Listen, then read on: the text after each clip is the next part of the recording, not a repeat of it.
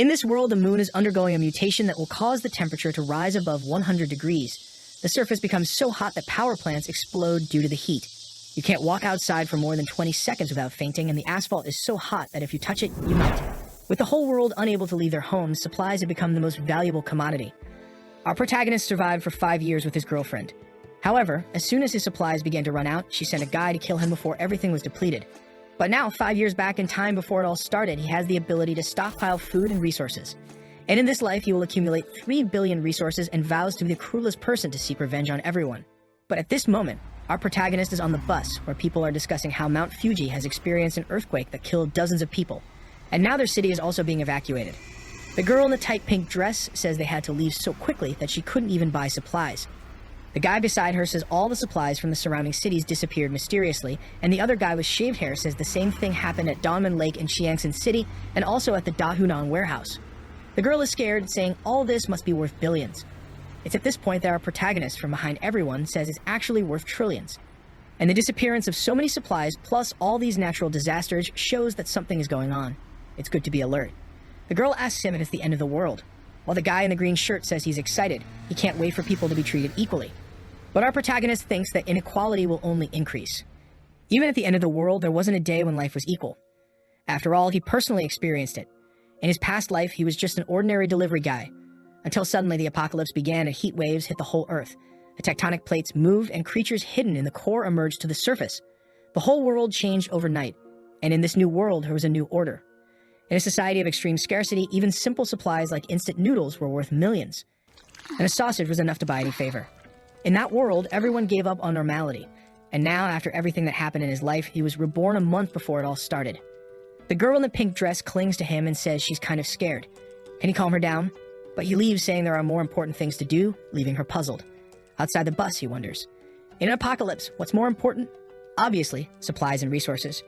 In his past life, he spent all his time searching for them. But this time, he will prepare in advance. He works at this Walmart, and at the moment, the boss is saying he will have his salary reduced.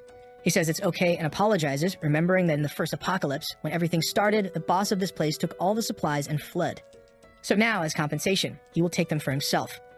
He then opens the warehouse, and the system begins to detect all the nearby supplies and sends them to his spatial space. A huge area with a dimension of over 10,000 meters. With this ability, he has been stealing even water from lakes and taking all the supplies from cities that are going to be destroyed. After all, if instant noodles are worth so much, imagine real food. The best part is that time there is frozen, so it means the food stays perfect, no matter how long it stays there. Finally, he will have something to eat. The system shows how many resources were acquired in this activation, and he feels that after taking so much, he's finally prepared. At this moment, 3 guys from work enter the completely empty warehouse and ask what happened. Our protagonist reveals that he took everything, and the boss says he has no idea how he did it, but orders the other 2 to get him. But the moment they approach, he takes a step back and mysteriously disappears into thin air. They stand there puzzled, wondering where he disappeared to, while he reappears outside. This is his second ability, Spatial Jump. Using his spatial power, he can teleport up to 3 meters away. With this, he can gather supplies much more easily and escape without a fuss. He tosses his uniform in the air, declaring the collection complete. Then he receives a message on his phone from the authorities warning that the Earth is undergoing strange movements and everyone should be cautious because a disaster could happen. But there's no need to panic. Our protagonist finds this curious since nothing has really started yet, and they're already saying this. Does it mean they somehow know the future? At that moment, he receives a call from his girlfriend, Jang Seokyeon. He sighs and answers, and she scolds him, asking how he had the nerve to put their house up for sale. Does he think she'll really stay with him if he sells the house? He needs to be more responsible as a man because even though she doesn't want the house, she's still a woman.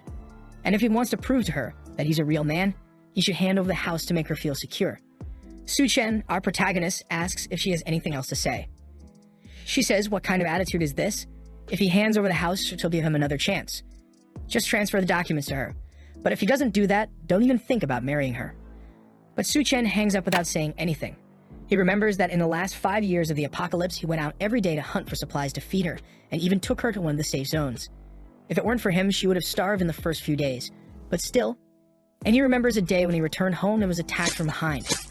All because he wasn't bringing in as many supplies, and they wanted to know if he was hiding something. After Su Chen was killed, they had fun next to his body. And Jang Seokyeon warned the guy on top of her that Su Chen died because he was a useless incompetent. And it's good for this guy to prove he's not so incompetent. Su Chen was devastated to have trusted such a person for so long, But in this life, Xiaoqian and that guy named Wang will pay the price, and they won't die easily. The pain he felt, they will feel 100 times more. He calms down and remembers that the things he needs now are not found in the market and can only be bought with money. But first, he needs to get that money. So he calls a guy named Liu and says he's selling his house at half price, but he wants the money now. In front of the real estate agency, Wang and Xiaoqian are waiting for him. When he appears, Xiaoqian scolds him for keeping her waiting for so long. But he ignores her and walks past. Wang asks who let him sell the house and that if he does anything like this again, he won't see the sun tomorrow.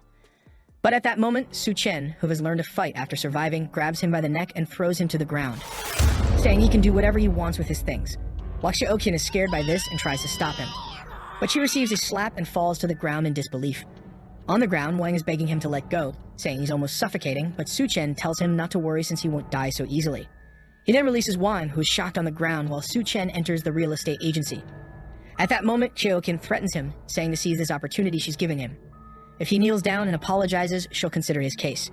But if he doesn't do that, forget about marrying her. Su Chen looks back and stares at the two who run away in fear. Inside the real estate agency, the attendant offers him some water, saying they will buy his house now. What does he think? The realtor's plan is simple. Su Chen's house is worth $1 million, but now he's selling it for $700,000. All he needs to do is buy and sell to someone else, and he'll make a good profit. Su Chen agrees to sell, but he has to receive the full payment now. The guy agrees, saying they'll transfer everything, and by tomorrow morning, it'll all be sorted out. Su Chen obviously agrees because houses will lose all value as temperatures rise. Despite several disasters occurring, the city is still peaceful for now. Volcanoes, earthquakes, and tsunamis are all still far away. Walking down the street, he sees a poster advertising quick loans. He decides to go there with his house certificate. Upon arrival, he's shocked to see it's the older brother of the guy who just beat him up, knowing this guy will die in the jaws of a monster in the first few days. The guy says he can lend him $500,000. He just needs to leave the house certificate. Su Chen hands over the certificate, saying he wants another $100,000 and promises to win it all back at the casino in a week. The seller likes hearing this and thinks this kid must be one of those gamblers who would sell even their relatives if necessary. This way, he won't be able to pay, will keep the house, and he'll still have a lot of debt. With that, the guy agrees, and another $600,000 is transferred.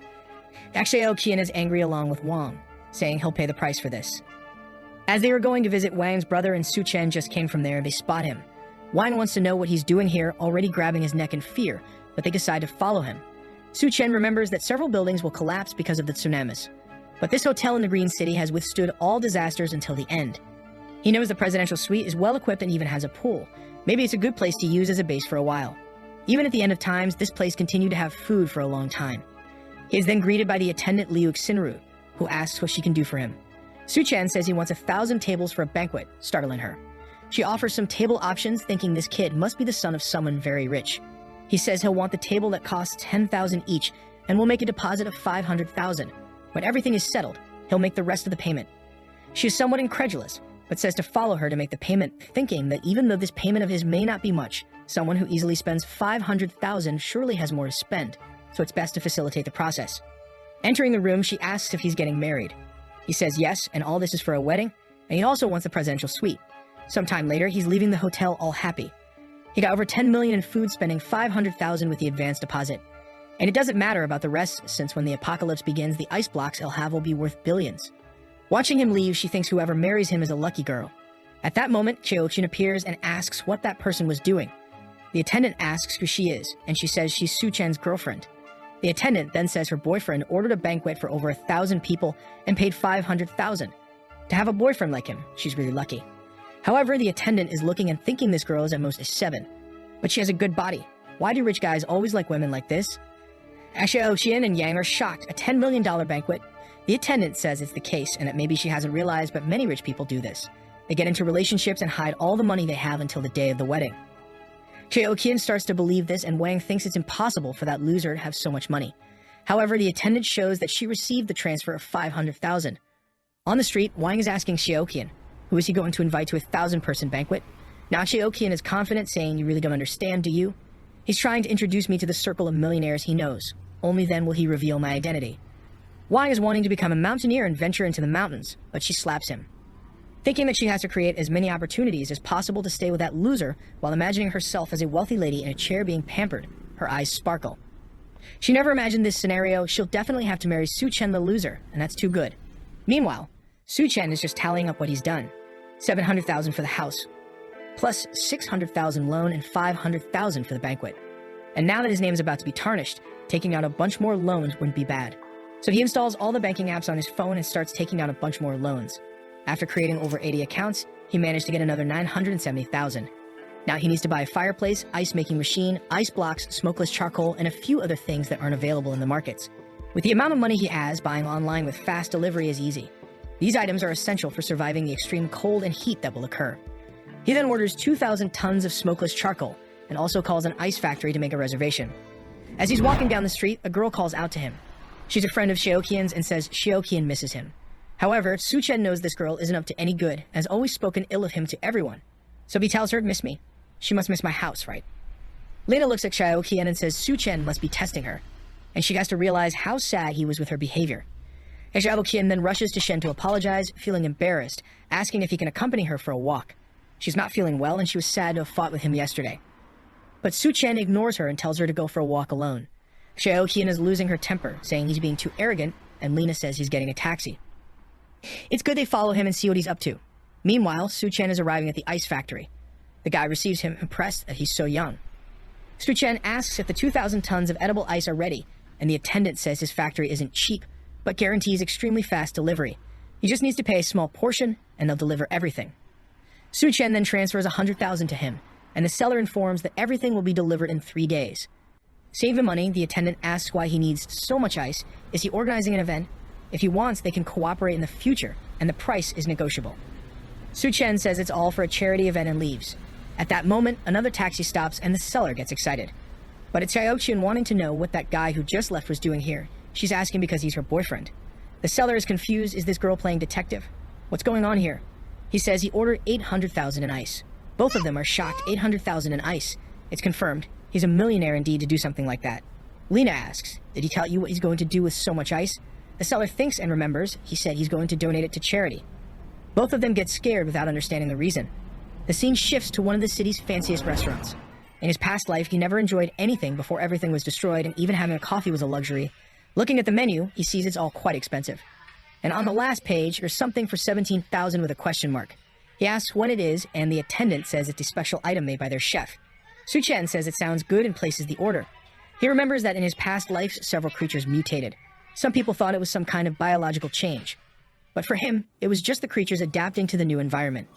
At that moment, a girl with pink hair comes to deliver his order. She's marvelous and introduces herself as the chef of this restaurant. Su Chen recognizes her as Chef Duanya. During the apocalypse, she became known as the Hell's Chef. She had some kind of magical culinary ability that turned corpses into edible things. And in a world of scarcity, no one could resist temptation. However, the dishes made with mutated creatures always ended up killing people. Seeing his expression, she wonders, does he think that a beautiful girl like me would poison his food? And then she tells him that the dish she served is called Two-Faced Life. It's a meat dish with different preparations on each side. Su Chen tries it and says it's really worth the $17,000, while thinking it would be wonderful to have her at home to cook. Outside, Lena says she heard this restaurant is really expensive, and Xiaoqian says she can't wait to become a rich wife. So Su Chen decides to go to one of the city's most expensive bars, since soon it won't be possible. As soon as he sits down, a bunch of girls surround him asking what he wants to drink. He starts drinking with them, and when he looks to the side, there's a girl sitting there. Her friend says she was betrayed by her boyfriend and came here to have some fun. The girl says her boyfriend didn't even sleep with her and cheated on her with an old woman. Why do all men act like that? Su Chen says it's because men's instinct to reproduce is ingrained in their DNA and mind. Suddenly, she drinks her entire drink and asks if he's single. He's confused, but she approaches and asks if he's interested. At that moment, Xiaoqian and Lena enter the bar looking for him. And at a table in the corner, they see him with the 3 girls. Su Chen tells her they can go up to a room and she seems to agree, so the 2 rush off. It seems the desire between them is strong. Xiaoqian and Lena shout at him to stop, but the 2 run to the room, enter, and close the door. He apologizes to her for those 2, and the girl timidly says it's her first time. Su Chen feels awkward and flicks her forehead, saying she must be drunk to do something like that. He tells her not to leave the house for the next few days and to stock up on food. She says she understands. And then he says a girl like her shouldn't be in a place like this. With that, he closes the door and leaves, thinking it's a shame, but he won't be able to seize this opportunity. When he leaves the room, Xiaoqian and Lena are kicking all the doors. But he easily leaves, and the next day he receives all the delivery trucks, from the ice, charcoal, to the banquets. Wang is confused in the crowd, wondering why the hell Su Chen rented such a huge warehouse just to receive so much stuff, and now even Xiaoqian is getting confused, wondering what he's doing. At that moment, Lena points out that the banquet from the Green City Hotel has arrived. They're laying out the carpets and organizing all the tables beautifully. Could it be that suddenly a bunch of people will arrive and he will declare his love for her and propose? Xiaoqin is now all haughty, saying that even if he proposes, she'll still think about his case. They say they need to see his sincerity and decide to go talk to him. She then goes to Su Chen and asks why he's buying so much stuff. And Su Chen says he'll explain later, but can she help him organize everything? Xiaoqin is scared, thinking he's a jerk for making the girl who's about to become rich soon do such hard work. Lena says it must be some kind of test to see if she's qualified to become a rich girl, and at that, Xiaoqin changes her attitude and says she's not that weak type of woman. She knows how to be delicate, but also knows how to work and starts carrying the boxes. But she's dying of anger, saying that when she becomes a rich woman, Su Chen will pay. At that moment, Lena comes to try to seduce him, saying she'll help carry the boxes. In her mind, she's sure that someone as rich as him won't have just one woman, right? As long as she shows a bit of what she has to offer, she might at least get to enjoy a little. Meanwhile, Su Chen is thinking he can't lose free labor like this. After all, with so much ice and tables to set up, they'll need some help. Some time passes and they finally finish everything. Xiaoqin is dripping with sweat and her legs are shaking. She says she's been carrying stuff since morning until now. As soon as she becomes his wife, she'll make sure to take all his money. Lena, lying on the ground, is also finished, saying that the damn guy really made them carry those heavy ice boxes.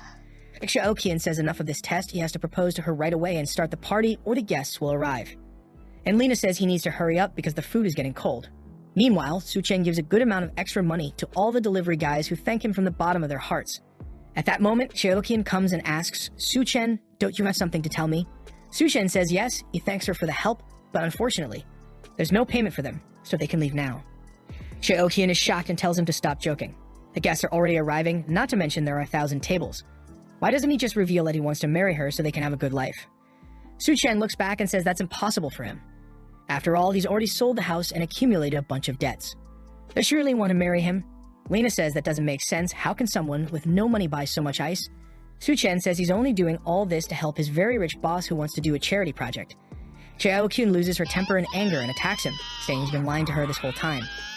He says he hasn't lied about anything, while she falls to the ground with a monstrous look, saying he's just a poor loser who can forget about marrying her. Su Chen says he's not interested at all, and she angrily leaves, saying he's a bastard and will regret it. When they both leave, he thinks they'll regret it once the apocalypse starts. He then closes the warehouse door to start storing everything in his space. With that, all preparations are finally ready. Back at the hotel with Wang Dahai, the guy he borrowed money from. Wang Hoyu pulls Xiaoqin aside and tells her not to pay attention to that loser Su Chen anymore. She should stick with him all the time anyway. She's gnashing her teeth, saying she's looking forward to his performance tonight. And Wang tells her not to worry, he'll ask his brother Dahai to deal with that guy for her. Xiaoqin thinks that Wang isn't really that bad after all, plus he has his influential brother. He's definitely better than that loser. Just then, Su Chen says she really throws herself at anyone. She's startled and asks what he's doing there, while Wang points at him and tells his brother it was this guy who hit him. Dahai says he didn't expect it to be this guy here, and Wang asks if he knows that guy. Dahai explains that this kid borrowed 600,000 from him and has to pay it back by tomorrow. Wang says that's perfect, they can settle these two things. While Xiaoqin is now happily saying she really got rid of a loser, especially one who owes money to Dahai's brother. Su Chen says it really is impossible to have a good meal in that place, and Dahai reminds him that the payment date is tomorrow. Why is he here in this hotel acting like everything's fine? Wang shouts at his brother not even to talk to this guy since he hit him.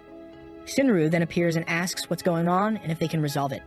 Dahai says if she forces that kid to kneel down and apologize, they can let it slide for today. She then asks Su Chen what's going on. He says it's just some pests bothering him. Dahai then bangs on the table, saying he was only calm because his payment is due tomorrow. But from afar, a guy with a goatee asks what's going on and who let him cause trouble here. Su Chen and Dahai recognize this guy as Gao Kang. Dahai starts apologizing, asking what he's doing here. Gao Kang says he has important matters to discuss here today, and it's not for him to cause trouble. Dahai knows this guy is an entrepreneur, but is involved in various underworld activities, and he has a lot of people under his command, so it's really not good to go against him. And with that, he apologizes, saying he'll come back later. Su Chen recognizes this guy as Skull Crusher. And in the apocalypse, this guy became one of the most powerful forces, and he even had the boss of Hell working for him. Su Chen remembers that this hotel was one of the first places where some people with powers appeared, and maybe he got so strong because of something that will happen here. Gao Kuang stares at him while Su Chen thinks whatever opportunity arises in this hotel, he'll seize it. Sometime later, Gao Kuang is taking Duan Ya to meet someone named Mr. Sun, and she asks what this guy wants to discuss with her. Mr. Sun says he was looking forward to meeting the wonderful Miss Duan and then serves her a drink. Duan Ya realizes there's something wrong with that glass, clearly containing some kind of drug, while Su Chen remembers in his past life he hid in the basement with Xiaoqing and barely survived. He never expected that in this life he would kick her and she would still follow him here. But this is the perfect opportunity for revenge. Looking at the pool where the two brothers are going to refresh themselves, saying that tonight is strangely hot, but it's worth it since the girls will come in bikinis. They then appear and look at the moon, saying it's strangely bright. It's shining as much as the daytime sun. At that moment, Wang declares his love for her, while Su Chen in the room says their love is really about to explode. With the glass to the moon, he welcomes the apocalypse. The moon then begins to tremble and emit a red aura. Everyone outside feels something strange and their skin begins to burn. They all start running back to the hotel, saying something's wrong. Why is the moonlight burning so much? Inside the hotel, people are confused. It's night, but it's very bright. At that moment, the three of them are running, and everyone is scared. Their skin is already red. They are desperate, looking for somewhere to cool down. They then see an aquarium, run to it, knock it over, and jump in to relieve the pain. The hotel staff ask what's going on and where is Dahai's brother. At that moment, Wang remembers his brother, who appears at the door with his skin all burnt. In the room, Mr. Sun is asking Duwon why she's not drinking, and Gao Qinang says they prepared a banquet, so why don't they go there now? But Mr. Sun tells him that in this city, nobody can refuse to drink the wine he pours into the glass. Duwon gets angry, thinking Gao Qinang set her up. He's so eager to raise his social status that he handed her over to this Mr. Sun. She knows this Sun Debiao very well. He's a guy who's invincible in the city of Shanggu and has harmed many women. And today she became his target. She's absolutely sure there's something wrong with this wine, so she can't drink it. But what will she do? Right at that moment, the moon starts burning the three of them, and they close the curtain wondering what's happening. Mr. Sun says they'd better go down to understand better, and Duwon feels relieved to get out of the situation. In the lobby, Sinrui is trying to calm everyone down, saying the rescue teams must be coming.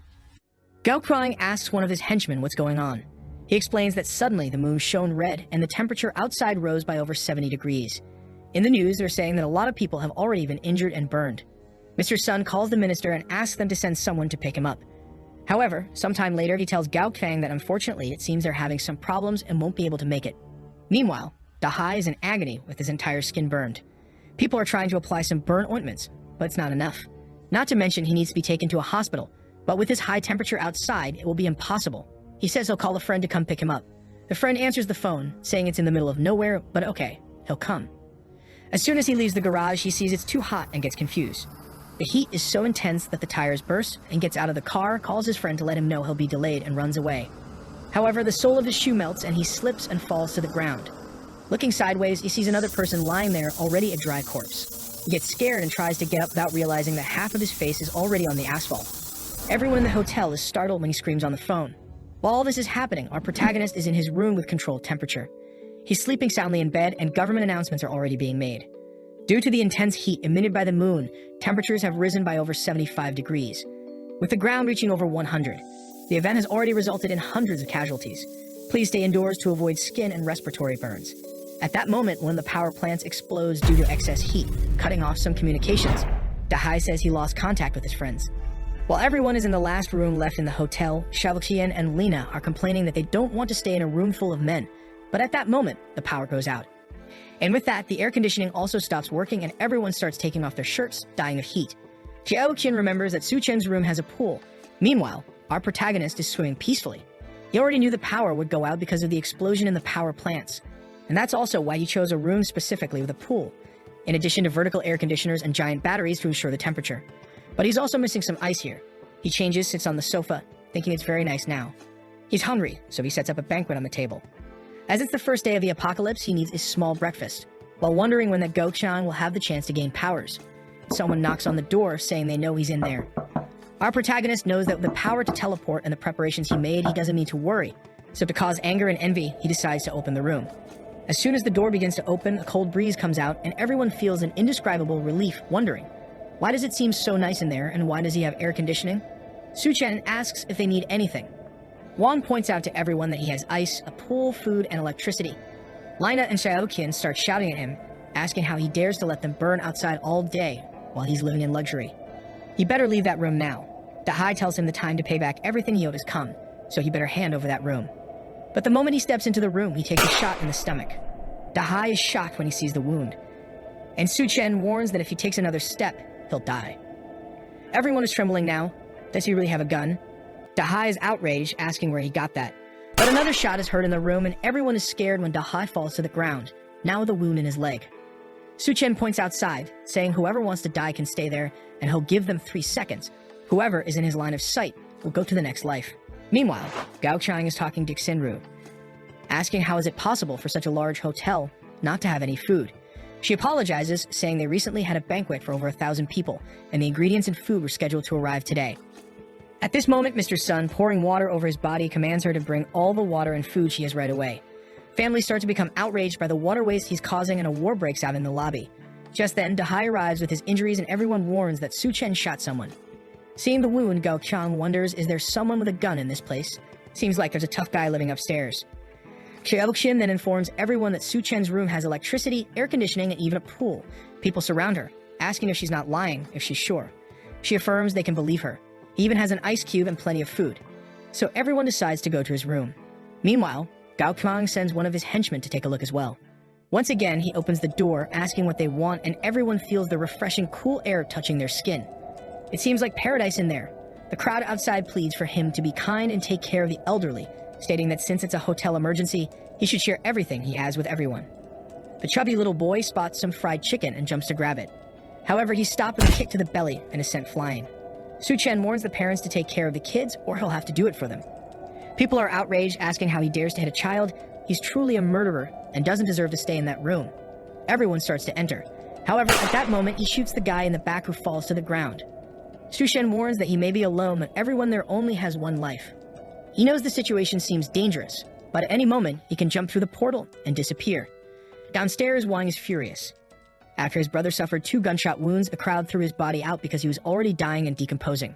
Wang is saying they have to kill that damn Su Chen. Meanwhile, in Su Chen's room, Xiaoqian and Lina are sweating and dripping with heat as they're asking to come in, saying they're sure he wouldn't have the courage to shoot them, and that they love him very much and are sure he loves them. If he lets them stay there for a little while, they promise to join him in a 2-against-1 adventure all night long. Su Chen says that since they want to work together so eagerly, he'll let them in. They're all happy and disbelieving, but suddenly, Wang passes between them, hitting them, saying he'll kill him. When he's about to touch Su Chen, he takes a blow to the face, collides with the two, and everyone falls to the ground. Seeing Wang beaten in their arms, they're afraid to enter the room, and Su Chen says, just go away from here. They leave, and he says he's just playing for now, but if anyone tries anything, the artillery robot he has installed will sort everything out in seconds. Tanks are seen outside the hotel, and everyone believes it's the rescue team. They leave armed and wearing protective clothing. Upon entering the hotel, they ask if someone named Liu Xingo is there. The guy introduces himself, and they then tell him to put on the insulation suit and come with them. Everyone asks to be rescued together. However, the soldier assures them to stay calm. The rescue operation will take place tonight at midnight in Silicon Valley Square. The residents celebrate, saying the government really hasn't abandoned them. Meanwhile, Mr. Sun says he'll pay $1 billion if they take him now. However, he's restrained by one of the soldiers who tells him not to interfere with the operation. Mr. Sun tells Gao Kang to do something, but clearly, with so much aimed at him, there's no way. At that moment, Xiaoqin grabs one of the soldiers and says there's a killer living upstairs, and Lena says he's already killed a bunch of people and will soon finish everyone here. They need to save the people in the hotel. A soldier named Xiao Feng then says he'll take a look, and his friend tells him to be careful and not act impulsively. He takes his gun and starts climbing the stairs toward the room. While Xiaoqin is thinking this is the perfect situation. As soon as this guy kills Su Chen, she'll steal that room for herself. Xiao Feng cautiously walks down the hallway, observing every corner until he notices a camera looking at him. Suddenly, Su Chen opens the door and throws a flashbang. Before he could understand what's happening, it explodes in his face, blinding him. A sleeping gas falls at his feet, and when he crouches, Su Chen appears from behind and hits him on the head. Sometime later, he wakes up in the room, not understanding what's happening and why it's so cold. Su Chen tells him, your name is Liu Xiaofeng, and you're a captain of the Special Forces. Now that you're awake, let's talk. Xiaofeng looks around at the ice cubes and asks what's going on here, who he is, and where he got those grenades and weapons. Su Chen says he's just a regular guy who just graduated, and he got those weapons on a trip to the Middle East. Su Chen then asks if the government set the rescue points for tomorrow morning, and Xiao Feng is surprised by the fact that he already knows that information. Su Chen realizes it's all going to be the same as in the past life and warns Xiao Feng that even though the temperature is lower at midnight, people can't stand more than 10 minutes outside. The vast majority will die just trying to reach the rescue point. Xiao Feng says they have no choice since many people are starving in their homes and can't stand the heat anymore. Their only chance is to reach the rescue point, and since it's difficult to modify the vehicles, there's no time to rescue everyone indoors. At least if they put some blankets over their heads, maybe they can make it. Su Chen then suddenly puts his hand on his shoulder and points the gun. Xiao Feng asks him to calm down and says all he wants is to at least warn everyone to go with blankets. Su Chen then cuts the rope and says he's free since he respects the fact that he's saving lives. But it's good he doesn't try to come in here again. Xiaofeng asks if he's not afraid he'll come back with other people, but Su Chen shows him there's no need to be afraid. And Xiaofeng recognizes it right away. It's a camera with facial recognition and a built-in automatic machine gun. He wants to know where Su Chen got it, but Su Chen says he already said the Middle East. Now he better leave the room because he doesn't have time to deal with this anymore. Xiaofeng accepts and leaves back to the tank. Mr. Sun gets angry, thinking that not even the damn soldier could deal with the guy. He hits Gao Qian, saying he really can't do anything. Gao Qian's henchmen ask if they really won't do anything and will tolerate this guy. Gao Qian explains that after everyone is rescued, they'll still need the connections. It's dangerous to act now. At that moment, Su Chen appears and says, in times of chaos, you're still dreaming of restoring order. The henchman gets angry, but Gao Qian tells him to calm down and asks why Su Chen came down. Su Chen then shows a bucket of ice, saying he came here to negotiate. The henchman tells Gao Qian it's good to kill that kid now and take everything he has in the room. But Su Chen points the gun, and the guy gives up the idea. Gao Qian then says they should talk business, and he hands over the edible ice to both of them. When they eat it, they're impressed with how delicious it is. Gao Qian now also wants to kill Su Chen to take everything he has. But first, they'll meet his demands. At that moment, Mr. Sun kicks him in the stomach, saying he's a damn liar for hiding those ice cubes and starts stepping on him, saying if he hides anything else, he'll die. Gao Qian is losing it, and Mr. Sun sees Du-Wen sitting, saying she's a very modest girl. Everyone is about to die of heat, and she hasn't even had the courage to take off her clothes. But he grabs her arm, saying he's tired of seeing her attitude, and he's in the mood to do certain things, so she better follow him. Du-Wen slaps him in the face, calling him a bastard. But suddenly, Sun rips her shirt, saying for her disobedience, he'll take advantage first, and then everyone will do what they want. She falls to the ground scared, and he says she's sweating a lot and he's just doing her a favor. Until Gao Qian appears behind him, saying enough of this. Sun turns to say something, but Gao Qian punches him in the neck with a closed hand, breaking it instantly. He falls to the ground dead, and Gao Qian says Su Chen is right. Indeed, this place is already chaos and people like him have to die with it, and then warns that this place is now under his control. Whoever doesn't want to obey will go to the rescue point or die here. Upstairs, Su Chen observes, saying that apparently his words were effective. Gao Qian was already the boss of this place in the past lives, so he just sped things up. And with that, the two of them had already been thrown out. Gao Qian then starts drinking the ice Su Chen gave him, while Xiaoqian and Lina beg for a little peace, saying they'll do whatever he wants. He throws it to them, saying it's okay. They'll give them some, but they better obey any demand. His henchman asks if they're not going to the rescue point, and Gao Qian says it's too far. It's not certain they'll survive. The henchman asks why he wants these women if they're running out of resources. Gao Qian says it's all part of a plan to deal with Su Chen. At midnight, Lina and Xiaoqian try to leave, covering themselves with blankets, but the henchman comes and takes everything off them. Xiaoqian asks what he thinks he's doing, but the henchman warns that now that they've taken the ice, they'll have to stay with him for a while. Those who decided not to obey Gao Qian because he didn't provide supplies are trying to reach the rescue point. But even though it's midnight, the ground is much hotter than they imagined. They're trying to protect their feet with a piece of wood, but it makes it difficult to walk, and one of them stumbles. Upon contact with the ground, their hand and face melt, leaving the survivor behind to die.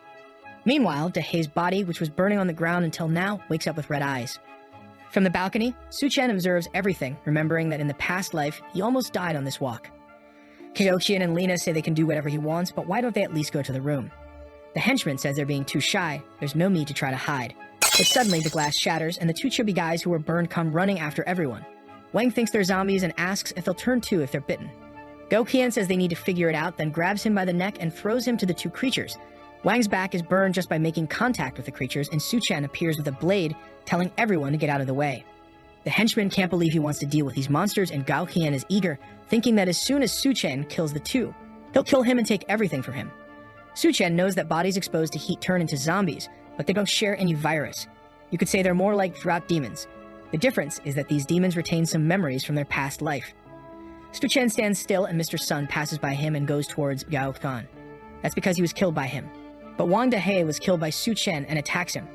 However, seeing the situation, he's sure that the chance for Gao Qian to awaken some powers by killing Mr. Sun. So he goes in his direction and cuts off his chance. A purple crystal comes out of his body. And that's a kind of core that can evolve a human body. He grabs the crystal, jumps back, and pushes Dahai towards everyone. With that, he goes up the stairs and tells them to have fun. Gao Qian grabs the guy on the ground again and throws him towards the creature. Back in his room, Su Chen says these crystals are extremely rare. He puts it in a glass and drinks it since that's the absorption method. The body extracts the energy from the crystal and strengthens itself. His eyes turn red and he starts screaming while all his clothes burn. He falls on the ground on top of an ice block, while in the lobby, the drought demon has finished all their water. Now without anything to drink or eat, Lina wants to escape. But the henchman stops her, saying she's not going to run away. At that moment, Lina says they should use Xiaoqian. She was Su Chen's wife, and if they throw her at the door, it's certain he'll open it, and then they can try to steal something from him. The henchman says it's a great idea, and Cheokian says she'll help, but she wants to eat meat first. The henchman says there's no meat since the refrigerators have been off for days. Gaoqian looks at her and asks if she wants meat, then he has a solution. They restrain Lena, and he warns her that if she wants to, she'll have to do it. Cheokian is shocked, asking if he means they're going to eat her meat. While Lena is trembling, Cheokian is going towards her. Lena pleads, saying, "What are you doing? You're not going to do that, are you?"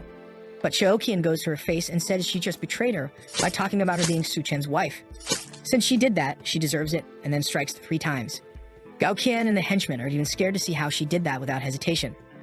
Cheokian is going crazy, saying that when she's full, she'll go up and drink Su Chen's blood. The henchman looks at Gaoqian and asks if they're really going to do that.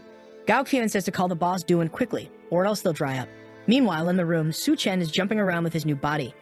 Not only is he more resistant to heat, but he's also more agile and strong. At that moment, he sees Duan at the door. Standing at the entrance, she's thinking it's getting crazy down there. She doesn't have a chance of surviving if she stays there, so she has to try her luck and use what's left of her value to get something here. Right at that moment, Su Chen opens the door naked, and she gets scared.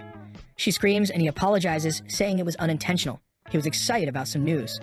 In the room, he then tells her that even though he has resources, it's limited, and besides, they just met and he can't accept her just because she's beautiful, right?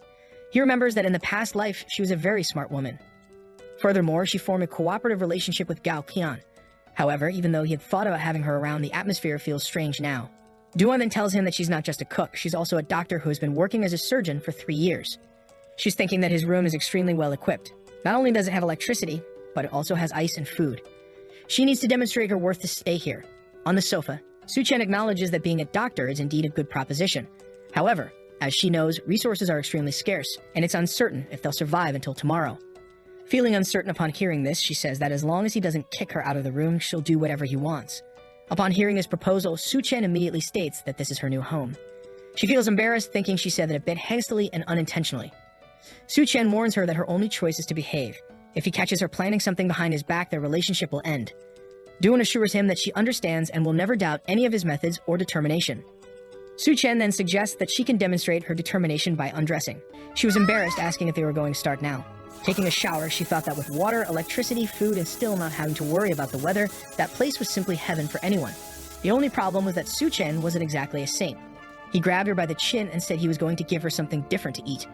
After 7 days of starvation, Duan opened her mouth expecting anything she would receive. While she thought she knew very well the direction this was going to take, she was prepared the moment she entered the room. Su Chen was just like us, watching on his phone screen. With a mischievous smile, he said he wasn't doing that just to spy, it was to prevent her from doing improper things. She then came out of the bathroom wearing heels. Heavens above, thank goodness she's a doctor, because I'm sure that some hearts stopped. She even asked Su Chen if it wasn't too short. He told her to turn around and she blushed. And with that, he analyzed it in an extremely meticulous clinical way and concluded that it was perfect. Suddenly, someone was knocking on the door asking for help. It seemed to be Gao Kang holding Xiao Kang, but he had big teeth. Duan said he couldn't open the door since those guys had eaten Lena down there. If they let them in, they might be eaten too. Su Chen asked her if they really had eaten someone. Outside, the 3 guys were restraining Xiao Kang, while Su Chen appeared in the background telling them not to break people's doors. They looked at Su Chen with a bunch of veins on their faces and giant teeth. It seemed like everyone was transforming. What Su Chen didn't know was that there was a guy right next to the door. Suddenly, he attacked with Minecraft blade right in Su Chen's face, but he easily grabbed the arm and managed to immobilize the guy. Gao Chang and his henchmen were halfway transformed and couldn't believe he dodged that. Suddenly, Xiao Chang broke free from them and ran towards Su Chen.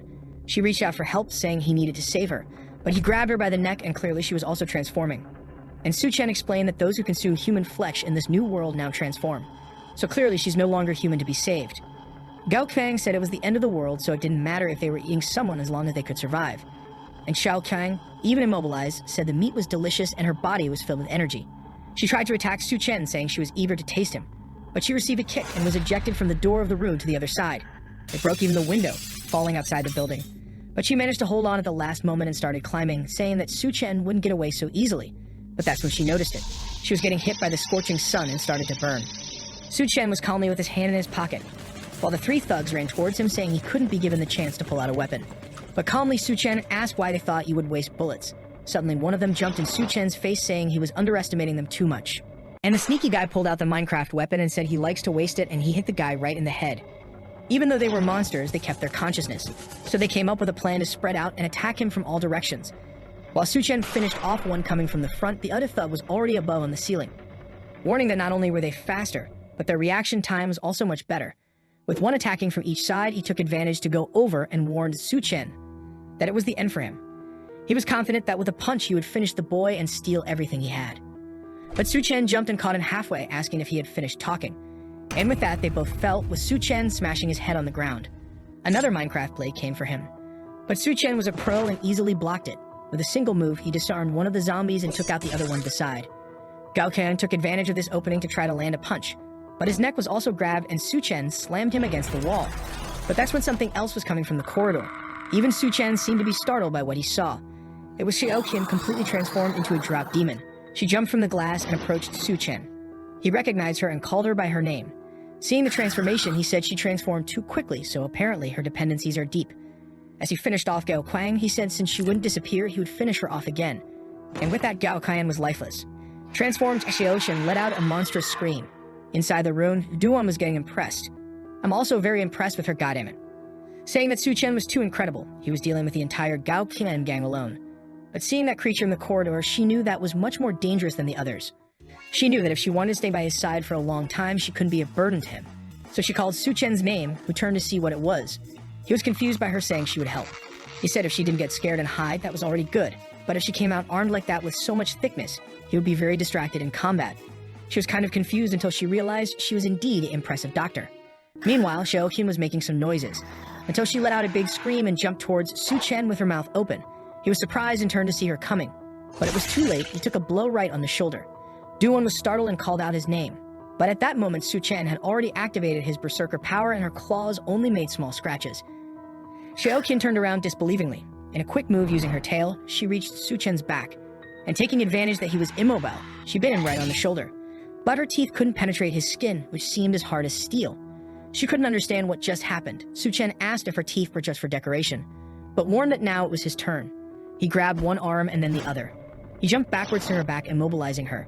He pressed his foot on her spine, and with her unable to react, he asked if she was ready. With that, he pulled both her arms out, while jumping and slamming her on the ground. Xiaoqin fell to the ground in agony, and Su-Chen stylishly landed behind her with the toothpicks in his hand. Tossing the remains away, he said he was planning to make her suffer much more in this apocalypse. But now that she's like this, she forced him to finish her off as quickly as possible. But suddenly, he noticed something. Using her tail, Xiaoqin grabbed one of the bodies on the ground. She opened her monster mouth and started swallowing the guy. Her mouth stretched all the way to the side of her spine, and her body could regenerate. Pulling her left arm, he said they would start with that one. From the other side of her ear, he said it was now the turn of the right arm and pulled another one. The monster was agonizing. Tossing the four limbs up, she fell to the ground battered. But she easily regenerated. As soon as she was back to 100%, Su-Chen said the first round was over. But she'd better get ready because the second was about to begin. From the room, Duan watched everything, the rain of limbs being thrown everywhere, while Su-Chen kept finishing her off. She regenerated once again, and it was time for the third round. He continued removing each of her limbs and the tail. And with that came the fourth round, the fifth round. He began testing removing other parts, and after many experiments, Xiaoqin was on the ground crying. While Su-Chen said he was already satisfied he wasn't a demon. But the little humanity left in her made her ask why she was being treated like this. Su-Chen didn't like that question, especially because he remembered very well what she did to him in the past, when he did everything for her and was stabbed in the back. And then he went to step on her, saying it was revenge. And with one step, it was the end of Xiaoqin. Disbelieving and scared of what she saw, Duan asked if he was okay and if he was sane. But Su-Chen ignored her question and only wanted to know if she was ready. Amidst that chaos, she was confused and asked ready for what. Su-Chen approached her from behind and said he had been so heroic now. Shouldn't she reward him? Duan seemed to agree because she only asked if it would be right there. In another part of the city, at a rescue point, someone said the temperatures seemed to be normalizing. With open hands, this person wondered if it was the end of the apocalypse. When suddenly Xiaofeng appeared a little embarrassed, calling for the captain. He warned that there was a crowd of survivors approaching the rescue point, and the captain took a look. With short hair and carrying 3 giant weapons, she observed what was coming. They weren't survivors, but zombies that had already been transformed into drop demons. As soon as the captain noticed this, her pupils contracted. The demons began to run towards them, and she warned to evacuate all civilians from that place. But the zombie crowd seemed endless, and Xiaofeng begged the captain not to die while defending her at the front line. She told him to shut up and advance to the rescue point. Meanwhile, Su-Chen said now she would experience the power of the berserker. But Juwon said she had already experienced that berserker power many times and asked how many times they had done it. Sushen warned her that the extreme heat waves would ease off for now, and he wanted to go out to resolve something. So he needed to leave her with unforgettable memories. Timidly and hesitantly, Juwon asked if she couldn't go with him. Sushen seemed to ignore her question and only said that the people around him first needed to meet two conditions. They needed to be valuable and absolutely obey any order. And she replied that she understood. Another berserker adventure begins. With that, night fell and Sushen said Juwon had completely submitted to him. He knew he had to return soon before the Great Tsunamis began. In the past life, the excess of people moving towards the rescue point caused large hordes of zombies that ended up destroying that place. Many civilians and soldiers died in that concentration. Moreover, it has caused Minecraft weapons to fall into the hands of several people. Suddenly, 3 guys appear in front of him and told him to stop the car or he will suffer the consequences. From inside, Sushen seemed unfazed, wondering if that guy was crazy to ask a car to stop like that. With that, he and lightly tapped the guys, sending them flying. Very friendly, our protagonist put the 3 to sleep peacefully on the asphalt. Sushen knew it would be the same as before. The excessive heat and the wave of zombies caused the collapse of the subway underground. As many people ran to the deepest part to escape the heat, tens of thousands died there. Observing the bottom of the subway, several red eyes stared at him. That's because the sound of the car was attracting everyone. Unfortunately, it wasn't worth hunting power crystals since you would have to look into each of their heads. And with so many down there, it would take too much time. He then decided to take a look at the situation at the school, while remembering that he hadn't been to this place since his graduation from the engineering university. Night had fallen again when Sushen stored his car in the dimensional space. He entered a building and came face to face with 2 transformed creatures. They were chained by collars around their necks, and from the back on the sofa, 3 guys seemed calm. And the boss said that for Sushen to enter their territory, he would have to drop that backpack on his back. Sushen took out a chicken leg from the bottom of the backpack, asking if those guys could help him and offering some of the food. They couldn't believe someone had chicken leg at a time like this. The boss immediately said he would definitely help him, just throw those chicken legs. Sushen smiled and threw the chicken leg. Right in the middle of the 2 dropped demons, hunger took over and the 3 guys tried to lunge to compete for the chicken leg. But it was tied by a string, and the 3 were startled when Sushen started pulling. He apologized, saying the 3 didn't deserve to eat something so good. They grabbed his weapons to finish Sushen, but Sushen grabbed the Minecraft one to sort everything out. And 3 loud sounds echoed in that room. Surely it was a very good sleep-inducing weapon because the 3 boys went into an eternal sleep, while Sushen couldn't remember so many idiots surviving in the past life. Maybe the tips he's giving to other people have affected the world more than he thinks. He heads to the reptile and snake laboratory door. Grabbing the padlock on the door, he easily destroys it, saying apparently not many people come to this place, as most of the creatures there had already died. The smell of death filled the place. Seeing that it had devoured several others, he understood how it survived. In the past life, this was one of the first creatures to undergo the atavistic change, which means reverting to an ancestral form. He knows that in a week, the floods will begin, and that's when this monster will transform. If he can't prevent it, it will cause a lot of trouble. Seeing that it keeps staring at him, Sushen thinks that it seems to have already developed some consciousness. Suddenly, he hears a sound and realizes someone is there. Just behind the door, some armed men prepare to enter. They shout that they know Sushen is inside and order him to come out now.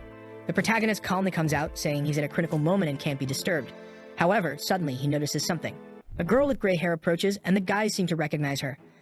Before they can react, she jumps towards them, putting one in a neck hold and another in a leg lock. Before the other guy can react, she falls next to him and climbs onto his back. A quick hand movement and another one is down. However, someone points a Nerf gun to her head, saying her moves weren't bad. She quickly reacts, elbowing the person's hand and raising both legs to trap Sushen. However, when she tries to apply pressure to break his head, he doesn't move. And the guy doesn't even react, right? He's taking deep breaths. A minute later, he points the Nerf gun again and asks who she is, now tied up. If it was just to immobilize, there was no need for all that show. But it seems he tied her up for something more. She introduces herself as Bai Kang from the Special Operations Team and warns Sushen that he better let her go. He ignores what she said and asks if she knows Xiao Feng, also from the Special Forces. She is surprised that he knows the guy, and Sushen says he once saved that kid's life.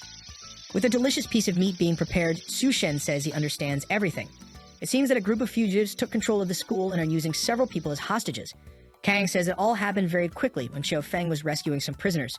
Calmly eating his meat, Sushen says that if that's the case, it's not her fault. She says that now with these powers, those people are nothing to fear. However, she wants to know when she will be freed from these ropes. Strangely, Sushen says he will only release her if she traps him with her leg again. Man, this guy doesn't stop. She says she agrees to do it if he gives her a piece of meat. Sometime later, the rope was cut. What happened? I have no idea. But Sushen handed her a weapon, saying there's a lot to resolve, so he can't help for now. He tells her to leave and stop being a pain. However, Kang said she will attack the guy's base. Without the resources they stole, the survivors won't have anything to eat. She insists, saying this might be the last time they see each other. Hearing that the guys have several supplies, Sushen tells her to wait. He goes to his bag and pulls out an AWM, saying that Xiaofeng is her brother, so he will be a little help. Meanwhile, in the administrative block of the school, in a room there are several armed guys and another with 2 girls on his lap. He asks how things are going. One of the henchmen says everyone is waiting outside. This time they will be able to finish off all the students. The boss says that's good to hear and tells him to put those who disobey on the front line so they die quickly. Suddenly, the door is kicked in. Everyone is startled and Sushen appears, apologizing for interrupting the meeting. One of the henchmen asks how he got there when there are more than 20 guards in the building. Sushen says he will calmly explain how he got in. He points his finger at one of the guys and says, "Bang!" The guy's head explodes. Everyone in the room is shocked, wondering how it's possible for someone to kill another person just by pointing a finger. Sushen continues pointing at everyone and warns that anyone who moves will die. The boss angrily tells him to shut up. However, from somewhere else, a person with a sniper rifle says the target has been eliminated. It's Bai Kang from the top of a building with the AWM. But she's insecure, as Sushen is alone there and there are a lot of dangerous people in that place. For her, this plan of his to go alone is very risky. However, when Sushen handed over the weapon, these were exactly the orders he gave. She wonders how she had the courage to trust something so foolish. Suddenly, when she aims, the curtains are closed. She screams to Sushen, asking what's happening and why the curtains were closed. She hears that the people in the room seem to have figured out it was a sniper doing the job. She runs out now, sure that her location has been discovered. She runs down the stairs, hoping Sushen is okay, running desperately while hearing in her earpiece that they are sending people to kill him. The poor girl is almost losing her mind. She bursts through the door, saying she's here for revenge. However, the henchmen are all on the ground as Sushen is holding the boss by the neck. He warns that there are no supplies there. He rummages through his inventory while the boss says it's better not to kill him. If he does, he will be hunted by the rest of the group.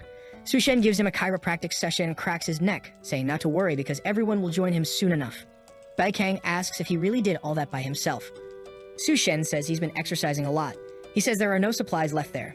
She is confused and wonders if someone else got there before them and stole everything. Obviously, there are no supplies in that room because Sushen has already stored them all in his dimensional space.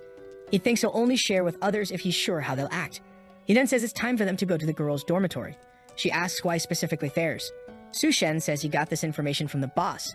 However, in that same room among the hanging bodies was a girl who had just transformed. A bald man with a bever appears, saying that the damn girl was causing trouble again. He wonders if she's still alive. He approaches the tied-up girl and says it's a shame if she's dead. With that, they drop her to the ground. The guy says that Sister G has been pretending to be captured for several days and asks if she has found what she's looking for. She says she's very shaken because she almost died and needs some comfort from the Steel Fang. The guy says if that's the case, he'll help. He caresses her back with the whip. He asks how she's feeling, and she says she's much better now. He says that apparently she must have seen everything and asks who took his supplies. She warns that the guy was a demon, and he says he'll make him pay. She then reveals that the guy's name was Sushen. After saying anything, a tooth falls into her hand and she asks how he dared to do that. However, strangely, everyone is against her, saying she's been monopolizing everything in the dormitory for a long time. They say it's good to kick her out of that place. Sushen says she seems quite infamous around here. She yells at him, saying she'll find her father and make sure everyone there dies. Seeing the girl leave, Bai Kang asks if it's okay to let her go like that. Sushen says she's going to find her father and asks if she wants to stop that. As Fan King is leaving the school, cursing Sushen and saying he should be beneath her, a hand grabs her from behind. It was this Steel Fang asking where Sushen was. The protagonist was leaving as he was going to let the army handle the evacuation, since the most important thing was to kill the Golden King Cobra as soon as it mutates. After all, it had the ability to manipulate water, which would be very useful for him. Suddenly, Sushen heard someone calling his name and asking for help. He recognized it as Fan King's voice and wondered what she was doing. However, he found her hanging by a rope and questioned if she had found her father so quickly. The guy in the background introduced himself as the Steel Fang from the Evolution Federation. He told Sushen he thought he was a more powerful Pradai. Xiaofeng and Bai Kang hear a loud noise. She realizes it's coming from the direction Sushen went and tells Xiaofeng to keep an eye on things there. However, he says he won't stay either. He wants to go along to help in case something happened. Up ahead, Sushen is calm. The Steel Fang says that girl was from his university. Why doesn't he take the chance to play the hero and save the princess? Just kneel, and he'll leave the girl there. Sushen, pensive, says saving her is not impossible. Fan King gets excited and says he's amazing and asks him to kneel then. But then he says they have a little problem. She asks what kind of problem it is that will prevent her from being saved and starts yelling, saying he said he would save her, so he can't go back on his word and has to be a real man. Sushen explains that he is not a man who deserves to save her. He tells her to call the guys who always bootlicked her and went to the protests to come and save her here. Fan King yells at him, saying it seems he's trying to get revenge just because she said he was an inferior person. She says she won't apologize or beg to be saved. She calls him a pathetic loser and says she doesn't need him. Su Shen smiles and tells her to remember what she's saying. As Fang King looks down, a bunch of dry zombies are surrounding her. Being consumed, she starts screaming, saying she was wrong and asking for help. But now she's gone. The Steel Fang says he's crazy and didn't even try to help the princess. But that's okay since he'll join her soon. He applies a powder to his face and says it's a new item they created. With it, you can control those demons. Su Shen says it's just the ashes of those monsters' skeletons. Even the fool of the Steel Fang didn't know that and says it's really a disgusting thing. But he immediately orders all of them to attack Su Shen. He prepares, pulls out a blade in one hand, a blade in the other. In a second, a bunch of purple cuts are drawn on the creatures and Su Shen passes through. He falls to the ground and the blades disappear. The guy says it looks like he wants to play before dying. However, he gets startled when he sees that Su Shen is already right in front of him. In the background, Bai Kang and Xiaofeng were watching everything. They were shocked to see that Su Shen was completely surrounded, and from the top of the truck, the guy kept shouting for the monsters to attack Su Shen but wondered why they were standing still. Su Shen told him to stop shouting because it was useless. The guy asked what he meant by that, and Su Shen explained that he had already dealt with them all. The Steel Fang was shocked, saying that it was impossible. Su Shen, in one move, entered the portal and appeared behind the guide, saying he had never stolen anything from this so-called Evolution Federation. He placed his hands on the guy's head and asked who sent him to kill him, but then he said he changed his mind and would end it right away. The guy asked what he was going to do, but Su Shen just smiled. As he agonized, his neck disconnected. And wow, it turned into a Mortal Kombat scene. Seeing all that, Bai Kang knew it was impossible for someone to train and become so strong. Su Shen was some kind of monster.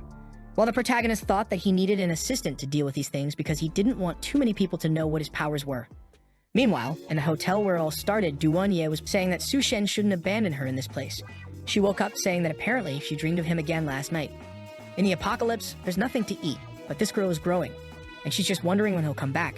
She remembers that he said he wouldn't accept useless people by his side and got excited, saying she would never be a burden to him. She picked up a Nerf saying she wanted to be his right hand and opened a door where she heard a sound coming from. There was nothing in the room, and she found it strange, when suddenly she felt something and her pupil contracted. A dry demon was right behind her. She leaned back, wondering when that monster appeared. However, she bumped into the table and was blocked. At that moment, she remembered she had the gun and went to grab it, but she hit the chair. The Nerf fell from her hand and rolled across the table. The dry demon came to bite her. She closed her eyes, knowing it was over. But strangely, the creature seemed to bite the chair. She moved to the side, wondering what that monster was doing. Realizing it seemed to be smelling her, she guessed it couldn't see. The problem was that she was too close, and if she made a sound, she would be attacked. She tried to grab the Nerf she had dropped on the table. It was her only chance to end it. But she hit her head, and the monster seemed to notice something. It came to bite. She remembered Su Shen had warned that he wouldn't keep her around just because she was pretty, and that inside every monster's head was a crystal, and he didn't like useless people. With that, she told herself she wasn't useless and stomped on the monster's eye with her heel. The tip got stuck. She tried to resist so the monster wouldn't come closer. But as soon as her foot came out, the creature grabbed her by the ankle. Duan got angry and stomped on the other eye with the other foot. With that, the monster fell to the ground. She picked up the axe next to her, saying she wasn't useless. She was going to take the crystal from that monster's head and show Su Shen that she was strong.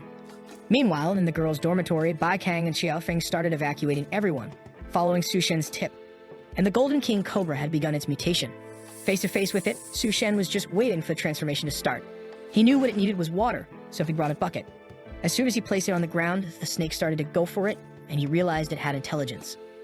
The moment she made contact with the water, the transformation began. She started to shake and the bucket swelled. Suddenly, it exploded in front of him. The creature had grown huge and was now face to face with him. Su Shen realized she had become much stronger just with that bit of water. It would have been extremely dangerous if he had let the floods come. He drew his blade and warned that if she submitted, he would consider making her a pet. But suddenly, she flew toward the window. Su Shen realized that the creature was more intelligent than he had imagined and jumped outside where the creature seemed to want to escape.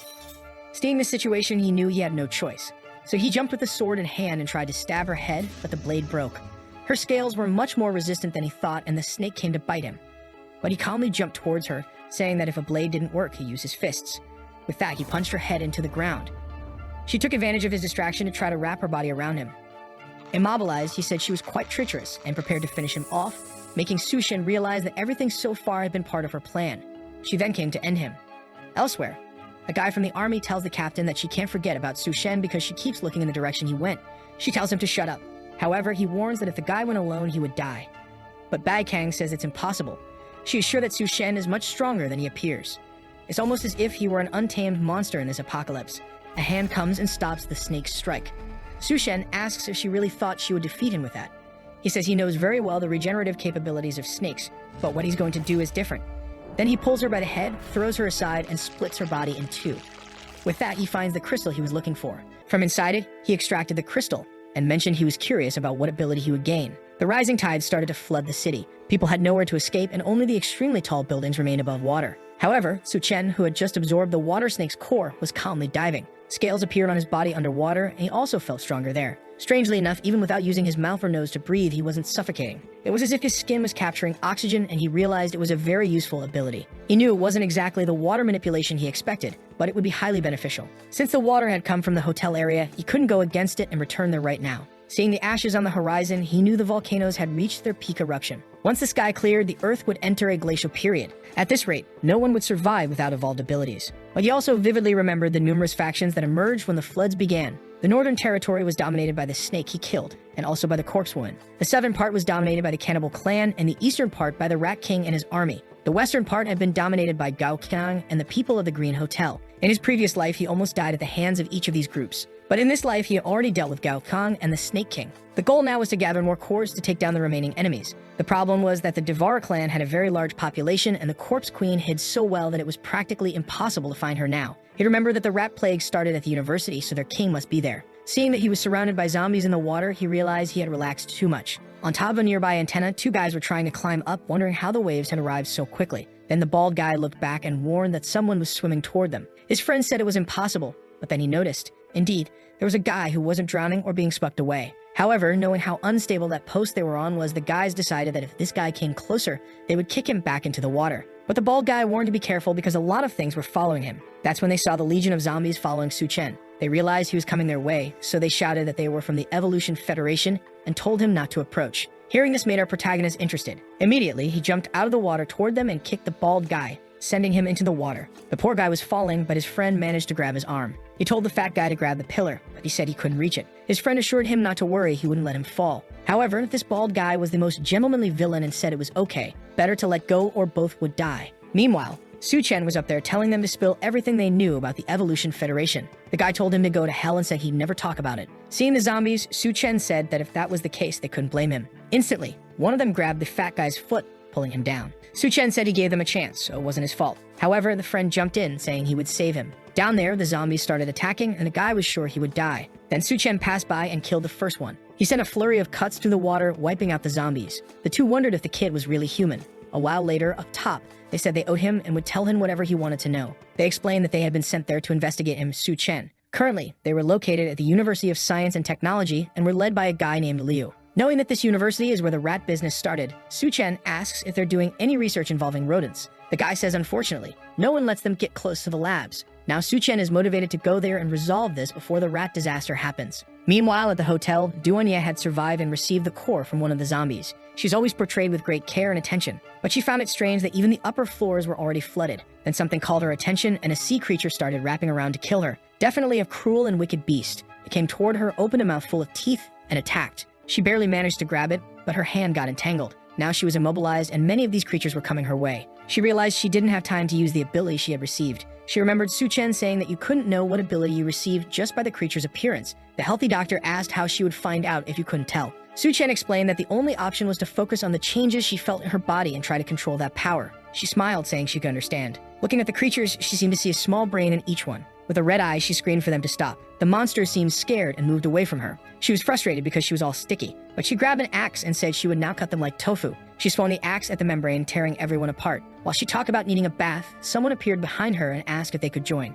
She turned angrily, but it was Su Chen in an oxygen suit. She realized it was him and jumped on the boy, celebrating his return. She noticed his oxygen suit and stepped back, apologizing. A while later, they went to take a bath to clean up after a lot of fighting. He asked if she had really received an ability, and she seemed pleased that he mentioned it since she was no longer useless. Our protagonist questioned what the effect was, and she said it was some kind of control over cells and minds. Su Chen immediately wanted to know if it was something possible to use to change the visual of food as an example, and she said she would practice first. He wanted to know what this practice was about, and his mind was taken over, and now he saw her in a combat outfit with extreme protection. He then activated his power to undo her mental control and said he would make her practice that ability a lot. A shot and two creatures died. It was Su Chen telling Duan that she had to control her mind and have a steady aim. He then left, saying he would give her half a day to get used to the ability. He asked if she was from the medical university. She said yes, and he said she would join the next mission. It was time for her to show some usefulness. While sailing through the city on a boat, she asked if it was okay to wear that extreme protection armor. Su Chen said yes because no one would do anything to her if he was there. She wanted to know why he wanted to go to the science university, and he said he wanted to see a friend, wondering if he had survived. She told him not to worry because good people have good luck. A while later, she notified him they had arrived. The place was barricaded, but she said that was the science university. Su Chen noticed something when a guy appeared on the wall and shot at them. Our guy protected her, and from the top of the wall, someone asked what they were doing there. Su Chen wanted to know where the mutant rat that was supposed to be born in that place was. He said he wanted to join the Evolution Federation and asked them to open the gate. The chubby guy said the rabbit girl could enter, but the guy had to disappear. However, Duan showed a plate of smoked pork and asked to let them in. Immediately, the chubby guy went crazy, saying it was impossible for such a thing to exist in this world. He ordered the men to open the gate now because they hadn't seen meat in a long time. So they entered with the boat. The guys approached the dock demanding the meat immediately. While they argued over who would eat, Duan's eyes were red. The guy thought he was eating roasted pork when it was actually a zombie's arm. They are then led along the way with the guy explaining that everyone helps each other in this base. The first floor is for children, the elderly, and those who are otherwise useless. But they would be going up. Suddenly, a child bumps into someone and falls to the ground. The guy scolds her, asking if she doesn't know how to walk. The child apologizes and Duan picks her up, saying she looks starving. The girl says she hasn't eaten for many days and Duan offers her a piece of bread.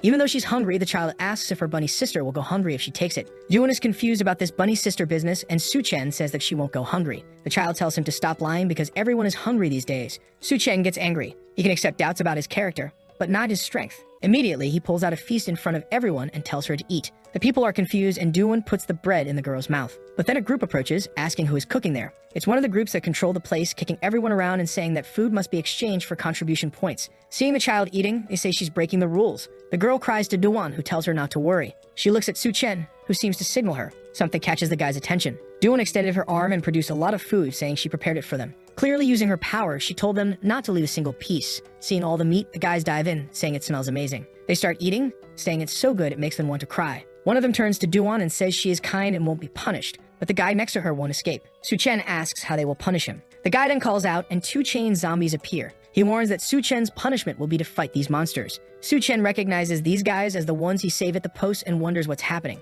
The little girl also seems to recognize them and asks what happened to her brothers. She orders them to release them, asking why they do this to people. While eating the meat, the guys say it's their fault for not completing the mission they were given. That's why they were kept just for some fun. But now that everyone knows each other, things have gotten even more interesting. He warns that if Su Chen loses, they'll throw the child and the two guys into the sea to become food. Su Chen starts to notice that the guys don't seem transformed but are under the influence of something. Then the guy orders them to attack. The chains are released and they attack Su Chen, but he just extends his hand and hits the first one's neck. A slap to the other's face and both fall to the ground. The child calls for her brothers, but Duan assures her they are okay and there's no need to worry. The guy eating gets angry, saying it was a waste of 2 medicines. But since Su Chen won, he will give him the chance to hand over all his supplies and he will pretend this never happened. Our guy wants to know what happens if he doesn't hand over anything. The guy angrily asks if he doesn't know the rules there. They have to follow everything Chief Liu says and hand over supplies or they can't stay there. Su Chen realizes these guys create a point system to make people give up everything they have. He says that's fine, but the problem is the rest of his food was devoured by the guys.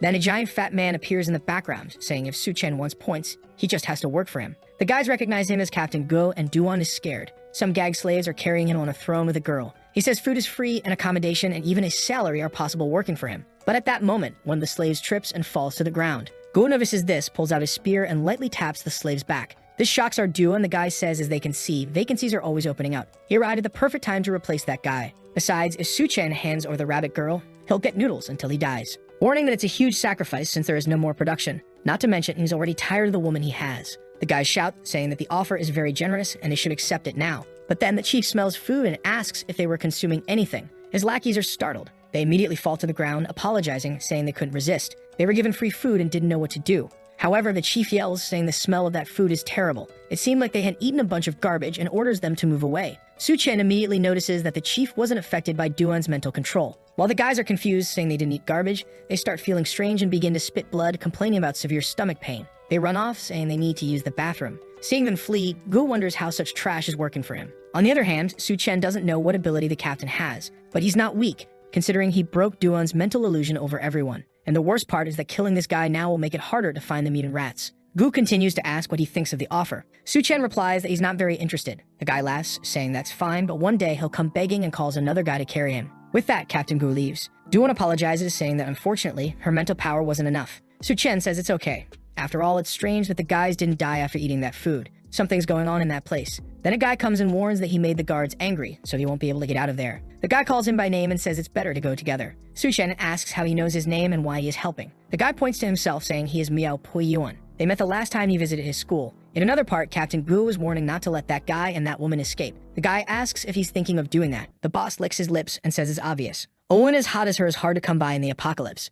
Actually, in any time, even without an apocalypse, but whatever. The next chapter switches to another building. While someone is receiving an IV, people discuss how the supply of medicine is limited. But for now, it's enough. Duanya tells a little girl that for the moment, he's not in serious danger. The little girl thanks the bunny's sister. At this point, Su-chen asks his friend if all the students are living there. He confirms and says that regardless of age, gender, or anything else, they all took refuge in the same place. He explains that someone named Brother Chin Yu is helping everyone, and this place is considered their team's territory. When Su-chen asks what this team's territory business is about, someone appears behind him, saying their team is strong. Even if they clash with the Ha tribe, they would win. A man then steps forward with a no-smoking badge on his chest and a mask on his face. He asks if Su-chen is interested in joining their team. Suddenly, Miao Puiyuan says to take a closer look at the friend he brought. That's when Taiyan Yu takes off his mask and recognizes Su-chen. He hugs him, saying he can't believe Su-chen is really alive. Su-chen simply replies that it's been a long time since they've seen each other. The friend talks about how they should reunite as brothers and have a drink when something catches his attention nearby. Naturally, he wants to know why Su-chen is hanging out with the university goddess Duanya. She simply says those titles she had her in the past and don't matter anymore. However, the guy keeps yelling, wanting to know why the ice goddess is there and why she's dressed as a bunny. Chen Yu had never seen her in person before, but now he believes the rumors that she's the most beautiful woman. Suddenly, she clings to Su-chen and says she needs to change her clothes to avoid this kind of embarrassment in front of the juniors.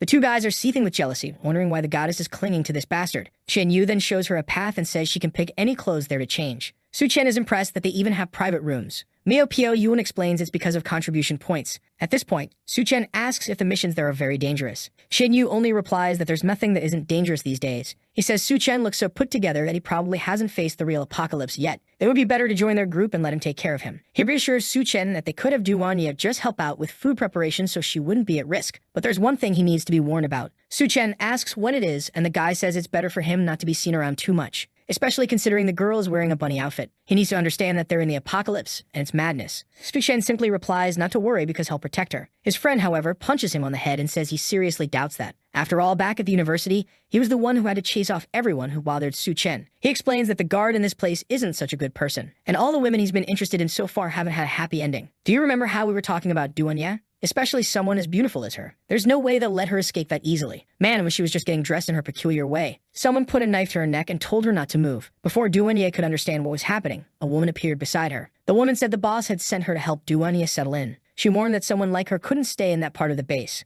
Duanya replied there was plenty of space and she didn't need help from anyone. But the woman placed her hand on Duanya's abdomen and said the boss had called for her personally, so she had to go. Suddenly, Duanya activated her psychic power. The woman froze, confused, and let her go for a second. Duanya looked back, thinking that using mind control to force someone to move was extremely difficult and could only be done briefly. But that was enough for Su-chen to handle the rest. Out of nowhere, the woman cut her own hand to snap herself out of it. Duanya turned back, startled, as the woman lunged and slammed her against the wall. Grabbing her neck, the woman warned her not to try those little tricks again. Suddenly, the door outside started making a lot of noise. People found it strange to hear so much commotion for just a wardrobe change. While the woman covered Duanya's mouth, someone announced they were coming in. The door opened to reveal the king of hands and pockets himself. The Mohawk woman told Su-chen to get lost or he'd be meeting his death. Crazy out of her mind, she rushed towards Su-chen. As she got closer, Tin Yu stepped in front and warned him to be careful. But she suddenly stopped, seeing Su-chen's face up close. It was the same guy from that time at the Science University, the infamous Su-chen who cut down everyone. To her, he was the real demon. Even though she killed countless people in the apocalypse, her instincts warned her that if she moved, she would die. Frozen in place, she desperately thought of a way out. Suddenly, she dove and threw herself at Su-chen's feet. Out of nowhere, she went into seduction mode, calling him master and begging for a suitable punishment. Shin Yu was utterly confused, but Su-chen simply told her to quit the games and reveal who the real boss was in that place. The Mohawk woman asked if she wasn't being sincere enough. She put on an invisibility suit and asked what he thought of that. His friends were alarmed, wondering why she was wearing that skin-colored outfit. She kept staring at Su-chen. Then, out of nowhere, a smoke bomb went off in the room. Realizing she couldn't trick him, she tried to flee, but a hand grabbed her by the head. Su-chen lifted her up and said it was ridiculous to think she could escape so easily. She told him to wait and claimed she couldn't be killed. She warned him that the girl he saved and her brothers had all been taken to the arena. But Su-chen said he didn't care and threw her into the sea. It's unclear whether he threw her dead or alive. Chen Yu had no idea what she was talking about. Miao Puiyuan explained that those were people Su-chen had saved when he arrived at the base. Now they had to figure out how to rescue them so they wouldn't be killed by those rats. Su-chen seemed confused about the rat business. He immediately said he'd handle it, while his friends tried to calm him down. Poor bunny-tailed girl didn't even have time to change clothes. In another part of the base in the middle of an arena, someone announced that the two brothers had failed their mission, and the sentence was death. Captain Gu said that if they entered the arena, he might consider giving them a second chance. The captured brother told Xiao Mei not to believe him, but the little girl, holding a branch, said she wouldn't give up. She asked if he would really release her brother. Gu said yes as long as she managed to survive. As the gate rose, a giant rat appeared behind her. The second she turned around, the creature was already lunging for a bite. I thought Su Chen would save her in time, but she was already bitten by the leptospirosis rat on her arm. In the midst of it all, she remembered her brother showing her some mushrooms he found. They both commented on how dangerous it was since they didn't know if they were poisonous. The bearded man ate one, saying if he didn't die, then it was fine. But suddenly, his spirit left his body,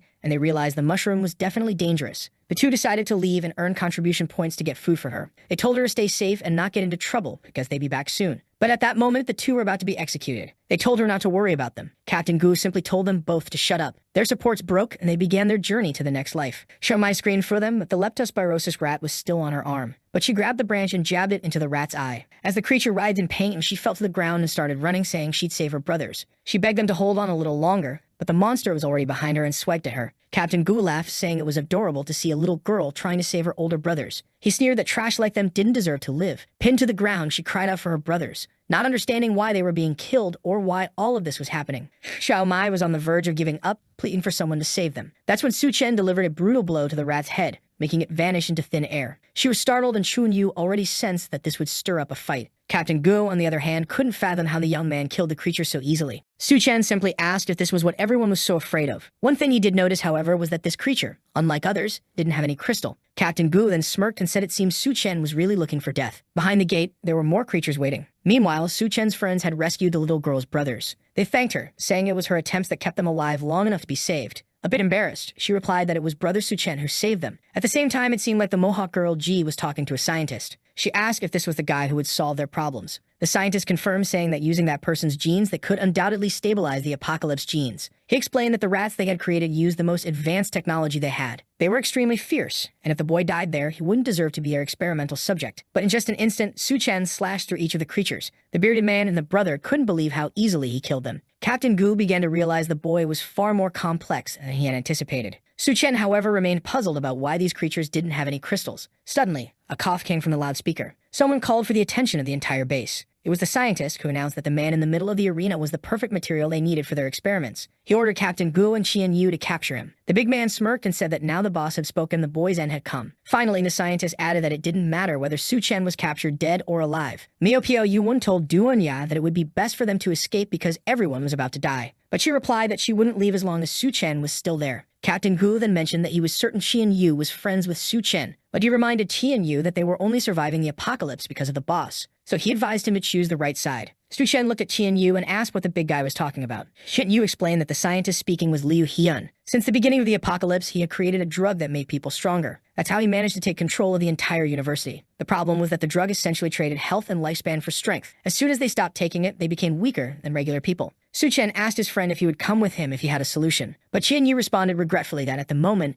he had no choice. Captain Gu began laughing, saying he never thought he'd see brothers turn on each other. He declared that time was up since the boss was waiting. He lunged at Su Chen, saying it would all end quickly. That's when someone declared that today would be different. It was Tian Yu who kicked the big guy in the face and said he'd make the wrong choice today. The captain fell, his bald head nearly bursting with rage. He screamed, demanding to know how the bastard dared to betray the boss. Qian Yu replied that he didn't care about that damn boss. Since he was only being controlled because of the drug, he had nothing left to lose, and if he died, he died. Betraying his friend would have been far worse. Su Chen was impressed by the camaraderie. Qian Yu declared he would fight them to the death. He then charged at the captain, who said that if Tian Yu wanted to die so badly, he'd help him out. But Qian Yu retorted that he wasn't enough to make that happen. He unleashed a barrage of punches in true JoJo fashion, but the captain didn't seem too shaken. He revealed that the boss had always suspected Qian Yu would betray them. That's why he was given a level 1 drug. This was something Qian Yu had never heard of. The captain explained that his fat cells were actually the strongest level 2 defense. No one could hurt him. He lunged forward, landing a crushing blow, but Qian Yu managed to block it. Though it was close, the young man narrowly avoided being crushed. As he was pushed toward the ground, the captain laughed maniacally. He pressed something on his weapon's handle, and electricity surged through it. Qian Yu knew he wouldn't be able to withstand it. The pressure made it impossible to escape, until someone kicked the weapon toward the big man. It was Su Chen, who had already stabbed both of the captain's sides. Qian Yu was stunned, and Duan Ya, for some reason, was still impressed despite everything Su Chen had already done.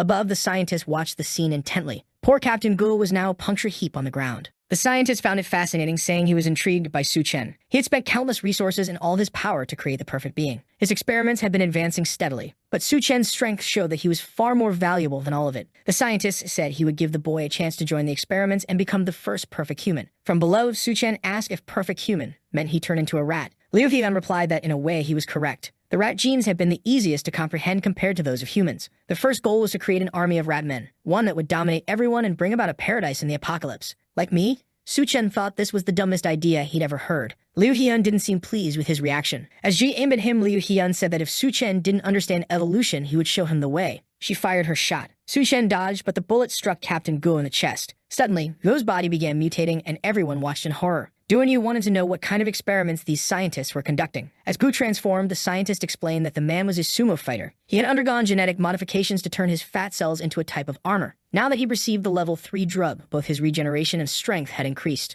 Heian explained to Su Chen that he had no chance now and asked if he finally saw the grandeur of evolution. Su Chen, however, raised a single finger and said Heian was merely turning people into monsters, nothing more. Liu Hian called him ignorant and ordered his men to kill Su Chen and extract his genes. Captain Gu prepared to attack while Su Chen stood there observing. The man transformed into a rolling Sonic-like ball and charged at him. Du and Ye, ever the cautious one, yelled for Su Chen to be careful. But Su Chen didn't even flinch, simply telling Gu to come at him. He caught the beast mid-roll, grabbed onto something, and ripped a piece out of him. It appeared to be a battery inside one of his weapons. Su Chen shoved it into Gu's mouth and told him to taste that. He clamped the man's jaws shut, causing the battery to explode and obliterate his head. Su Chen was looking cool as ever. Shen Yu couldn't believe the monster had been taken down so easily. Liu Hian hadn't anticipated that the batteries he provided would cause such destruction. Yet seeing the transformation unfold was exactly what he expected. Gu's regenerative abilities were so advanced that though deformed, he was still alive. Hian gloated that against the power of evolution, anything Su Chen did was useless. At that moment, Su Chen decided to get serious and said he was tired of the nonsense. He punched directly into Gu's mouth and all sorts of things started coming out or going in. It was hard to tell. Su Chen thought to himself that he wanted to kill this thing in the easiest way possible, while revealing only a fraction of his power. Nearby, Miao Piu Yuan watched the fight unfold, trying to see the good in it. Duania commented that the storm made it hard to see anything. From above, Hian had no idea what Su Chen was doing. Su Chen raised a smoke barrier so no one could see him using his powers. He admitted that the scientist's research was impressive, considering the regeneration. But he began pulling out materials, saying it was a shame that this wasn't just a storage area. He pulled out chunks of buildings and beams, saying he was well prepared for this. These were his secret weapons for dealing with regenerators. The onlookers heard the impacts, wondering what all the commotion was about. Heian still had no clue what Su Chen was doing. As the smoke cleared, Su Chen stood there looking cool as ever, posing like he was in a photo shoot. Everyone stared in disbelief. On top of Gu was a pile of cement and iron. Heian cursed Su Chen, yelling that someone needed to get the pile of junk off the captain. He ordered Su Chen's group to look around and realize they were surrounded by creatures. But Su Chen merely replied that it was perfect because he didn't plan on letting anyone leave alive. Du and Ya and the group were terrified, seeing that they were indeed surrounded. Suddenly, many of the people from the lab began transforming into the so-called rat men. Su Chen knew that as long as he didn't deal with the scientist above, it wouldn't end. He told the group that while he chased after Heian, they would have to handle the situation. Duanyi remembered his warning that if she wasn't useful, he'd abandon her. Afraid of being left behind, she assured him she'd take care of it. Su Chen walked off, saying to call him if things got too difficult. Duanyi stepped forward, commanding everyone's attention. Using her magical talents, she declared she would try to control the creatures. She knew she couldn't control them all at once, but her focus was to make it easier for everyone else to kill them. She ordered the group to attack. From inside the base, the doctor sneered that this band of traitors would become rat food.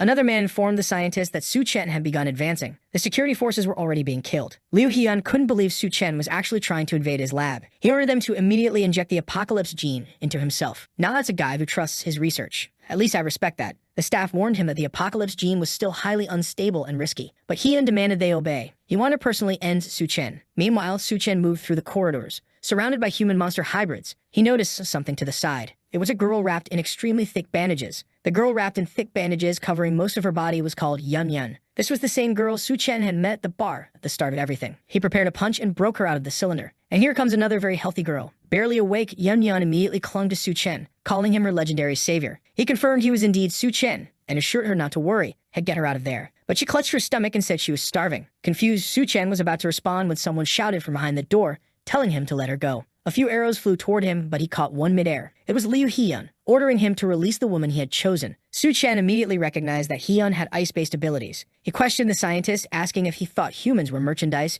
casually saying he chose her. The scientist scoffed, claiming that in the apocalypse, ordinary humans were like ants. As someone wielding the power of evolution, he was destined to rule the world. Having Yun Yun belong to him was, in fact, an honor. Su Chen simply replied that the man was as much of a lunatic as the rumors suggested. Suddenly, Yun Yun grabbed Su Chen, begging him not to leave her behind. She said she was scared and he reassured her he wasn't going anywhere. The poor scientist was about to need therapy for cuckoldry. He charged at Su Chen, demanding he let go of his woman. But Su Chen casually kicked the cylinder, which Hyun managed to deflect to the side. When he turned back, he was greeted with an unexpected sight. A kiss. Right there, Su Chen and Yun Yun were locking lips. Hyun lost his mind, fuming with rage. Yun Yun clung to Su Chen, telling him not to leave like last time, while Hyun screamed, demanding to know why she betrayed him. Frustrated, Hyun declared that if she was going to treat him like this, they could all go to hell together. His clothing exploded, revealing his transformation. A claw emerged in place of his hand as he turned into a jackal-like beast. He declared that Su Chen was about to witness the power of a true god. But Su Chen, still holding Yun Yun, told him to go ahead. He placed Yun Yun on the ground and handed her a chocolate bar. Before Su Chen could say another word, Hyun attacked, thinking he caught him distracted. But Su Chen merely slapped him and Hyun disintegrated into nothingness. Even Su Chen was surprised at how easy that was. Yun Yun then asked if the people below were Su Chen's allies. He confirmed they were. She stood up, vowing to help him since he had saved her. Breaking the window, she announced she'd assist his group but warned him that Hyun wasn't as easy to kill as he seemed. She leaped out of the building, her bandages fluttering dramatically. As she fell, her body began to grow until she landed on the ground as a giant. Duan and the others wondered if they were seeing things. But there she was, a woman the size of a building, right in front of them. She started stomping around, crushing the first rat underfoot. Lifting her foot, she asked if these were the results of Hyun's experiments. More rats swarmed out of the base, biting the group. It became clear that Yun Yun had a deep fear of rats. Tears streaming, she tried to stomp them all. From above, Su Chen observed the chaos. As he suspected, Yun Yun's powers were formidable. But the blood on the ground began to transform into new rats. They scurried towards Su Chen, climbing all over him. It was clear that Hyun wasn't as easy to kill as it had seemed. The rats completely enveloped him, and then suddenly, a hand emerged from Su Chen's head. It seemed Hyun had taken control of his body. Looking at his own hand, Hyun marveled that he had found an immortal body. Below, the rats all stopped moving at once. They turned to face the building where Hyun now resided. Shin Yu wondered aloud if this was the infamous rat king he heard about. The entire army turned and knelt before him. Meanwhile, Yun Yun picked up a chair and started smashing everything in sight. She demanded to know where Su Chen was. Hyun coldly replied that Su Chen was already dead. He added that Yun Yun's betrayal meant she would die too. The rats swarmed Yun Yun, biting her arms. Duan and the others tried to fight back, but the army was too vast. Yun Yun collapsed, being overwhelmed and devoured. Hyun celebrated, claiming his army was perfect. But then Su Chen's hand burst through Hyun's chest. He commented that it had taken some time to find the crystal. Hyun, bewildered, asked how Su Chen was still alive after being completely devoured. Su Chen simply tore him in half and stepped out from his remains. As Hyun gasped, saying it was impossible, Su Chen held the crystal in his hand, declaring that the core now belonged to him. But more and more rats emerged from the sewers, swarming and attacking everyone. Shin Yu warned that at this rate, none of them would make it out alive. The bearded man tried to block an entrance, but a rat grabbed his leg. Before he could react, he was slammed to the ground and dragged into the sewer. Shin Yu shouted for his brother, but the man told them to forget about him and focus on surviving. He was dragged into the darkness, the rats sealing the entrance behind him. The former ally of Captain Guo realized it was impossible to save him. Shin Yu noted that there were far too many creatures for them to handle. Mio Pyu Yuan's body was also reaching its limit. The effects of the drug he'd taken were wearing off, leaving him too weak to attack. Meanwhile, Yun Yun's stomach was growling. She needed food to maintain her giant form. While Duan was already exhausted from using her powers repeatedly, seeing the creature above, Tian Yu realized there was no way they could survive. Then he heard something approaching. It was the figure at the top descending and transforming before them. It was the Rat King fully evolved. Likely it was Su Chen himself, but the group had no idea and was terrified. Slowly, the transformed figure approached them. Even the remaining rats cowered in fear, trembling before him. Duan, still disoriented, wondered if Su Chen had truly failed. The figure approached her and reassured her not to worry. It was him. She recognized his voice as he glanced at his own hand. The consciousness of the Rat King's crystal was trying to consume his own. But if there was one thing Su Chen trusted, it was his mental strength. He wasn't going to lose to this. As he began reverting to his original form, Tian Yu called out to him. Su Chen stepped aside, thanking them all for their hard work. The moment the rats realized he was back to himself, it lunged toward him. Tian Yu yelled for him to be careful, but Su Chen simply turned and commanded them to leave. Using the power of the Rat King, all the creatures obeyed. They scattered, retreating back into the sewers. Mio Pyu Yuan, stunned, asked what had just happened. The group realized that all Su Chen had done was tell them to leave. Finally, the remaining energy from the Rat King's crystal was enough to control them. But then Tian Yu began growing in pain. Su Chen rushed to him, asking if he was all right. Yun Yun explained what was happening. The drug the scientists had been giving them was actually a poison. The more power they used, the more it consumed their bodies. Su Chen asked how they could save him. Yun Yun explained that inside the lab, there was a body whose blood acted as an antidote. Without hesitation, Su Chen headed to the lab. Standing before the door, he felt an intense pressure. As he opened it, it felt as though he were stepping into a black hole. Something strange brushed against his foot, and he questioned the sensation. It felt as though he had passed through a portal made of mental energy. He stopped abruptly, knowing there should have been a corpse there. But instead, something else was waiting. A planetary scientist greeted him, saying he had finally arrived. She turned and called for her classmate Liu. Confused, Su Chen looked to the side and saw his reflection displaying a different image. It was as if he were trapped inside an illusion. He had no idea why this was happening. Whatever it was, he needed to wake up quickly. The girl turned back to him, inviting him to sit. Su Chen began wondering if he was inside Liu Hyun's memories. Suddenly, she opened her coat, and he asked what she was doing. She explained that the lab was very stuffy, and she needed some air. He asked how the progress was going. She responded by asking if he knew anything about Saculina, a parasitic organism typically found in crabs. She explained that it was one of the most fascinating parasites because rather than killing its host, it lived symbiotically with it and even protected it. She massaged his shoulders, marveling at the concept. Placing a hand on his abdomen, she remarked that she never imagined her classmate Liu was so smart and had such a good physique. He smirked, asking if she really thought so. But as the scene shifted, it became clear she wasn't in the lab for experiments. She admitted she was more interested in theoretical lessons. The anatomical research began, but she suddenly commented on the strange state of the moon. The sun had become unexpectedly hot. They closed the curtains, and some time later, they were on the floor, wondering when it would all end. Supplies were running low, and she lamented that at this rate they wouldn't last long. Time passed, and Liu Hyun had transformed, furious with her for stealing his supplies. She apologized, saying she had been so hungry she couldn't resist. But he picked up a knife, claiming that the nutrients probably hadn't been digested yet. What followed was chaos in the lab. After extracting what little food remained, he fed her to the rats. As he continued experimenting, he noticed they were becoming more aggressive. Interestingly, the substance derived from her blood neutralized the rats' rage. But the most shocking part was that she was still alive, continuously mutating. She was the perfect subject for his research. After some time, he believed he had found what he named the apocalypse gene. The girl, now reduced to little more than hair and a spine, was still alive. He smiled, claiming they were only getting started. Since she wouldn't die no matter what, she smirked back, asking if he had found the core he had been searching for. With the core in hand, she urged him to consume it without hesitation. But he destroyed it, declaring it to be nothing more than rotten flesh. The scientist questioned how he realized it wasn't the real core. Su Chen responded that if it had been the true core, she would already be dead. Back in the present, she remarked how impressive it was that he had broken through her illusion. Calm anger, she exclaimed that she had finally gotten so close. Su Chen placed his hand on her head, saying he was going to find the core in her brain. She screamed, begging him to stop, saying she was just a poor woman hurt by others. She offered to give him her power if that's what he wanted. But Su Chen replied that he knew consuming her flesh would cause his consciousness to be stolen. He pressed his hand down despite her pleas, and an explosion occurred. Her body began to disintegrate, leaving behind a crystal that Su Chen was sure was the real core this time. However, he wondered how he would obtain her blood now that she had dissolved. Given the amount of research they had conducted, he was certain there had to be some stored elsewhere in the lab. As she faded away, she still smiled. The virus had created connections within its host, taking control of the body and all behavior. In the end, it turned the person into a complete slave. The scene shifted back to the city. The floodwaters were finally receding. People were urged to keep moving and not stop. Duanya had changed her clothes, though danger was still ever present. Yun, still wrapped in her bandages, asked Duanya what Su Chen planned to do with all the scientists. Duanya explained that the base was overrun with rat men and no longer livable. Since medical students were crucial in the apocalypse, Su Chen planned to move them to a safe zone. When Yun said she wanted to meet Su Chen, Duanya grabbed her arm, refusing to allow it, warning that as long as she was with them, she better obey. A flashback revealed a brief memory of Duanya with Su Chen. There wasn't much need for explanation, just him pinching her cheek and giving her a kiss. Duanya described it as a stormy night, a euphemism, no doubt. Angrily, she wondered if all this aggression came from the excessive crystals Su Chen had consumed. Su Chen understood that bacteria, plants, and other life forms had undergone mutations due to the flood. This was why medical professionals were among the most valuable resources at the moment. It was time for him to establish a safe zone to secure future strength. Additionally, they could begin producing a recovery serum thanks to Yun's research. He had, of course, stored all the lab materials in his subspace. The Rat King's crystal not only boosted his berserker strength, but also his physical power. It had even granted him ice abilities. Though he could only produce small crystals for now, he was confident this would evolve over time. Chen Yu suddenly asked about a strange noise nearby. One of Su Chen's new abilities, mental perception, allowed him to detect heat signatures within 30 meters,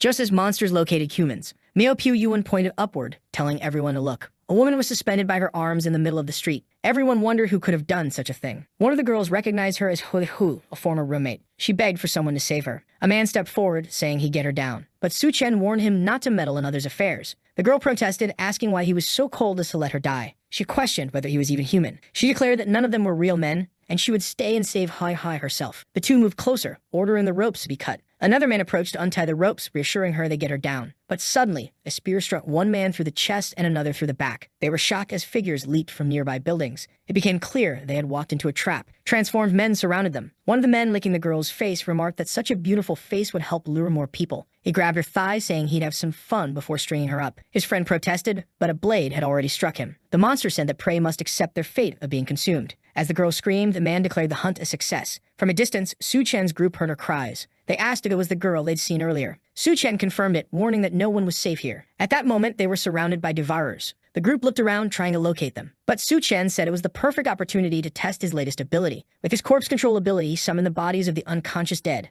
Zombies began to rise behind the transformed men. But for those who still retained their minds, it was easy to tear the zombies apart and hurl them away. Su Chen noticed the group trying to escape. The attackers leaped from the building, saying they wouldn't let them get away. But Su Chen stayed behind, declaring that the ones who would escape were his group. One of the attackers, confused, commented that it seemed someone was eager to die. Su Chen simply replied that it was a shame devourers didn't have crystal cores. At that moment, the zombies surrounding the attackers closed in on them again. A short time later, at the Reshing safe zone, Su Chen's group arrived and someone shouted, questioning who dared to invade Reshing. It was Du Wanyat and Yan Yan, nearly exploding with frustration, declaring they had come from the University of Science and Technology. Suddenly, a man wielding an axe leaped down in front of them. He glared at the women, warning that no trash was allowed in this place and they should leave. Duanya activated her power, demanding to know who gave him the authority to deny her entry. The man seemed affected but struck his own head, smirking that she had a few tricks. He lunged at her, calling her useless garbage. Xiaofeng intervened, raising his hand to stop him. He addressed Captain Su, saying these people were only seeking refuge and there was no need to attack them. The man argued that ordinary people couldn't survive the devourer-infested areas, so they must be infiltrators. At that moment, Su Chen stepped forward, stating that if that was their attitude, he would have to take these numerous doctors to another safe zone. Hearing about a group of doctors, the axe-wielding man's demeanor shifted to excitement, as doctors were a rare and critical resource for survival. Xiaofeng recognized Su Chen and turned to the captain, assuring him that he knew these people and they were not aligned with the devourers. In the background, others urged the captain to accept the group since they had so many doctors. Reluctantly, the captain agreed, but he warned Xiaofeng that if these doctors failed to help anyone, Xiaofeng would bear the consequences. Inside the base, as they walked through the base, Xiaofeng apologized to Su Chen, explaining that the captain had been irritable lately. He added that the doctors had arrived just in time as they had some strange patients urgently needing treatment. They removed the cloth covering a girl's body, revealing her covered in strange mushrooms. Yan Yan, confused, asked what was happening. Xiaofeng explained that no matter how many times they cut the mushrooms, they grew back, leaving the girl weaker and weaker. Su Chen explained that after the floods, plants had also begun mutating. This was likely a fungal mutation that had adapted to humans. Duanya remarked that the girl was being used as a nutrient source. Yan Yan volunteered to inform the others so they could start developing a treatment. Su Chen realized this was only the beginning of plant evolution. Soon, plants would reach the point of actively attacking humans. At that moment, devourer tribes would seize the opportunity to use people as a form of livestock. This was why Su Chen needed to establish a secure zone and prepare before it was too late. Chaos in the base. In the middle of the base, a man driving a car recklessly mowed people down. Bystanders warned others to stay out of the young lord's way. He fired his gun wildly, shouting for the peasants to move aside. Su Chen, witnessing the scene, questioned why no one was stopping him. Xiaofeng explained that the base's main teams had disbanded. Su Chen asked if it was due to the influx of chaotic refugees. Xiaofeng confirmed, adding that the young lord was the son of a city leader and had been doing as he pleased since the beginning. No one could expel him, which was why the base struggled to function. The young lord spotted the newcomers and, delighted, maneuvered his car toward them. He stopped in front of Yan Yan, inviting her to join him for food and fun. Yan Yan stood up, claiming she was starving and needed him to carry her. The young lord grinned, thrilled to oblige. Xiaofeng warned Zhang he not to touch her, but the young lord spread his arms, saying he was ready for her. Yan Yan smiled mischievously, telling him to prepare himself. She jumped, stepped on the car's wheel, and launched herself into the air. The young lord, hearts practically popping out of his eyes, eagerly anticipated his fun. But then Yan Yan activated her ability, growing massive in size. He barely managed to dive aside as her enormous form crashed down, completely crushing the car. Yan Yan landed awkwardly, sprawled on the ground, but the car was utterly destroyed. Captain Su looked on, bewildered, as Bai Kang arrived, demanding to know what all the commotion was about. The young lord, though he escaped, had his legs completely crushed. Yan Yan stepped on the remnants of his legs, mockingly saying he had his chance to enjoy himself but couldn't handle her. His friends approached, ordering her to be dealt with for injuring him. Duanya stepped in, asserting they wouldn't succeed. She activated her mental control, and the men muttered that the young lord was delusional. They claimed he had fallen from the car and broken his legs on his own. Zhang He, furious, accused everyone of conspiring against him and called out for his father to handle the situation. Captain Su, amused, remarked that it would be interesting to see how this unfolded. Suddenly, a convoy arrived, surrounding a vehicle. Xiaofeng seemed nervous, realizing Zhang He had actually summoned the city's lord. A portly man with a mustache stepped out, demanding to know what had happened to his son. Xiaofeng tried to defend the group, explaining that they had brought a team full of doctors, but the young master was just causing trouble. However, the boy on the ground accused them of breaking his leg. To everyone's surprise, his father slapped him across the face. The lord scolded his son, reminding him that he had ordered everyone entering the base to be treated with respect. He declared that his plan during the apocalypse was to turn this place into a symbol of hope. The crowd seemed moved, realizing the lord didn't appear to be as bad as they had thought. He continued his speech, inviting everyone to help build this dream alongside him. They would provide the best food and the most generous conditions possible. Xiaofeng called for Su Chen and told the group they were welcome to stay.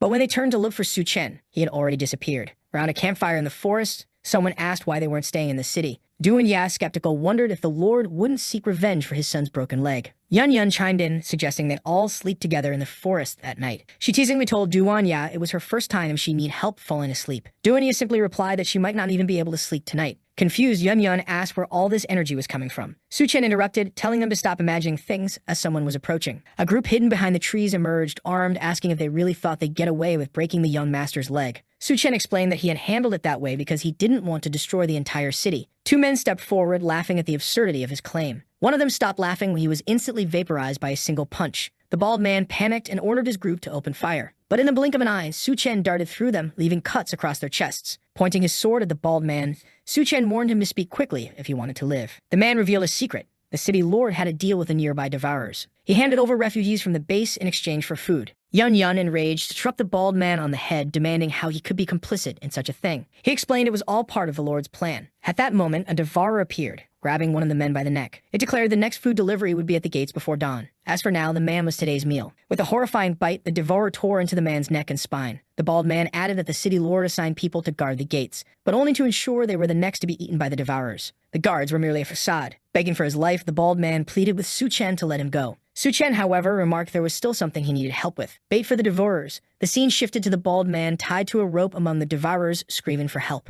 Devourers approached, questioning who had tied him there. One of them dismissed the question and suggested they simply eat him. When the bald man tried to reveal who had set him up, a devourer punched him in the stomach, declaring him the next meal. Suddenly, a giant figure loomed over them, chastising the devourer for breaking her new toy. It was Yun who grabbed one of the devourers, announcing that he would be next. From the top of a nearby building, someone took aim at the devourers. Chen warned the group that these creatures had heads so tough even bullets wouldn't penetrate. Someone fired a sniper shot to test this claim. 3 bullets hit a devourer's head in rapid succession, causing it to explode. Another devourer struggled to break free from Yun's grip, but Chen dispatched another from behind. As Chen turned, he punched yet another devourer, causing it to explode. In an abandoned mansion, after the night's hunt, the group settled in an old mansion. Chen prepared a bed, and Duanye questioned why he was so intent on securing that specific base. She suggested they could establish a safe zone elsewhere instead of getting involved in so many conflicts. Chen explained he couldn't afford to waste time. He needed someone like Sheng to manage the base for him. Yun appeared, asking why they had started without her. She had changed clothes, though ironically, her new outfit seemed even skimpier than her usual one. It was easy to imagine what would happen next. Meanwhile, back in the city lord Zhang learned that the bald man had been killed, assuming it was the devourer's doing. Meeting with the devourer leader, Zhang was informed that while one of their men had been injured, the devourers had lost 3 warriors. As compensation, the city would need to send twice as many people. If they didn't, the deal would be terminated. The portly lord initially wanted to refuse, but Zhang immediately agreed. At that moment, Chen appeared, mocking the lord for selling people's lives without even negotiating. Shocked, the group asked how Chen had gotten there. He replied he had simply followed the trail of the devourers. The devourers immediately suspected Chen of killing their men. Their leader expressed disbelief that he could have taken down 3 of them. Chen had made the mistake of entering the base, giving the city lord Zhang the opportunity to flee, thinking Chen would die there anyway. The scene then shifts back to Sheng's base. The leader shouted to everyone that they had a traitor among them. The people asked who it was. He pointed at Chen's group, accusing them of being frauds. He claimed there were no real doctors among them and that they were just trying to steal resources from the refugees. But just as the crowd began shouting for the group to be killed, a blond man appeared. He said he knew Chen very well and was certain the people he brought were not a problem. Lord Zhang questioned Gao Yue, asking how he could be so sure that they weren't traitors. At that moment, someone appeared atop a building, saying they could prove it. The lord looked up, shocked to see who it was, asking how he was still alive. Chen stood there, holding the body of one of the devourers. He demanded the lord explain himself. The people were terrified, realizing that if the leader was there, it meant the entire devourer clan had been killed. Chen then told the leader that if he didn't reveal the truth to everyone, he would die. The man started shouting to everyone, confessing that Lord Zhang had been making deals with the devourers. He admitted that people from the city were sold in exchange for the supplies others consumed there. Zhang tried to defend himself, claiming it was all a lie and that Chen was the one working with the devourers. But Gao Yue approached Zhang, punched him in the face, and called him a monster. Suddenly, Zhang's expression changed, and he confessed it was true. He explained that in the apocalypse, supplies were already in the devourers' hands. The remaining humans were merely waiting to fall into their traps. He justified his actions, saying that as long as a few worthless lives were sacrificed, good people could continue surviving. Out of nowhere, Chen punched Zhang in the face, calling him a coward for thinking that way. He then called out to General Gao, extending his hand, saying that together they could build a base that truly belonged to humanity. In his past life, after traveling to many places, Chen had finally found a base like that. It was like a paradise where there were no class divisions and no one went hungry. It was all thanks to its creator, Gao Yue.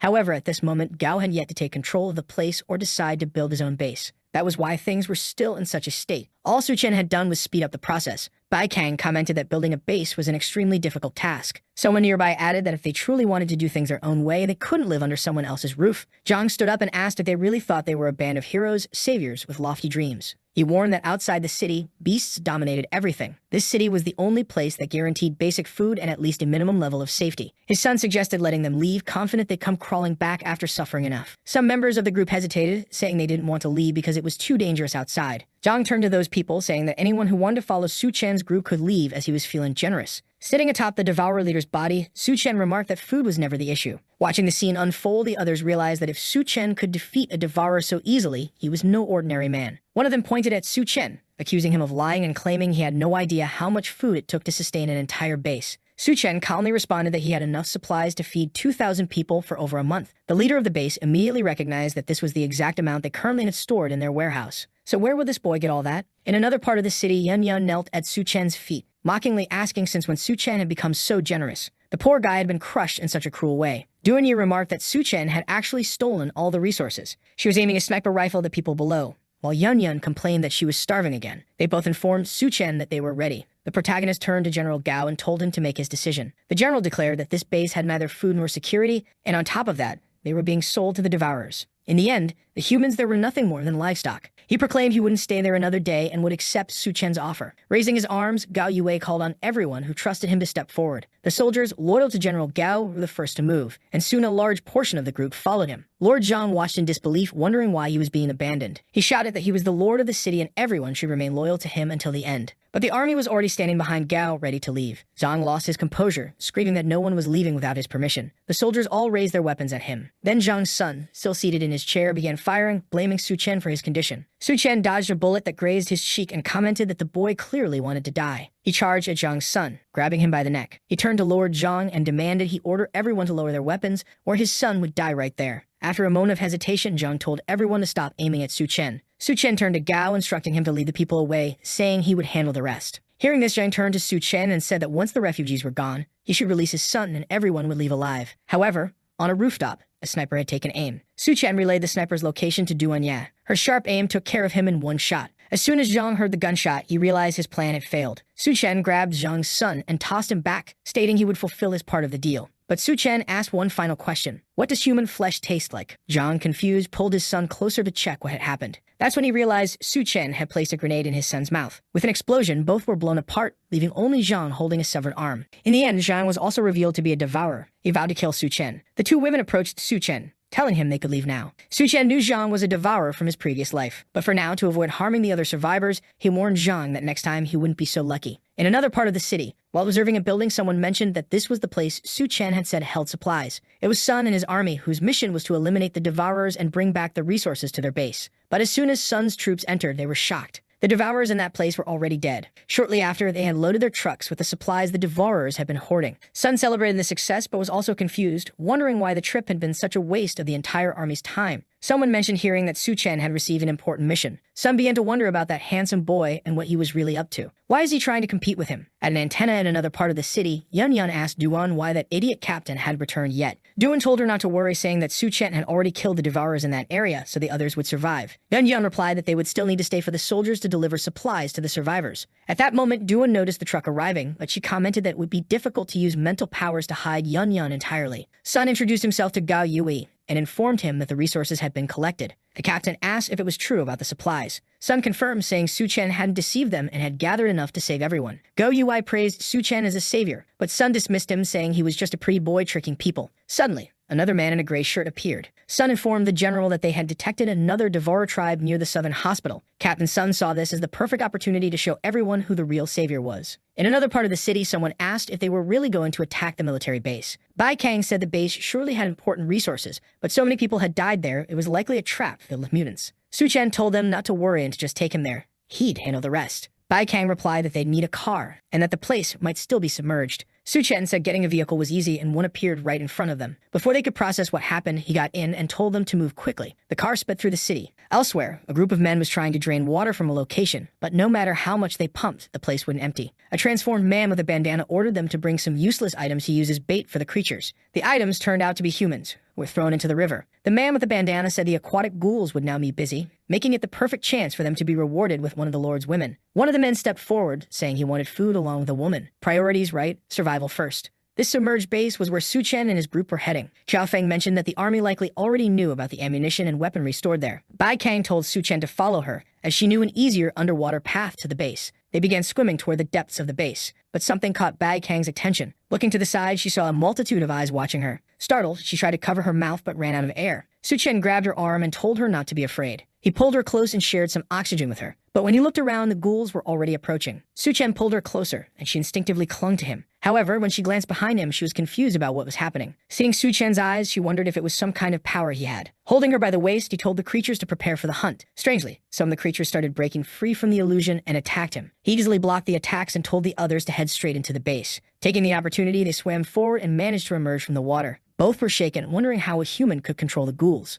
Su Chen emerged from the water holding a white core in his hand. He commented that the chances of finding anything worthwhile there were very low. Bai Kang, however, seemed impressed, saying something like that was extremely rare. Xiao Feng knew that the white core didn't grant abilities but could significantly strengthen a person. Nearby, what looked like a golden tabby cat suddenly jumped, snatched the core from Su Chen's hand, and darted off through the group. Bai Kang remarked that the base used to employ cats to control rats, and it seemed this one had survived but ended up trapped here. Still, it was remarkable that the cat had actually stolen something from Su Chen's hand. With a sinister look on his face, Su Chen offered the cat a fish snack, asking if they could trade. But the quick little feline snatched the food and bolted to the end of the tunnel. Now visibly annoyed at being robbed by a cat twice, Su Chen muttered that nothing surviving the apocalypse could be normal. A little later, they found the generator and managed to turn on some of the lights. Su Chen explained that before the floods, some survivors had managed to flee the base, but he was certain they hadn't had time to remove all the resources. When they reached the warehouse, they found an arsenal sufficient to arm about 500 people. Xiao Feng noted that if they found a tank, they could equip up to 1,000. The little cat was lounging nearby while the group discussed the biggest problem, how to transport everything. Bai Kang pointed out that the people on the other side of the river would arrive soon, so they wouldn't have time to take it all. Su Chen scanned the entire area but seemed tense. Just then, Xiao Feng announced that he had found a tank, but he was being followed by a deformed monster. The group froze as the creature, with what looked like a bazooka mounted on its head, fired a shot that narrowly missed the tank. Xiao Feng warned that if an explosion happened in a warehouse like this, everything would be lost. Realizing there was no time to explain, Su Chen activated his subspace ability. The entire warehouse began disappearing. Bai Kang immediately recognized this as Su Chen's ability. The little cat perched nearby might have been sucked in as well. It was hard to tell. Within seconds, the warehouse was completely empty. Xiao Feng jokingly asked if Su Chen could store the monster too. Su Chen explained that living things couldn't be stored in subspace. Bai Kang suggested distracting the monster so Su Chen and Xiao Feng could escape. But Su Chen pulled her back despite her insistence. She argued that since he had the warehouse ability, it was more important for him to survive. The creature prepared another shot as Su Chen leaped and dodged. Still confident, Bai Kang continued to insist, but Su Chen told her to stop interfering and joined Xiao Feng, assuring her he would kill the beast. Reluctantly, she ran off, warning him not to die. The monster and Su Chen were now face to face. Even in his past life, Su Chen couldn't recall seeing anything like it. But to him, it was irrelevant. He was only here for the core. Outside the base, the rest of the group was looking back, hearing strange noises. One of the men told the leader that something was clearly happening inside. The water level was rapidly dropping, likely because the explosion had created a breach. The leader realized someone had entered the base before them. As he began giving orders, the group became distracted, mentioning their craving for rabbit meat. A peculiar little creature, not the least bit friendly, was lurking behind the bushes, and they were eager to catch it. But it would have been wiser to run. The leader remarked that the rabbit seemed to be smiling strangely. Suddenly, the creature began cackling. The group froze in shock as a shadow fell over them. The leader was startled, and the next scene showed him grinning just like the rabbit. Meanwhile, at the lower part of the base, Su Chen landed a punch on the monster's arm. The creature aimed to fire again, but Su Chen dodged. He began to realize that, as expected, a boss of this level had skin as tough as steel. Even Su Chen's hand turned red from the impact of his punch. The beast was incredibly resilient. The creature attempted to crush him with its palm, but Su Chen narrowly escaped. He noticed that the vines attacking him were brain parasites. The problem arose when, during the next attack, the creature caught him. The vines dragged him in front of the cannon, which prepared to fire. With no choice, Su Chen dove into his subspace, realizing this fight would be far more difficult than he had anticipated. Once inside, he was greeted by the little cat. Noticing the creature's golden aura, Su Chen warned it to stay back or it might be killed. The cat appeared to try communicating something. Su Chen began to suspect it was a mutant beast much smarter than he had initially thought. Meanwhile, amidst the rubble of the base, Bai Kang was searching for Xiao Feng. When Xiao Feng shouted that he was fine, the camera instead focused on a shot of Bai Kang from behind. This was because Xiao Feng was still buried beneath the rubble, and it was unclear where he actually was. "I forgive you, artist," Bai Kang muttered. But then she heard a laugh and turned to see who it was. It was the big man from earlier, asking how they had managed to open the door. Bai Kang noticed something was wrong. Everyone was smiling in a strange, eerie way. Suddenly, the leader lunged at her. Back in the subspace, the cat began transforming, growing gigantic in front of Su Chen. Su Chen was baffled at how the creature was growing so rapidly. With no choice, he removed the monster from the subspace, placing it face to face with the vine-covered beast. Su Chen quipped about the old saying, "Two tigers cannot share the same mountain." Standing next to the cat, he realized it had likely stolen the crystal to lure him there. He stared at the feline, surmising it had wanted his help against this monster. Before he could respond, the cat grabbed his back, clearly preparing for something. Su Chen climbed onto its back, declaring that now they would fight together. The cat,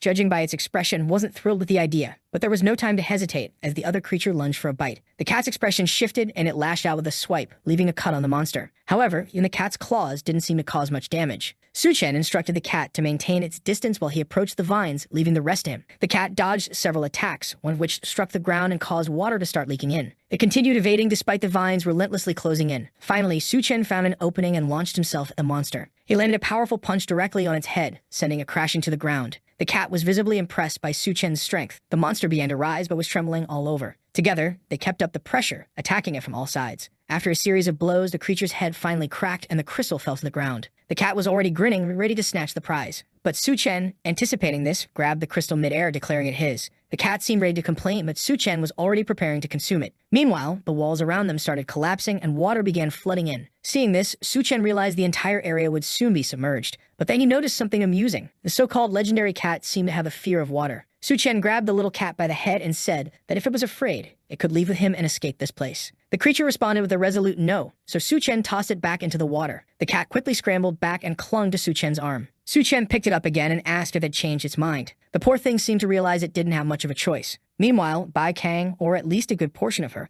was fighting off the strange group of men. Despite her efforts, it seemed none of them were dying. Trapped beneath rubble and inside the tank, she realized escaping might be her only option. But she noted it was impossible, as there was nowhere to go. That's when she spotted the strange rabbit-like creature. Vines were sprouting from it, controlling everyone around and draining their energy. The rabbit approached her from the front while vines crept up behind her.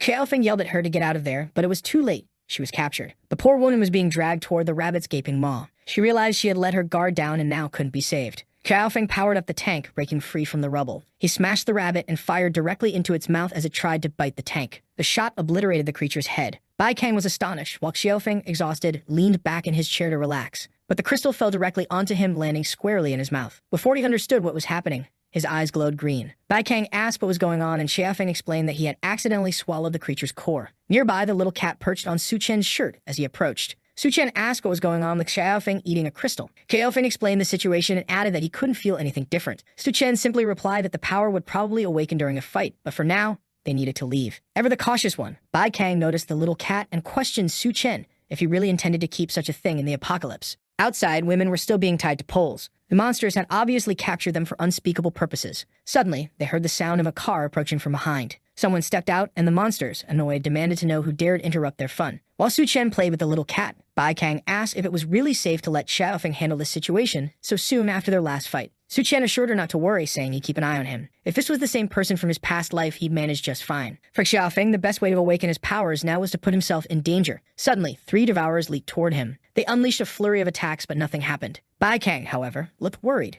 commenting that at this rate, he might actually die. One of the devourers, puzzled, noticed his attacks weren't having any effect. Xiaofeng revealed it was because he was absorbing the energy from their punches. The monsters lunged at him again, attempting to strike. But Xiaofeng, unfazed, called it persistence and activated his energy-draining ability. He began absorbing their strength, leaving the monsters confused as to why their powers seemed to be dwindling. Su Chen observed, noting how fitting this ability was for Xiaofeng. Suddenly, he sensed something approaching. A hammer came spinning through the air, slicing through the necks of all 3 monsters. Xiaofeng was startled as the weapon landed in someone's hand. It was Captain Sun. Some remarked that he had barely managed to save Xiaofeng in time. Had he arrived a moment later, everyone would have been dead. As payment for his help, Sun demanded they hand over some food. Xiaofeng immediately started to protest. However, Su Chen told Xiaofeng not to do anything rash. He suggested they just take some food from the car and hand it over to Captain Sun. He pulled out a box from the car and said that in the apocalypse, options were limited. He handed over several boxes of food, jokingly telling Sun that this was truly delicious. Before Sun could complain, Su Chen sped off in the car. One of Sun's men asked why he didn't take the opportunity to kill Xiaofeng. Sun explained that he had tried but missed the attack. The man kept provoking Sun, accusing him of trusting these newcomers more than those who had been with the group for a long time. In the car, Su Chen asked Xiaofeng if Sun had something personal against him. Xiaofeng replied that Sun had always been like that and told Su Chen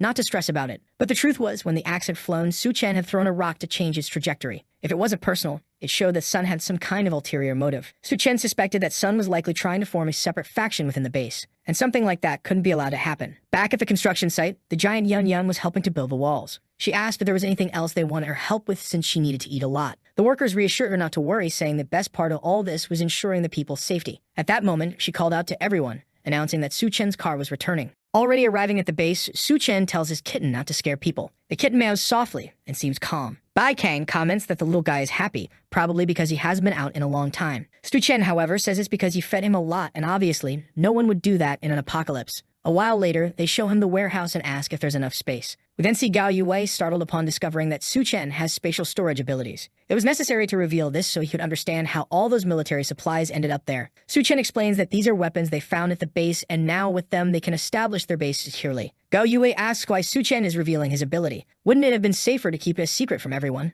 However, Su Chen says that now they are all in this together, so he trusts the people. The captain agrees and promises to keep this secret until death. Bai Kang then says the base doesn't have a name yet and suggests it be called Dawn Light. Apparently, Su Chen's name in Chinese also means dawn. Gao Yue says it's a good name considering this base will be a new hope for everyone in the apocalypse. Su Chen thinks it will be an honor for him as this apocalypse base will be the true heaven in this place. The kitten is approaching a spot where people are praising Du-won for successfully removing a plant. Some doctors tell her that the surgery wouldn't have been possible without her. While this Du-won really has a big heart to be saving these people, doesn't she? She simply says it's a pity she can't save every case in this place. However, the scalpel she was holding reminded the kitten of some experiments conducted on him. At that moment, he got scared and froze. Seeing this, Du-won stroked him, trying to find out if he was hungry. She picked up the poor thing, which couldn't react. She didn't know Su Chen was the one who brought the kitten, and thought about asking to take care of him when he appeared. However, she realized it was unlikely he would agree given how hard it is to find food at this moment. She then goes to a door and says this is their temporary shelter. Suddenly, someone hugs her from behind and asks if she wants to have some fun. A second later, she's already on the bed. The kitten is there in the middle doing who knows what. Run, kitty, run. The protagonist wants to know how she already knew it was him. She replies that he's the only person completely immune to her psychic powers.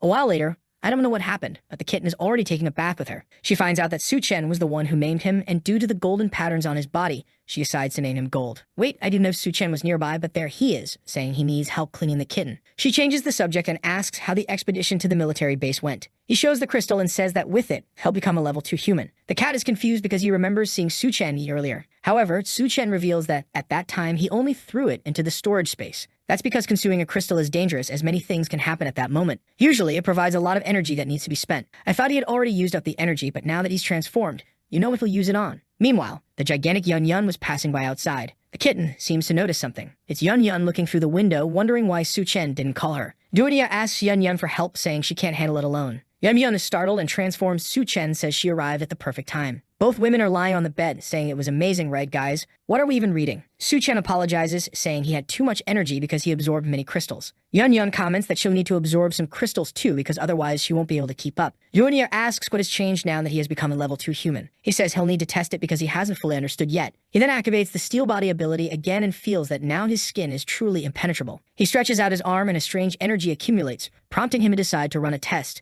Releasing a bit of power, the two are hit by a gust of wind and thrown out of the bed. He comments that it seems like it doesn't cause that much damage. Another detail is that the spatial ability used to only open where he made contact, but now he can open multiple small portals within a 20-meter radius. The two are angry about being used as test dummies. He shows that his ice ability can now create slightly larger blocks and even wet his hand, though it's still not very useful.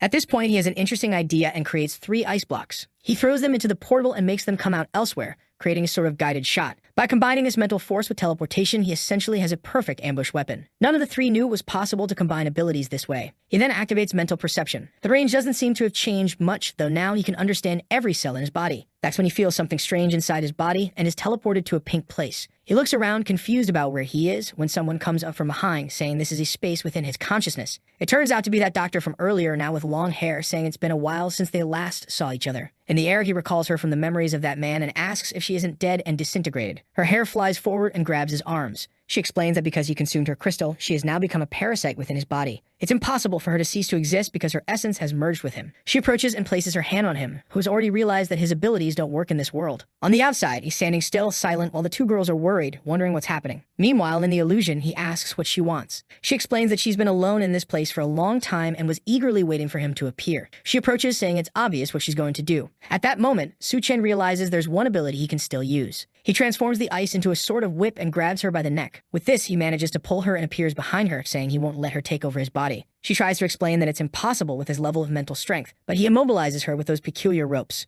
She tells him that leaving her trapped there won't kill her consciousness or essence. To this, he responds that he will freeze her and leave her there forever. As she suffers, she says she knows she's not as strong as him. However, this is a space within the consciousness which she controls. A bunch of hair emerges from the ground, and she says if that's the case, she won't lose. A second later, Su-Chen is tied up, swaying back and forth. The two stare at each other, and she wants to see who will back down first. He keeps trying to move, but she warns that neither of them will be able to move in that place. Su-Chen is now in trouble because he really can't break free from this cocoon. He then says staying in this situation won't help either of them, so they might as well talk. He asks what she wants, and she explains that she just needs to absorb a bit of his abilities to survive. This wouldn't affect him, and he doesn't need to worry because she doesn't have the strength to take over his body. He says he's not very keen on the idea and asks how to remove her from his body. She explains that she needs the power of the abilities to survive. Otherwise, she'll die. The only other option is for him to find the body of a woman with powers. It couldn't be someone too weak, and she'd need to have an excellent appearance. He responds that she's being too picky for someone at risk of dying and asks how he'll know who the right woman is. She explains that when he meets the right person, she'll let him know. She moves closer, saying he might even gain some benefits. The protagonist replies that he doesn't need any benefits and warns her that if she tries anything, he'll eliminate her. She says she understands and asks to be released as she doesn't like being trapped. With that, the cocoon and ice ropes dissolve. Su-Chen is back in the room. The two girls ask what happened because they were calling out to him, and he wasn't responding. When he learns he was completely immobilized, he finds it very risky to have something that could take over his body. Meanwhile, the scientist's consciousness space starts to freeze. She screams, wanting to know why this bastard is doing something like that. Meanwhile, he thinks he's lucky to have this ice ability that works in the conscious space.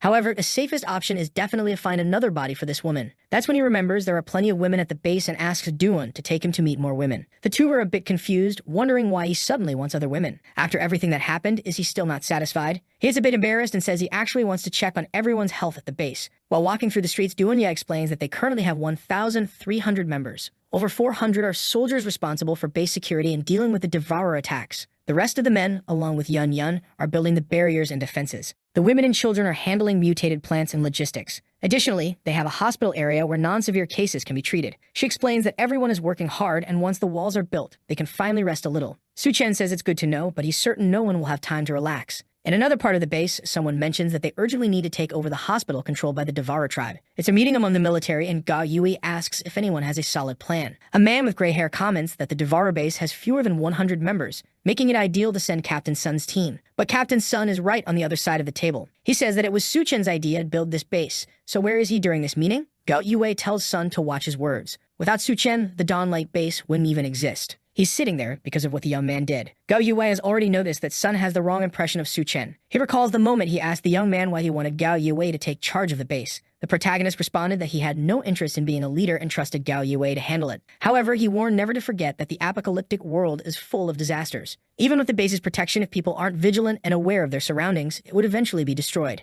Gao Yue replied that he understood, imagining Su-Chen was more interested in getting stronger. Back at the meeting, he says he's certain Su-Chen would help without hesitation if they face any problems. Sun responds that the Devourer tribe at the hospital is quite strong, and he can't be held responsible for the losses that will occur. The captain says it's fine and proposes sending Xiaofeng along with Su-Chen to ensure success. Sun agrees, saying that since the captain insists, he'll accept the mission and begins preparing. Outside, one of Sun's lackeys asks why they're attacking the hospital when they were planning to steal a base. Sun says he's very concerned about Xiaofeng and Su-Chen's abilities, which are hard to deal with. However, if they go on this mission and he can quietly get rid of the two, taking over the base will be much easier. Back at the meeting, someone tells the captain that Sun accepted the mission, as Su-Chen predicted. The captain acknowledges this but hopes Sun won't follow the path Su-Chen warned about. He then asks if a team was sent to explore that part of the city. The man confirms and mentions that if Su-Chen's information is correct, something big is happening. The scene shifts to the city of He in the refugee zone. Sitting in a tree, Miao Piu Yuan says Su-Chen is very strong and could help them get some crystals. However, Chen Wei responds that getting stronger depends on oneself, and besides, Su-Chen has already helped them enough. The boy says he understands but complains that they've been fighting many mutated beasts and haven't gained anything, which is frustrating. He then tells his friend to stay quiet. He hides behind a tree and warns that people are approaching, bringing women with them. In front of the base, some men ask who's arriving. A mustached man informs the boss they're delivering the goods.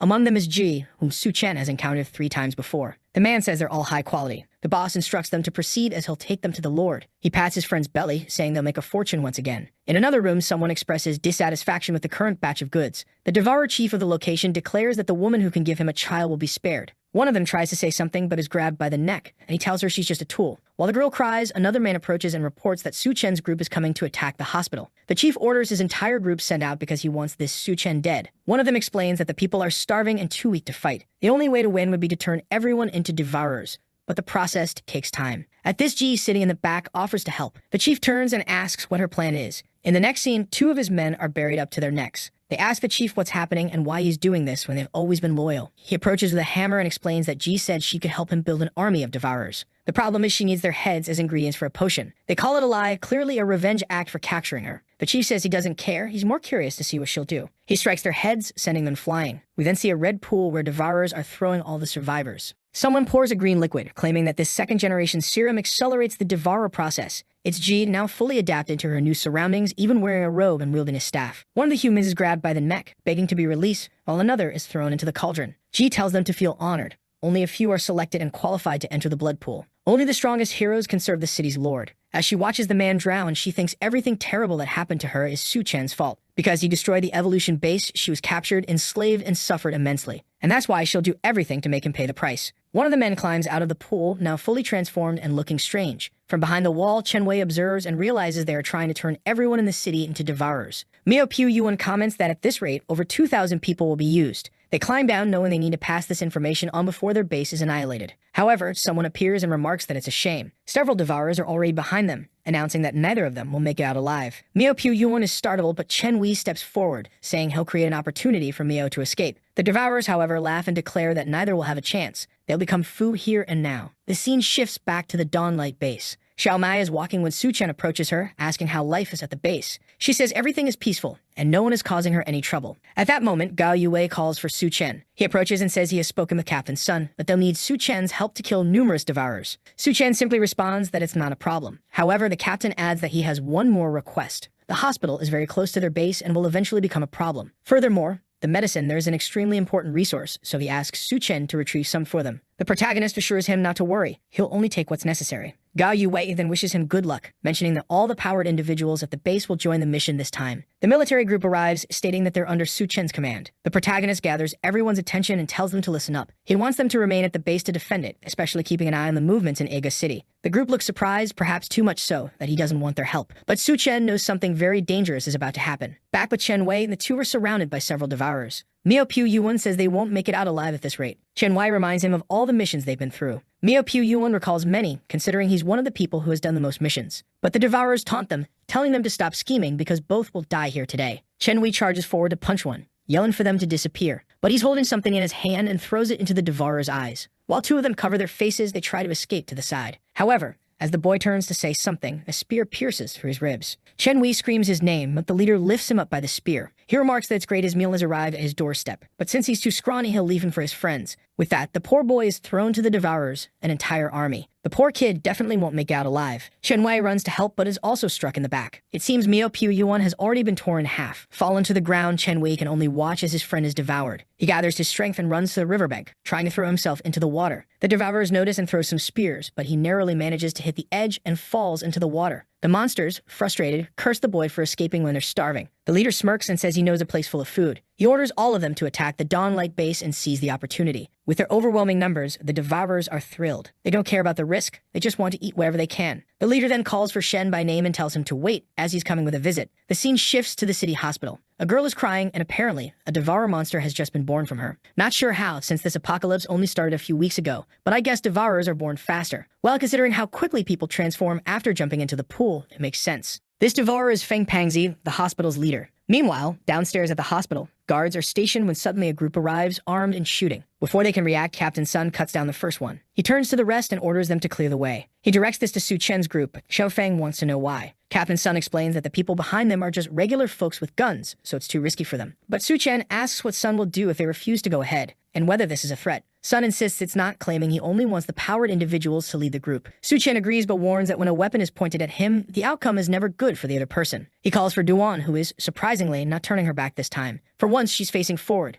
Incredible. Sun then tells his men to let Suchen tire himself out before they start shooting. However, the soldiers are hesitant to target Duan for obvious reasons. They'd rather risk Suchen's wrath. As soon as the military group steps into the hospital, they seem confused. No one from Suchen's group is there. Where could they have gone? Hidden nearby, Xiaofeng asks what's happening. Duan explains it's easy to control the vision of ordinary people. The only problem is Captain Sun, who might notice something is off. Suchen activates the portal and reassures her not to worry. Sun won't notice a thing. Suchen starts teleporting behind the soldiers, striking the back of their necks one by one. Sun orders his men to take cover while Suchen pushes them toward the monsters. Using his mental perception, Suchen senses where the devourers are and directs the group accordingly. Meanwhile, Sun leads his troops trying to locate the enemy. In one of the rooms, Feng Pangzi encounters his group along with 2 women. The devourers express their desire to become like their leader, but Pangzi gets furious at them for stealing his women. He punches, destroying the entire wall. The blow tears through the devourers and narrowly misses Sun's back. As Pangzi exits the room, he comes face to face with Sun, demanding to know how they got there. One of Sun's men warns him to look up, pointing out that something is wrong. The hospital has far more devourers than they expected. Before they can react, Sun orders his troops to start shooting immediately. The soldiers open fire, but their weapons have no effect. Pangzi laughs, announcing to his brothers that their feast has arrived. The devourers charge, shouting about tearing off their legs and roasting them. The soldiers stand no chance, sliced vertically, horizontally, and every which way. The only one holding his ground is Sun. He swings his axe, cutting down 3 devourers, proving he's not as weak as he seemed. Sun rallies his troops, declaring that even without weapons, they'll fight these beasts to the death. He's convinced this chaos is Suchen's doing and vows to kill him once the devourers are dealt with. Remarkably, his words inspire the soldiers, who charge at the devourers. Given how monstrous these creatures are, you can't help but root for Sun's army. The problem is, they're utterly powerless. The soldiers fall dead easily, and everyone realizes they'd be better off finding a place to hide. One of them, attempting to flee, notices something nearby. It appears to be a devourer infant, a strange sight. The child suddenly jumps into a black puddle on a table. The man watches, confused about where it went, not realizing it's already beneath him. The little monster leaps onto his leg, biting into his calf, arm, and entire body. The man collapses, dead, as the infernal infant discovers it grows larger the more it eats. Outside, Captain Sun has slain numerous devourers. The soldiers are awestruck. How is he doing this as a mere human? At that moment, Pangzi appears beside him, mocking him for taking pride in killing such weaklings. Sun leaps toward Pangzi, seeing a perfect chance to cut him in half. He swings his axe at Pangzi's face, but Pangzi easily blocks the attack. Sun is shocked, and suddenly the infernal infant appears behind him. Sun takes 2 deep slashes to his arms. It falls to the ground, and the demonic baby moves in for the kill, snarling that Sun should die. But before it can strike, it's kicked in the mouth and sent flying. The little demon stands up, demanding to know who dared kick it. It's Suchen, who tells him that Sun is someone he can't kill. Pangzi's expression shifts. Upon seeing Duan Manhwa, he becomes infatuated. He screams in delight, claiming it's his lucky day to meet such a beautiful person. He tells Suchen that, as a reward for bringing such beauty, he'll let him choose how he wants to die. But Suchen appears beside him instantly, telling him he talks too much. Suchen punches Pangzi square in the chest, declaring his choice is to send him to hell. A hole is left in Pangzi's chest. However, Pangzi gets back up, impressed that Suchen is an ability user. The wound heals, and Pangzi remarks that Suchen's body must be full of energy. What's with this creepy talk? The infernal infant looks at Duan Manhwa, calling her weak but saying she can stay since his father likes her. She can be his mother. She's horrified, but Bayabin assures her not to worry. They've just fed and won't eat her. Still, the accursed demon declares he wants milk. Before he can finish, Duan lifts her leg and kicks him in the neck. The demon child rises, accusing her of mistreating him, only to be kicked again and sent flying. Duan stomps on the little brat, urging him to die already. She pins him to the wall with her foot, but he smiles, saying his mother is amazing. Duan begins to suspect this creature has abilities. Suddenly, it appears behind her, explaining it can move through shadows. As long as it has this power, it can attack her from anywhere. Before it can act, Gold leaps at it, clawing its face and pinning it to the wall. Gold perches on Duan, seemingly at ease. Duan warns Gold to be careful, as this place is extremely dangerous. At least she has her mental perception to sense where the creature will come from. The demon reappears beside Gold, threatening to kill the stupid cat, but is promptly slashed by Gold and thrown against the wall. Duan draws her weapon and fires repeatedly. When the smoke clears, the creature is hiding behind a pillar, realizing it's better to flee. Meanwhile, Captain Sun, now armless, gathers what remains of his army. Xiaofeng steps forward, urging him to stay back as the area is too dangerous. The devourers laugh, calling Xiaofeng pathetic and mocking his attempt to intervene. Sun, however, sees Xiaofeng's honesty as a perfect opportunity to use him as a distraction to escape. Xiaofeng calls out to Sun, stating that as the leader of the operation, he orders Sun to protect him so he can escape. Sun agrees but insists Xiaofeng must do him a favor first. When Sun asks why, Xiaofeng grabs him by the neck. Xiaofeng explains that now that Sun has lost his arms, his energy is useless, so Xiaofeng will put it to good use. Completely drained, Sun demands to know why a teammate would betray him. Xiaofeng simply replies that they were warned. Anyone who points a weapon at them is an enemy. Since Sun is an enemy, everyone here will die. Without hesitation, Xiaofeng starts absorbing the energy of the entire army, showing no mercy. Meanwhile, back at Dawn Light Base, thanks to Suchen's warning, they were prepared for the Devourer's attack. Yun Yun stands atop the wall when Bai Kang approaches, asking why she's still there. Yun Yun replies that building the defenses Su Chen requested took a lot of effort, and she won't let the Devourers destroy it. Out of nowhere, Bai Kang asks Yun Yun something specific. She mentions knowing that Yun Yun and Duan Ya are close to Su Chen and asks if Yun Yun doesn't find that strange. Yun Yun admits it's odd, but since it's the apocalypse, she doesn't care about old world rules. She silently acknowledges that she's glad for Duan Ya's help because she couldn't manage alone. Yun Yun then teases Bai Kang, noting how shy she seems and asking if she feels something for Su Chen. Bai Kang denies it, calling the idea ridiculous. Yun Yun says it's normal to be attracted to someone like Su Chen in the apocalypse, since he's strong and good-looking. Bai Kang, a bit flustered,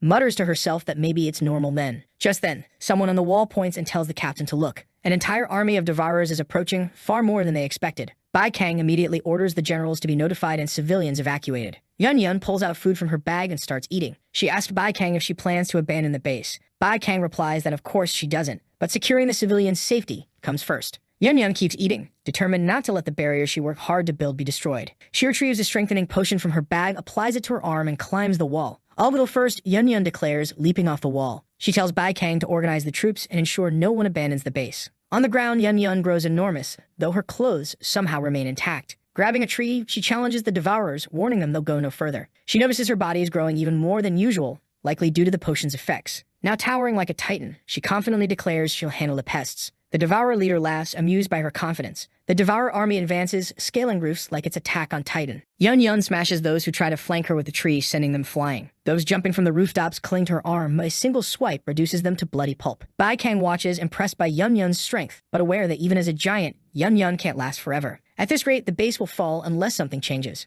Yun Yun keeps swinging her tree, scattering the Devourers and intimidating them. Down below, the Devourers hesitate, visibly afraid. Dia appears, questioning their lack of willingness to fight. Suddenly, the Devourers, unable to resist a woman's presence, lunge at her. Dia smacks their heads, taunting them for their newfound courage and claiming they now have the energy to face Yun Yun. She plants seeds in their heads, causing confusion. Dia reveals that during her imprisonment in Hexiang, she discovered her blood enhances plants' strength. She can even grow a sprout within someone, though it costs their life. From the Devourers' heads sprout grotesque flesh plants. The creatures mutate, with eyes emerging in the middle of their faces. Yun Yun turns to see three massive monstrosities before her. The leader grins, claiming this is the perfect opportunity. While the monsters distract Yun Yun, the rest of the Devourers are to invade the base and destroy everything. Two of the creatures climb the wall, shouting their intent to kill everyone. But they're greeted with a shot straight to the head. One stares in confusion at the array of tanks before them. They can't fathom how this isolated base has such a massive military arsenal. Yun Yun cheers as reinforcements finally arrive. Suddenly, one plant monster shoots a tentacle, grabbing Yun Yun's arm. Another lunges to bite her, forcing her to block with her other arm. She's immobilized as a third approaches from behind. Just as all hope seems lost, a drone flies in and explodes mid-air, blasting the monster away. Bai Kang, perched on a roof with equipment Su Chen brought from the base, controls the drone. Meanwhile, at the hospital,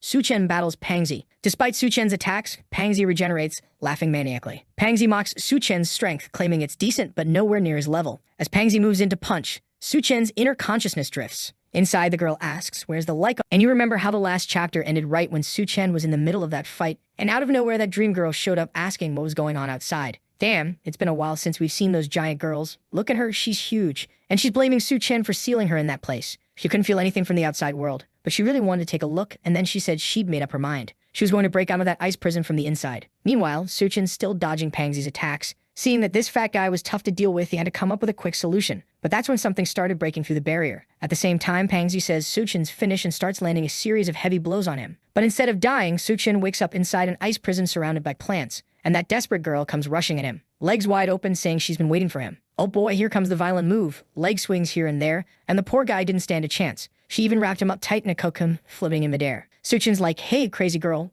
what are you trying to do? But she just says she knows this way he won't be able to use his ice abilities. Now he's going to pay the price for locking her up in that frozen prison. But suddenly, oh my god, how do you even keep narrating this? She's blushing, looking down, muttering, what's going on? There's a thump-thump sound. Hopefully, that's her heart beating. And then she asks if he's some kind of pervert for wearing invisible clothes. Su Chen shouts back, hey, you crazy woman, you're the one who's lost your mind and dragged me into this place. But that weird girl is completely red-faced, saying it's her first time. The protagonist doesn't buy that for a second, and she insists those past things were just fake experiences, telling him to control his instincts. But he says it's kind of hard to stay calm when she keeps moving around like that. Meanwhile, while he's having his little moment in there, outside his body is getting smashed to pieces by Pangzi, who's actually helping him more than hurting him, because every punch from the outside makes his body move inside, which somehow affects her too. The giant bubble crashes to the ground, she starts trembling, while the monster keeps pounding on Su Chen's stomach, It's turned into a Muay Thai training session. Then the crazy girl yells that here comes another direct hit. The bubble hits the ground again and she's gasping for air, wondering what's going on. Chen, you better wake up fast or this guy's about to take a huge bite out of you. But suddenly, the beast senses something strange. Look who's back. I missed her. Duanya shows up telling that bastard to let him go. He looks shocked by her nerve. She points a weapon at him and says, yeah, she's already corrupted. Now we see what really turned this fat guy into a villain. He says, she told me she'd marry me after I gave her 100 gifts. Here, my love, this one's the 100th. But of course she only said maybe, and that from now on, it'd be best if they stopped seeing each other. Confused, he says it doesn't make sense. This was the 100th gift. But I don't know if you've ever heard this line. It's the most classic one in Chinese dramas. She asks if he really thinks a toad could ever eat swan meat. Then she tells him to take a look at himself and see how pathetic he is. She only said that stuff to give him something to do with his life out of pity. Yeah, that's definitely villain behavior right there. He instantly snaps, yelling that he's the only one who cares about her. But she cuts him off coldly, saying she's pregnant with another man's child, and that's when he completely loses it. She even calls him simple and pathetic and tells him to disappear. Obviously, that mentally unstable guy, already not right in the head, did something terrible. Now he's attacking Duan, saying he's gonna purify her too. She runs, yelling to the golden guy that they've got to keep that monster away from Chen. Meanwhile, in another room, Xiaofeng's celebrating that the traitors are dead, saying now it's the Devourer's turn. But just then, the wall explodes. Duan gets thrown across the room, and Pangxi's right behind her, about to hit her with that disgusting tongue. Get lost, freak. Thank God Goldie suddenly transforms into a massive tiger, launches her upward, and carries her outside. Xiaofeng tries to use his ability to steal, but damn, the power difference is way too big. He realizes it's not going to work. Duan yells for him to forget it, and just get out while he can. He bolts, saying that tongue is way too nasty, while Pangxi devours everything in his path. Far away, Chen, man, I've never seen someone so fired up in a one-on-one like this. Even while getting punched in the gut, he wakes up, and the crazy girl celebrates, saying it's finally over. But the badass just says he's got business to take care of outside, and she better behave herself here. Their relationship will be explained once he's back. Of course, that weirdo grins and says that to make sure he comes back, she's going to help him, and he better take responsibility. Oh no, looks like another baby's coming. Meanwhile, outside, the army guys are blasting everything. Bullets flying, explosions everywhere, devourers pouring in from all sides. That fierce woman is slicing through enemies like nothing. Batty Kang is controlling drones, blowing up creatures' heads left and right. That giant Yun girl is smashing everyone with massive containers. Well, not containers, those giant antenna-like things, and Kang compliments her. But suddenly, a tank rolls up in her direction and explodes right in front of her. I thought someone was going to save her, but no. She's buried under the rubble. Yun looks worried because it doesn't seem like the number of devourers is going down. Even the tank barrier is being pushed through. The rest of the humans are saying maybe it's time to retreat. But now she's awakening her inner Naruto, losing her mind completely. Meanwhile, that big bearded guy steps up, saying he's here to choose a woman. Then suddenly, a massive foot crushes 3 of them on the spot. He looks back and calls her a stupid woman. He climbs up the building and yells that she'll pay for that. They're face to face now, and she swings a huge hand at him. But oh boy, this guy's about to pull a reverse Captain Levy move. This time, the villain's the one climbing up the giant's arm, jumping straight toward her to land a massive punch. And wow, he hits her right in the spot that gives you a headache. Bai Kang calls out for Yun, and that giant girl literally collapses, shaking the entire city. The bearded guy asks if she really thinks she can stop him. But Yun's only thinking about how this is the base Chen works so hard to build. She has to protect it at all costs. And man, it looks like she's gotten even bigger now, her knees the size of a building, and from that angle, the bearded guy can see everything. She clenches her fists while he asks what she thinks she's going to do. Then that massive hand pulls back and she launches a cannon punch straight out of One Punch Man. He sneers, asking if she really thinks one punch is enough. But suddenly, he starts groaning, she hits him again, and that second strike completely destroys the building. He's thrown down to the ground below. The whole city's trembling, everyone's running in panic. People are freaking out, asking if that's really the same Yun they know. Something's clearly off. But at least now that she's this powerful, maybe the base will survive. The general, however, says things won't be that simple. And then, oh, she lets out a roar so loud everyone has to cover their ears. Looks like she's gone full berserker mode, completely out of control. The general immediately shouts, someone finds Chen. He's the only one who can save her. The flexible speed girl says she's got it and starts bouncing from building to building. Meanwhile, at the hospital, our boy Chen walks out of a store wearing a new outfit. As he steps outside, he notices, damn, looks like everyone really took care of the devourers. But then he senses something strange. When he turns around, look who appears planting bombs right in his face. Girl, your setup's uneven, right side's bigger than the left. He asks why she showed up, and she says it's because of all that commotion earlier. Now it seems like she can leave his body. He thanks her and tells her to get to work right away to find out where that fat guy went. She's annoyed he's making her work the moment she shows up, but she says fine. She sticks her hair to a building and says she'll prove how capable she is. He asks what she's planning to do, and she just tells him to hold on, because she's Spider-Girl now.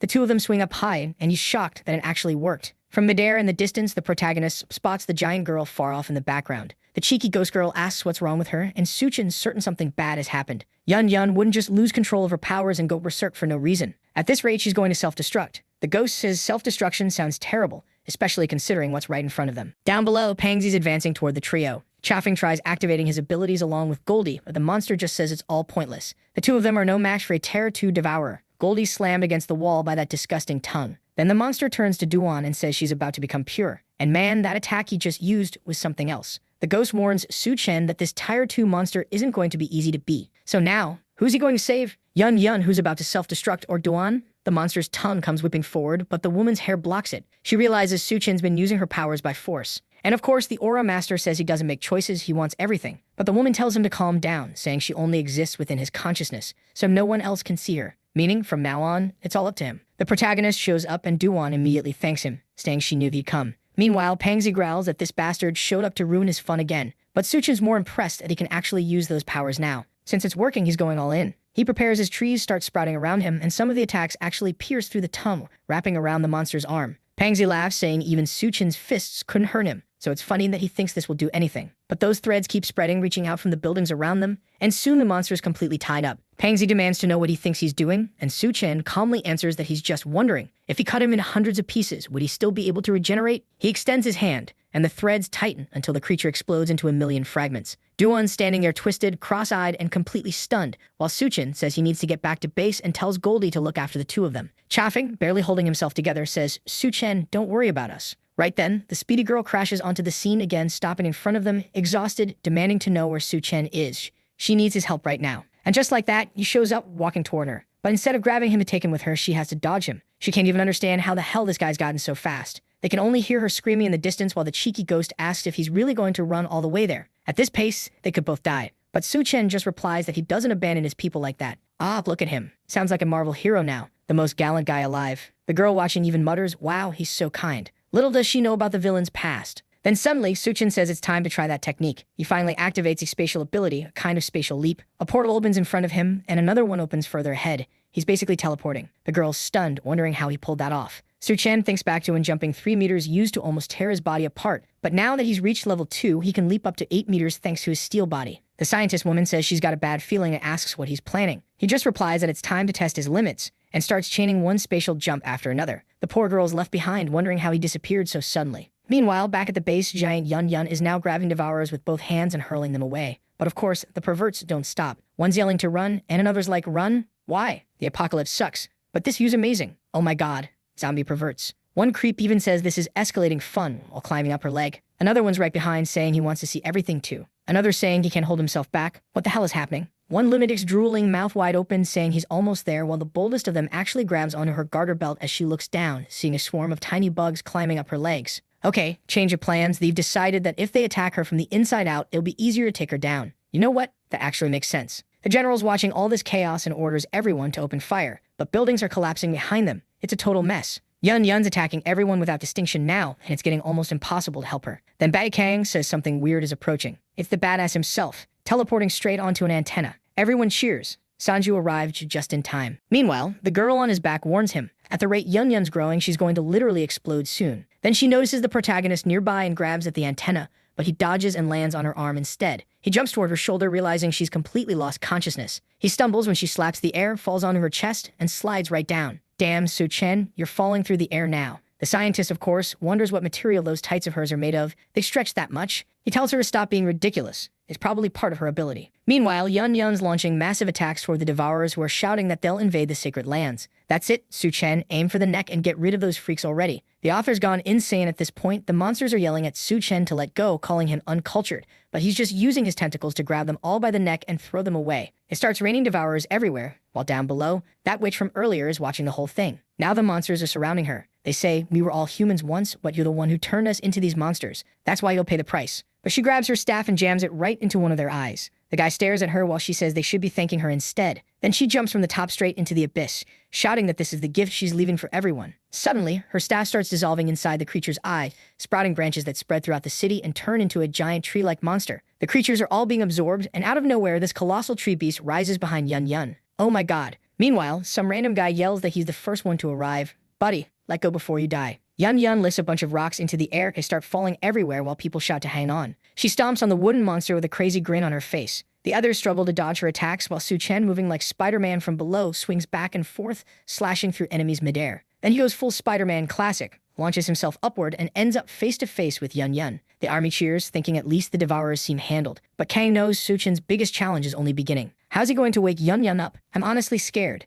This author's completely out of his mind. She swings both hands forward and Su-Chen thinks she's trying to grab him, but no, she slams them together like a giant hammer, trying to crush him with everything she's got. Right before the blow hits, he vanishes using his spatial ability and her attack tears through half the city. People are panicking, asking where he went, what just happened. The scientist warns that maybe that wasn't such a good idea. Ah, so he teleported, but where did he hide? Oh no, he's wedged himself between those two massive planets. Looks like things are starting to rip apart. His partner says something strange is happening. Su-Chen immediately triggers another spatial jump, reappearing right in front of Yun, who's glowing and starting to crack all over her body. He realizes her body can't handle it anymore. Then she opens her mouth and a bright light bursts out. Inside her consciousness, she feels an eerie cold, whispering that every time she opens her eyes, she finds herself in an endless void. She lost count how many times she'd woken up in panic, how many times she'd been strapped to an operating table and stabbed with needles. If there was a god in this world, the least he could do was free her from this suffering. Then she hears someone calling her name. She wonders if it's some kind of god. But no, girl, it's Su-Chen grabbing onto her butt. He tells her not to forget that he doesn't keep useless people by his side. And that's exactly what he does next. He tells her to wake up and lands a thunderous slap that makes the girl jolt like she's been electrocuted. Whatever virus hit this world must have messed with people's jaw control because these girls' tongues keep popping out for no reason. Then Yun starts remembering back to the very beginning of the story, when our boy met that feisty girl working at that honest shop. Su-Chen was there. Su-Chen saved her at the hospital. Su-Chen kissed her. Su-Chen went further than he should have, and now she's glowing gold, exploding. The soldiers realize there's no way she's going to survive that, and suddenly the entire sky lights up. Golden particles spread across the city. When one of them opens his eyes, he asks if it's really over, but Su-Chen and Yun have vanished. Bai Kang falls to her knees, whispering that it's impossible. She's emotional, saying she still had so much to tell both Su-Chen and Yun. They had just saved her life. But then the general tells her to look up. Relax, girl, our guy's back, carrying her. And here he comes, literally radiating energy, aura pouring off his body. Yun's fragile, cracked all over, but at least she's alive. Gao Yui orders them to call a doctor immediately. But then Goldie dashes past and Duan arrives, saying she can handle it. She jumps down from the beast, takes Yun from Su-Chen's arms, and checks her condition critical. First, they'll have to get back to base and see what they can do. Later in the bath area, the protagonist asks why she put water in there. Duan explains that normal treatments wouldn't work, so she mixed in part of that recovery serum. She's changing clothes while telling him to take a look and see if her wounds seem to be healing. Su-Chen looks but says he doesn't notice any difference. Duan insists that's impossible. The serum speeds up recovery hundreds of times, but Su-Chen's sure of it. These wounds seem like something that needs a specific ability to heal. Duan agrees it makes sense, but admits she doesn't know what ability that might be. Then Su-Chen leans down, gives her a kiss, and suddenly her wounds start healing. Duan instantly understands what's happening and says she'll leave him to finish the treatment. But Su-Chen can tell it's going to take a while. Oh my god, what is even going on here? In another room, the others have brought in a massive crystal. They ask Duan what's happening, and she tells them Su-Chen is healing Yun. Bai Kang looks puzzled. Since when is he a healer? Duan hesitates and says, well, sort of, but it's not exactly appropriate. Better to focus on the crystal. Xiaofeng's a smart guy, he doesn't ask more questions. He just mentions the leader devourer and says this crystal is the only thing left of it. It's probably the monster's core. Duan looks confused. It's enormous. Obviously, Xiaofeng's certain that only Su-Chen could absorb something that powerful, but Duan's worried. If he does absorb it, she'll have to deal with all that power afterward, which is what usually happens whenever he consumes a crystal. The problem is, Yun's asleep, so she can't help this time. And oddly enough, Bai Kang seems to know that Duan's the one who usually helps. Duan finds that strange, but then she starts getting suspicious. Her intuition tells her something's off. Then poor Xiaofeng gets kicked out of the room as she says she needs to have a private conversation. The door slams shut and he's just standing there like, what the hell? They just threw me out for no reason. Duan stands behind the door, thinking to herself that she knows Su-Chen would never refuse a chance to get stronger, so she's not going to be the one to handle this. Meanwhile, Bai Kang asks what they should do. Duan says she has a question to ask, and of course she asks if Bai Kang happens to like Su-Chen. We don't get to hear the answer though, because right then, Yun's treatment finishes. Duan helps her cover up with a blanket, telling her that Xiaofeng brought a crystal for Su-Chen. He should go to the reception area and check it out. He thanks her, tells her to keep an eye on things, and as he closes the door, bam, he's standing in front of a massive crystal. But actually, it's a dark stone. He notices everyone looking confused, though they can't blame them. After all, in his past life, he'd only heard about something like this, a bizarre kind of material that started appearing after the apocalypse. A mysterious, extremely tough stone connected to a certain person. A man known as the Black Blade, Wang Song. A legendary figure who survived the entire apocalypse with a single sword, and that sword was forged from this very material. Su-Chen's lucky that it ended up in his hands this time, which means all of Wang Song's fate and fortune now belong to him. For now, he stores it in his inventory since there's not much else he can do with it, though he knows it'll be perfect for forging his own blade later. Earlier, we saw Duan asking Bai Kang if she'd help, warning her that whenever Su-Chen absorbs a crystal, he becomes cursed. They'd have to handle it together, she couldn't let that curse spread, but Duan said she needed to stay behind to take care of Yun. Bai Kang, however, looked way too enthusiastic, saying she'd handle the curse herself. Duan's clearly trying to get out of the job. Her role's done enough overtime already. Duan tries to explain, but Bai Kang insists she'll take care of it. Now dressed up in a maid outfit, Bai Kang's wondering what kind of curse requires her to wear something like this. Maybe Duan tricked her. Still, seeing Su Chen from the side, she knows he's vital for protecting the base. So she decides to confirm the state of the curse herself and brings a bottle of wine, planning to follow Duan's instructions. She calls out to Su Chen, who turns around, confused by the sight of her standing there with wine for the two of them. She even calls him master, leaving him completely lost, like, what's this crazy woman up to? Meanwhile, Duan, tending to Yun Yun, quietly prays for Kang to hold on long enough. Once Yun Yun stabilizes, she'll try to help too. Outside, the soldiers are inspecting the wreckage. One of them tells another to come look. The bodies of all the devourers have vanished. That's weird. They were dead, right? So who did this? Everyone suddenly gets a bad feeling. Inside Su Chen's consciousness, Yun Yun's wandering around, wondering what this strange feeling is she's sensing. She tries to locate it, but realizes something's wrong. She can't quite tell what's happening. She decides she might need Su Chen's help. Meanwhile, Su Chen's pouring the wine and thinking, a curse? What the hell is that crazy Duan talking about? Still, he's definitely enjoying how shy Bai Kang looks. She nervously says he can do whatever he wants. Out of nowhere, Su Chen spits out a mouthful, and she asks what's wrong. He says this stuff is way too strong. She says she'll try it herself, and he notices the bottle says 64% alcohol. The poor girl, jaw practically trembling, says it's her first time drinking, then immediately downs the whole thing. He's shocked, asking if she's drunk already. She stomps her foot, insisting she's not drunk. She still has to lift his curse. He shrugs and says, fine, if she's serving it up like that, you won't refuse. But she must have forgotten how this whole connection thing works. The moment that energy flares up, she jumps in shock and falls to her knees. He immediately asks if she's feeling a bit more sober now. She's trembling, saying she was wrong. There's no way she can win. He says that's fine then. But just as he's about to say something else, he suddenly feels a strange pull and gets dragged straight into the consciousness realm. Of course, he's furious, muttering that the crazy woman yanked him out right when things were getting good. Where the hell did she drag him this time? Then the other insane girl shows up out of nowhere. Oh no, is this what I think it is? Phew, no, it's not that. She actually wants to talk. She tells him that the body compatible with hers has finally appeared. He says he gets it. It must be the one she mentioned before, but asks why she pulled him inside. She explains that she doesn't have any connection to the outside world and can't sense her exact location. That's why she has to use him as a kind of signal to find it. Su Chen asks if she's sure this method will work, and she says yes. With that, the cocoon hits the ground, and the crazy woman says she can feel everything sensing. Su Chen can actually sense it too. The two of them are now floating above a swarm of zombies, staring down at a woman standing motionless below. Heian tells him that the body in front of them is the one controlling the entire horde. Su Chen can't believe they're that close to the queen's core body. She reassures him it's fine inside this mental projection. They're not in any real danger. But strangely, outside, Bai Kang starts feeling something weird and wonders if the curse has been activated. Out of nowhere, Su Chen hugs her, while at the same time, a purple creature somewhere else growls, asking who's there and demanding they show themselves. My God, 3 different worlds are unfolding at once in the same scene. That voice, it's coming from inside their dream. They realize they've been detected. While Bai Kang's trying to figure out what's going on, the queen's body suddenly charges at the two of them. They realize it's too late. The creature lunges forward to bite them. In an instant, Su Chen wakes up in bed. Damn, looks like that monster actually managed to devour him. He's dazed, feeling like a huge part of his mental energy was drained. On the other hand, Heian seems mostly fine, though she reveals she got bitten too and nearly lost her backside. Su Chen just tells her to realize how hard it is dealing with that woman.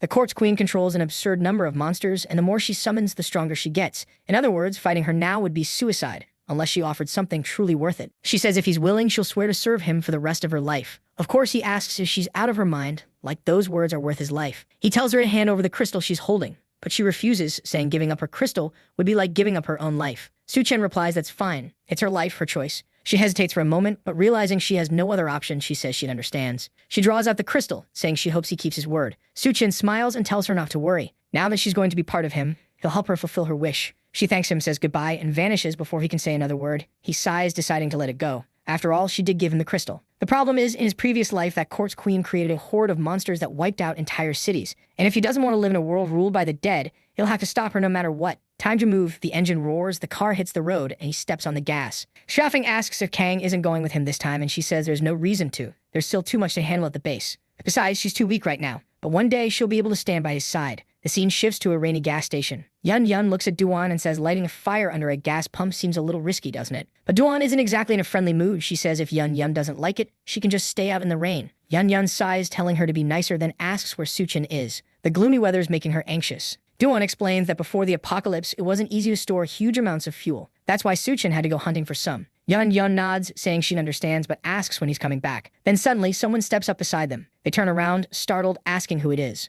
It's an older man approaching, shivering, saying he's freezing to death. Seems normal enough, right? Then out of nowhere, the guy throws himself into the fire. Both girls stare in shock, wondering who this lunatic is and if he's trying to kill himself. But suddenly, they start coughing. Something's off. Someone nearby chuckles, saying the boss's trick never fails. We caught 2 girls this time, thanks to the old man's poison. They tell the girls to stay still. They'll fetch a good price when sold. But Duan raises her Glock, telling them to back off. One of the men laughs, saying that a gun's just a toy against an ability user. Yun Yun warns that they'd better run. If Su-chen shows up, they'll be dead. But Chuvik-su sneers, saying if she's talking about that guy who left earlier, he's already marked, and anyone that woman looks at doesn't survive the night. Then another figure enters, a dangerous-looking hunter, ready to lose yet another fight, both literally and figuratively. She's sharply dressed, smirking as she says it's brave of him to enter such a confined place. Dangerous, sure, but for her, it's perfect. She exhales a faint mist from her lips and asks where the handsome man is. He should show up by now. The place is filled with toxic gas. One breath of it would leave him dazed. She spots a shadow nearby, assumes it's him, and purrs, "Come here, handsome, big sister will take good care of you." But to her surprise, it's just a dummy. Right then, Su-chen appears behind her, asking who she is. She spins around, unleashing an attack with her weapon, but he grabs her arm mid-swing and asks if that weapon was forged by that craftsman. His hand clamps around her cheeks as he demands to know where the guy is. She stalls, trying to think, while Han asks if this craftsman is really that important. Su-chen explains that the Corpse Queen's army is incredibly strong and they need powerful weapons. The craftsman is the perfect person for that. The dream girl nods and says fine, she'll dig through this woman's memories herself. A moment later, she says she's got it. The craftsman's located in a place called the New World Base. She doesn't know much beyond that, but that's what was in the woman's mind. Su-chen drops the woman to the floor. She immediately starts begging for help, saying she knows they tampered with her mind and that it could collapse any second. Heian insists she didn't do anything, while Su-chen looks confused. The woman kneels, trembling, saying she can feel her brain breaking down. If they let her live, she swears she'll serve them loyally like a dog. Su-chen smirks, thanking her, and says he'll see just how well this dog can work. Meanwhile, back at the gas station, the two girls are feeling the heat, literally. The men have just released some kind of pheromone gas. The creeps think they've made things interesting. What they don't expect is that when they signal their buddies to move in, the two women calmly stand up, completely unfazed. The men freeze, confused, asking why they are infected. Yun Yun smirks and says their little trick was way too weak to work on ability users. The guys pull out what look like Nerf guns. I swear the artist must have eaten something weird when he drew those M4s. Looks like a bunch of toy rifles. Probably had some Chinese kids banging on his door afterward. The girls are wondering why these guys are pointing toy guns at them. But before they can react, the two men already have them surrounded. Yun Yun asks what that is, and the guy smirks, saying it's a high-pressure water gun.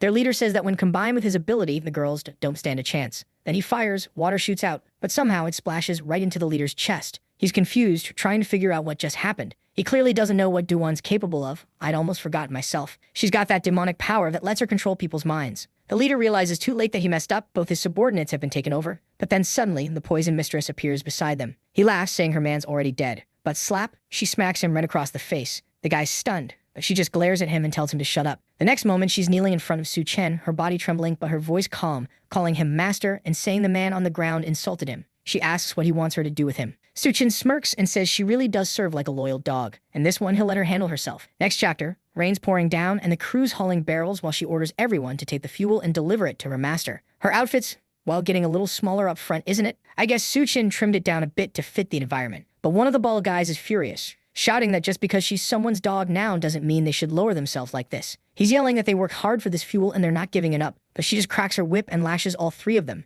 saying if they want to die, they can keep talking. Yun Yun and Duan just watch while Su-chen tells her not to kill them yet. One of the men warns Su-chen that they don't know what they're doing. When the New World Base finds out, they'll all be dead. Su-chen replies it's a shame, because he usually doesn't leave witnesses. At that moment, Heian's energy flows from his fingertip, piercing right through each of their foreheads. But then he notices something strange. Their heads are swelling like they're about to explode. Even the poison girl looks shocked. Su-chen frowns. It's bizarre. He remembers something. A parasite known as a brainworm. The weird part is the one that had been inside the poison girl is already dead. Heian explains that it's probably because her body's full of toxins. She must have killed it without realizing, which means someone's been using these worms to control everyone in that so-called New World Base. Now, Su-chen's certain he needs to make Yun Yun and Duan immune to this thing. Otherwise, it's too risky. He calls out to the poison girl and asks if she can drive. She nods, so he summons the truck, and they hit the road. As they drive, she tells her story, how not too long ago she was one of the small leaders in that New World Base. But now, in such a short time, she's nothing more than a puppet. Still, it doesn't matter to her anymore. All she wants is to survive. She doesn't care what happens to anyone else.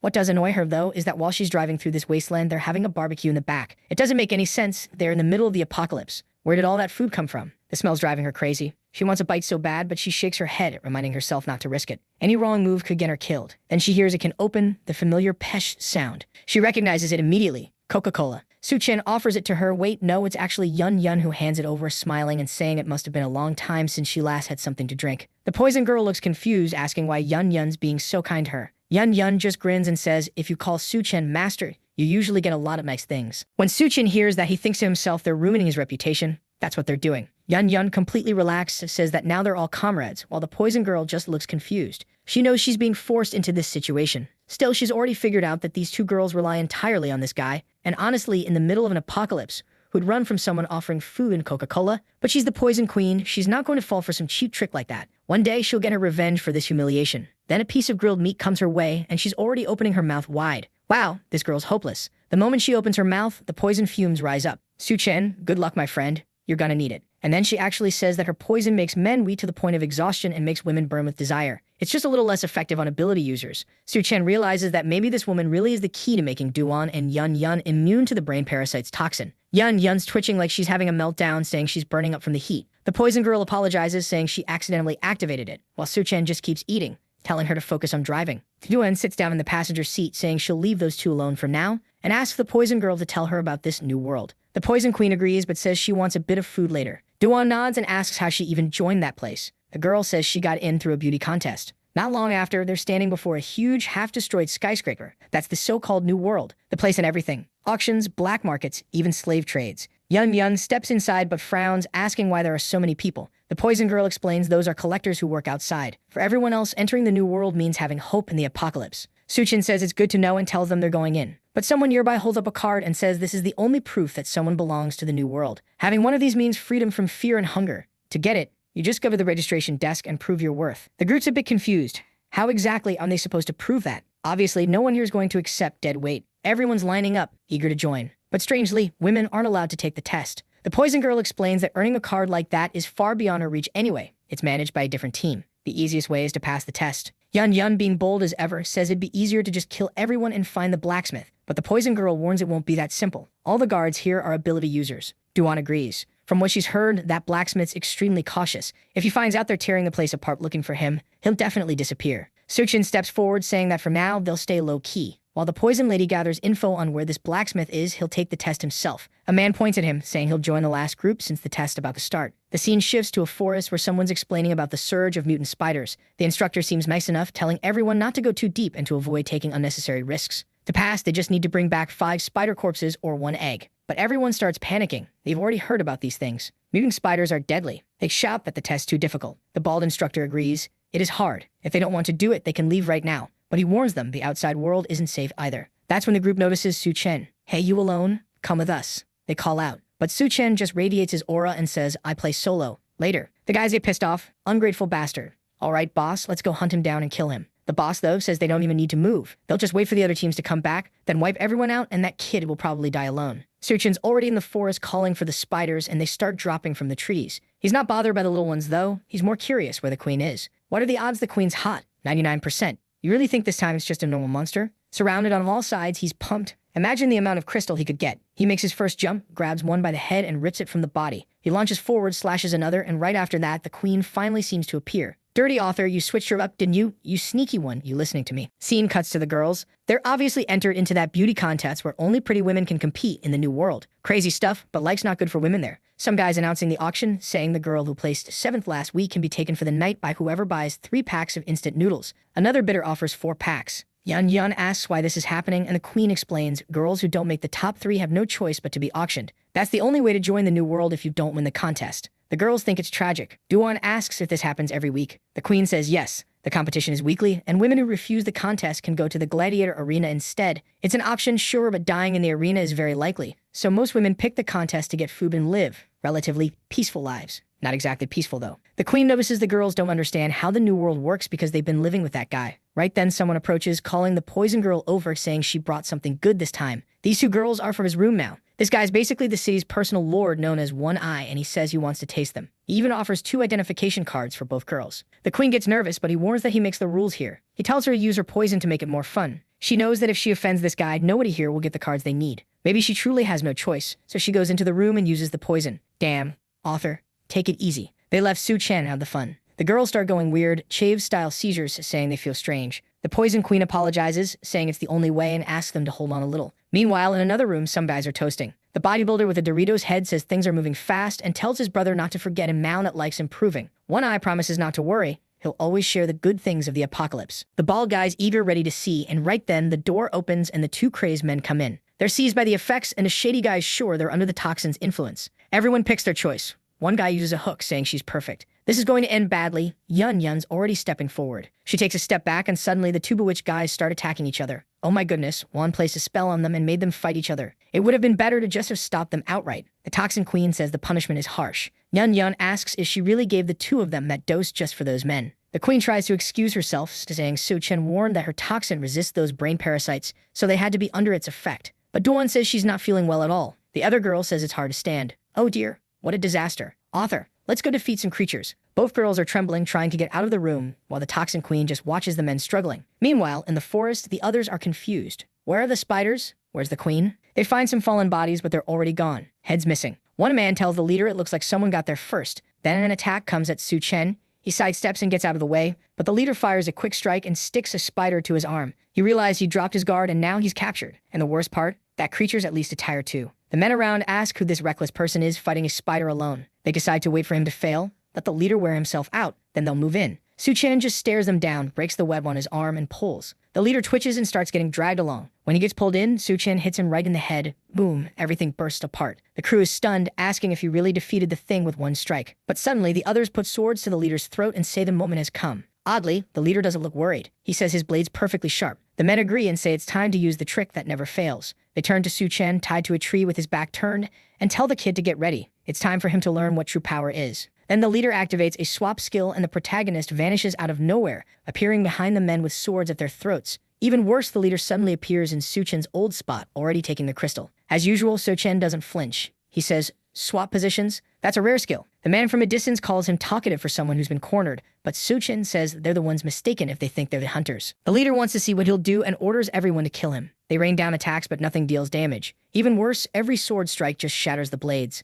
They're trying to figure out what kind of freak this is. His skin's like steel. The leader suddenly realizes this guy must be a tired tooth human. Everyone panics. Nobody thought someone that strong could be here. Su Chen just snaps the chains while the leader orders everyone to split up and run. He grabs the chains, saying they won't escape that easily. The leader dashes through the forest, muttering that whatever the kid's power is, he just needs to steal more crystals, and eventually he'll catch up. Of course, Su Chen chases him down and lands a punch to the face. The leader activates another swap with an alley, ends up on the ground, while his buddy probably gets killed. There's blood dripping on the ground, the alley rises and looks ripped in half. Su Chen sees the villain's plan, using allies as decoys. No problem for him. Eventually they'll all die. He activates his psychic sense and starts tracking the people fleeing through the woods. The leader's still running, but Su Chen appears behind him again, saying that soon there won't be anyone left alive. The leader's eyes go wide. He wonders how this guy finds him so fast and activates yet another swap. This time the fat guy becomes the victim, and the leader appears elsewhere in the forest, trying to understand how the hell this bastard is locating him so quickly. He had to get out of there, but where was he even supposed to run? He had no idea where that fat guy had gone before. Su Chen had already killed the second one and admitted that if this guy actually managed to escape, it'd be a problem. But then when he looks to the side, the guy's running straight toward him, yelling, "Bastard!" Except he's not even looking ahead. He thinks Su Chen's still behind him. Then he turns around, freezes in shock, and demands to know how Su Chen found him so fast. Su Chen just says, "You won't believe it. But this time, the one who found you was your own boss." The guy grits his teeth, saying that even so, Su Chen won't be able to kill him. He tries to activate his position swap, but Su Chen uppercuts him so hard the guy practically evaporates. He brushes off his hands, saying the guy was too slow anyway. Meanwhile, Boldy hops out of the backpack and the stage for the beauty contest is about to open. The Poison Queen tells the girls to get ready, and when they see the competition, good lord. The New World base's standards have really dropped. Things are rough. Even the Poison Queen says they could win this with their eyes closed. But they can already feel someone staring them down, especially Duan, dressed in that long formal gown covering her entire body, warning her friend to be careful. Then some woman in red heels looking like a McDonald's executive struts over and tells them to stay put. The Poison Queen frowns, wondering what she's planning when another woman steps up. Okay, scratch that. Looks like this base does have competition. The new arrival, fierce and confident, asks who's trying to stir up trouble here. Yun blinks, recognizing her. It's the superstar, Lin Meyer. The woman smirks and says no one here is qualified to compete with her, so they better just leave. Then the bold one, Duan, snaps back that the superstar who slept with directors to climb the ladder has finally shown up. Oh yeah, they know each other. Lin Meyer sneers and says her best friend has arrived. Then she lunges forward like a wildcat, shouting that damn Duan's right there. She swings a high kick while Duan, still feeling the poison's side effects, barely dodges. Beautiful move though. She dodges again, improving by the second, until she counters with a kick between the legs, leaving both of them in one very flexible position. Lin Meyer says she didn't expect her to still be alive. Duan smirks and apologizes for the disappointment. Yun's confused, so they actually know each other? The Poison Queen asks if they were best friends. Duan immediately says no way. This woman used to replace her shampoo with hair removal cream, slip laxatives into her water, and even put dead rats in her locker. Clearly they weren't friends. The two of them go at it, and it's obvious. Duan's the decent one, while the other's the backstabbing diva who poisoned everyone and slept with directors to steal her roles. But Lin Meyer says that in this new world, everyone loves her and Duan doesn't stand a chance. Duan replies that in this apocalypse, they'll just have to compete for real. Their flexible brawl continues right on stage. The announcer steps forward, shouting that the long-awaited event is about to begin, the New World Beauty Contest. The desperate, starving crowd goes wild, cheering for the gorgeous contestants. And the grand prize,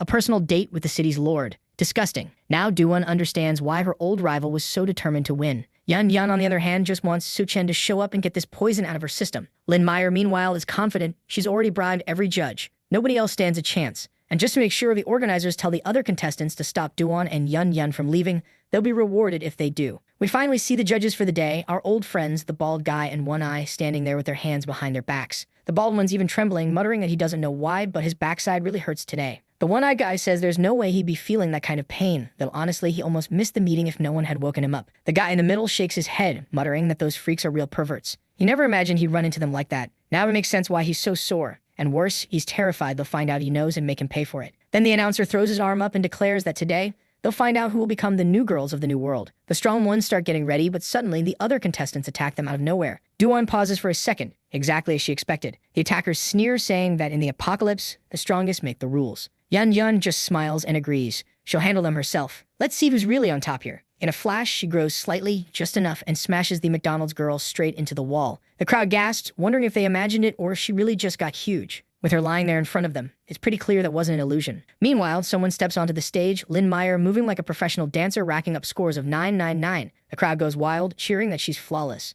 People shout that it's incredible to see a pre-apocalypse celebrity right before their eyes. Lin smirks, thinking Duan doesn't stand a chance now. The next contestant steps forward, wings spread wide. Fireworks burst overhead as she descends in an angelic outfit. Though honestly, after all the outfits we've seen her in, it's not that surprising anymore. Suddenly, Lin Meyer looks back in shock. Bodies of other contestants are scattered around her, arms and heads rolling on the floor. She stands frozen, confused, trying to understand what just happened, while the audience stares in disbelief. How are they supposed to continue if there's no one left to compete? Yun Yun asks if that was a good entrance. The Poison Queen sighs, saying tossing everyone around like that was a bit overkill. Out of nowhere, Lin Meyer shouts that she was forced into this, and tears her own clothes apart. What the hell? Obviously, the crowd goes insane. Instantly, her scores light up 10-10-10. She proudly declares herself the champion. Duan just thinks this woman's completely insane. At that moment, the official orders the distribution of the cards. People murmur, it feels off. Then the bunny girl shows up, announcing that all contestants will receive their privileges. Yun Yun rushes up and grabs her card too, doesn't even know what it's for, but takes it anyway. The official gives a signal, and the woman announces the results.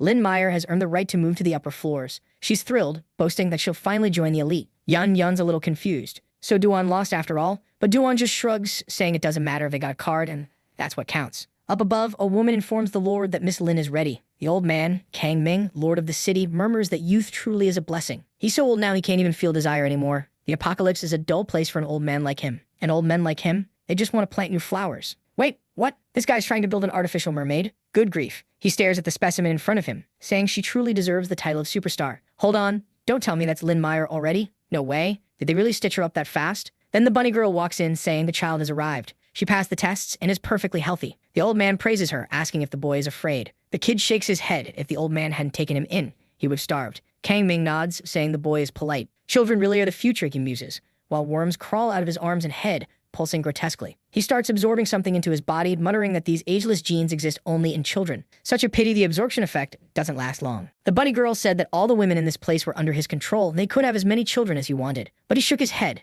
saying it still wasn't enough. He needed more crystals to further evolve his abilities. This apocalypse had turned that old man into the master of everything. To him, this was the beginning of eternal life. The bunny girl simply nodded, saying she understood. She'd order more crystal to be collected. Meanwhile, the poison from the Poison Queen was still taking effect. The girls were screaming for help, begging her to stop. Duan said now that they had an ID card, they should hurry back to the city. But suddenly, two guys dropped down in front of them. The cone heads had said they'd spent a fortune bringing the girls there, and now it was time for them to pay up. Duan was confused, but the Poison Queen explained that women here were just resources. Even with identity cards, they didn't hold much value. One of the men smirked, saying he'd pay 1 crystal for each of them. Everyone knew how valuable that was, so they should just accept the offer. He said they missed the experience. Duan's face went blank. You're confused, she said. You never experienced us. Then she raised her hand. Let me help you remember. And just like that, their memories came flooding back. Whatever she showed them, it broke the poor bastards completely. Meanwhile, deep in the forest, a brown-haired man examined the dead Spider Queen. It had been gone for a while. Too late, he muttered, slicing off the legs and collecting them. At least this should be enough.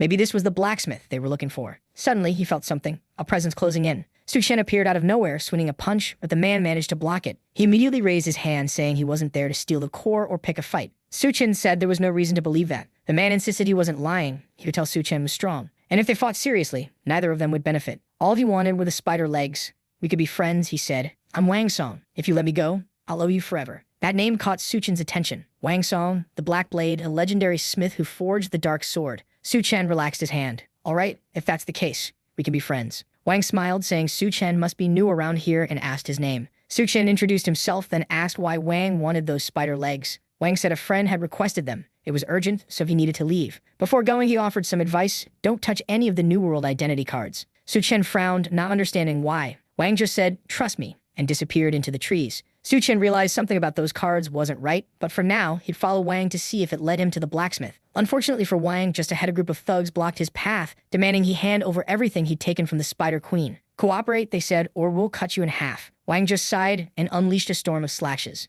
In seconds, the air split and he vanished. Su Chen, watching from afar, realized the guy was at least tier 3, maybe even on his level. He knew that if he absorbed the spider's core, he'd grow stronger, but there could be side effects. Meanwhile, Wang opened a small box revealing his own identity card. The guards nearby found it odd. That's when Su Chen appeared, tossing a corpse onto the ground. The men stared in shock. Here's his card, one of them said. Is one of the new ones. Su Chen hesitated for a moment, staring at it. He expected something to happen, but nothing. He just reached out and picked it up. What's so strange about this thing? He wondered. Then suddenly, a dark aura began seeping out of it. He squinted, trying to understand, and at that exact moment, Han appeared, twisting in midair, trembling uncontrollably. He asked why she showed up, and she explains that a swarm of brainworms was trying to invade him. Right then, he realizes that's the curse from the ID card. Heian adds that maybe Duan and the others are in danger too. Meanwhile, somewhere else in the city, the bunny girl asks the Lord what's wrong. He replies that someone's trying to infiltrate the city, and those 3 women might be working with the intruder. Worse yet, the girls are still in the middle of that never-ending breakdown. Duan asks if the 2 guys remember what happened, and are both crying hysterically. Duan cracks a joke, saying, now you understand the deep truth of what happened,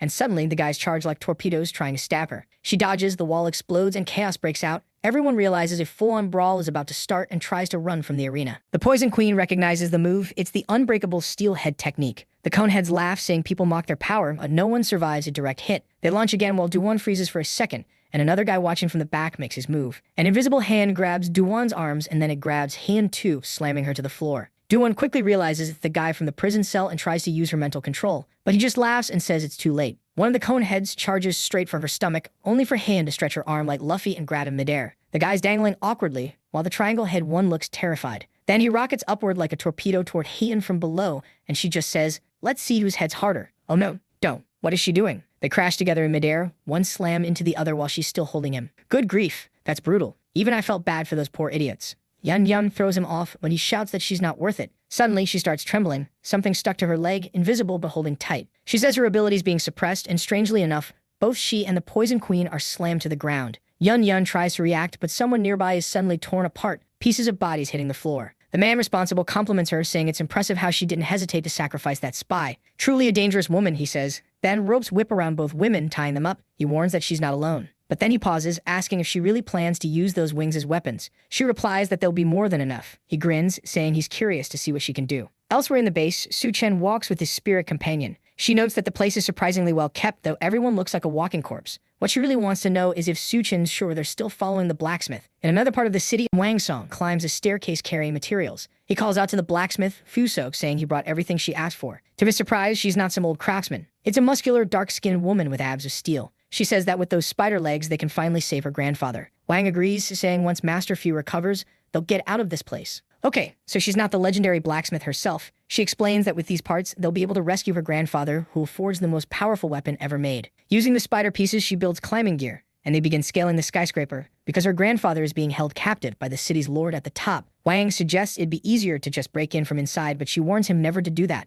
Entering that place is forbidden. Down below, Su Chen says it looks like the only way up is from above, but the reckless one doesn't care. He just goes in headfirst. Inside the corridors, they realize why climbing outside was probably the better idea. There are brainworms crawling everywhere, slithering through every inch of the walls. And suddenly, a huge claw bursts out of the wall, almost grabbing Su Chen. Right then, both of them understand why everyone else was climbing outside instead of going through the building. The wall explodes, sending something flying. It's Su Chen, who decided to take the hard way up anyway. He asks if the blacksmith is one of them, but he's being chased by a swarm of brainworms right behind him. Naturally, both Wang and Fuso shout at him to stay away. Wang keeps climbing, saying there's nothing in this world he hates more than insects. Fuso yells for him to wait for her, but before she knows it, Suchen wraps an arm around her waist and lifts her effortlessly, climbing while holding her. Wait, nope, correction. He actually steps on Fang's shoulder and launches himself upward, sending the poor kid flying back down. The guy's shouting, "Why'd you do that?" as a billion worms swarm all over him. But Fang quickly turns, channels his inner JoJo, unleashes a barrage of blows, and blows everything to pieces. Fuso looks at Suchen, confused, asking who he is and what he wants with her. Suchen introduces himself and reminds her not to forget. She owes him a forged blade. She asks why she should do that, and he answers that he'll grant her one wish in return. She doesn't really get what he means, but tells him to follow her to the top floor anyway.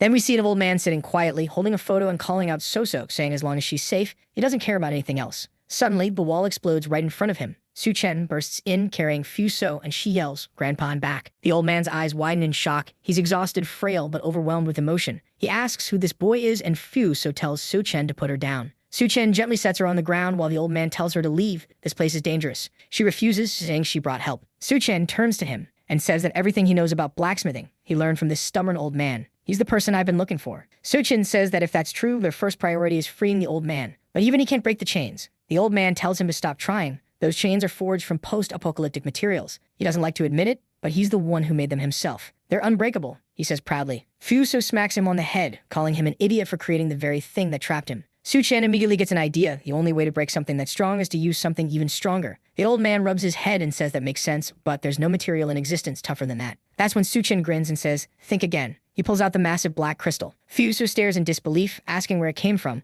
while the old man's jaw drops. He doesn't even recognize what kind of rare material it is. Its power radiates through the room. Suchen just asks one thing. Can you forge something that can break these chains? The old man says the material isn't the issue, it's how to refine a stone of that level. The difficulty is extreme. He sighs and says it's up to Suchen now. Suchen blinks, not understanding what he means. The old man explains that he's been imprisoned here to forge unique materials. And since the components are rare, the equipment he uses is equally special. Fuso pulls a massive lever, but it doesn't budge. The old man tells her it takes 10 people to move that thing. The problem? All 10 of them are currently at the beauty contest. Suchen rolls up his sleeves. "Don't worry, I got this." And sure enough, he grips the handle and starts pushing with everything he's got while the old man tosses the crystal into the furnace. He warns Suchen that once the flames reach the right temperature, they'll have only one shot. If they fail, the crystal will become useless. Fuso asks why he's just sitting there, and the old man calmly replies that there's no rush. It usually takes 3 hours for a skilled ability user to heat the forge. Then Suchen gives the lever his first shove, and the entire place shakes from the force. The flames roar to life, slamming into the crystal with full force while the old man stares in disbelief,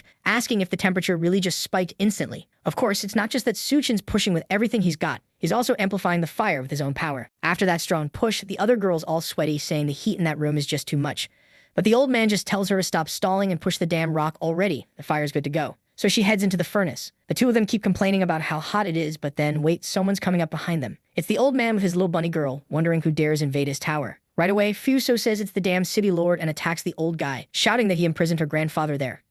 But the dude looks way too calm. She just pulls her arm back, activating some claws or whatever. Cause obviously she's part transformed and slashes right past her. The old man shouts for Fuso, while the bunny girl demands to know what kind of insolence this is, disrespecting the city lord like that. Was that why she deserved to die? Then she goes in for the kill. Both of them yell, but of course, gender equality comes flying right out of Wang Song's mouth. And it wasn't even the protagonist, it was Wang Song himself, the bold one. Though the girl's not weak either. She hit her head on the floor, but immediately flicked back up, moving like a fighter, striking with her legs. Well, what kind of scene is about to go down here? Wang Song grabbed her, and what's he planning to do, huh? The other one's trembling like crazy. Okay, never mind. I thought it was about to turn into one of those scenes, but the guy straight up exploded the woman. Dude doesn't waste time at all. Only our protagonist keeps making up convenient scenes for himself. And Fuso's standing there shocked, just staring at what's left of the woman's body. While Wang's farming his aura, he's like, "Hey kitty, you okay?" And she's all flustered like, "Oh my god, he's so cool." He goes, "What'd you say?" Then he looks back and sees a bug, completely freaks out, and poof, his aura's gone. She kills the thing and tells him not to worry. She's got it handled. And just like that, we've got another couple formed, the second one in the series. She thanks him again for saving her, and he just says she's really brave too. But then the city lord speaks up, asking if they have any idea what the consequences are for killing his people. Damn, Wang Song went and said the forbidden line. He walks right up to the guy and says he looks way too weak to be the city lord. Obviously, the very next second, the dude starts transforming, limbs sprouting everywhere. And when Wang looks up, the guy's literally turned into a giant centipede. He says that now that his true form's been revealed, he has to kill everyone. He summons his followers, and suddenly a bunch of guys with antennas and bugs crawling falling out of their mouths show up. Meanwhile, down below, that judge guy's got antennas too, with insects coming out of his mouth. Duan looks stunning from that angle, but the guy warns that the Lord's given the order. He doesn't have time to dance around with her anymore. She's gonna have to die. Right then, he commands something to grab her, and suddenly she's being hit from the right, from the left, some kind of invisible strikes. Her friends are all tied up in some fancy Japanese knot art, while the crowd's shouting angrily, saying not to hurt her because they like the color pink. Damn, Duan's been wrecked. She's bleeding from the mouth. If Su-Chen finds out about this, I'm over here farming aura for the guy even when he's not around, keeping his reputation alive. And the enemy's saying she can't even sense his presence. This fight's impossible. Even as a psychic, she doesn't stand a chance. Then, wait, she spots something weird. He says it's time for the final attack. Her friends warn her to be careful, but she actually seems to dodge it. Damn, she's moving like she's made of rubber, dodging, twisting, flipping, closing in on him, and whoa, she lands right in front of him. Let's be honest, the artist of this series really knows his camera angles. Every frame's a masterpiece. Mr. Antenna's all confused, wondering how she pulled that off since his attacks are supposed to be undetectable. Then he notices something strange. She'd used her wings to splash her blood onto the invisible guys.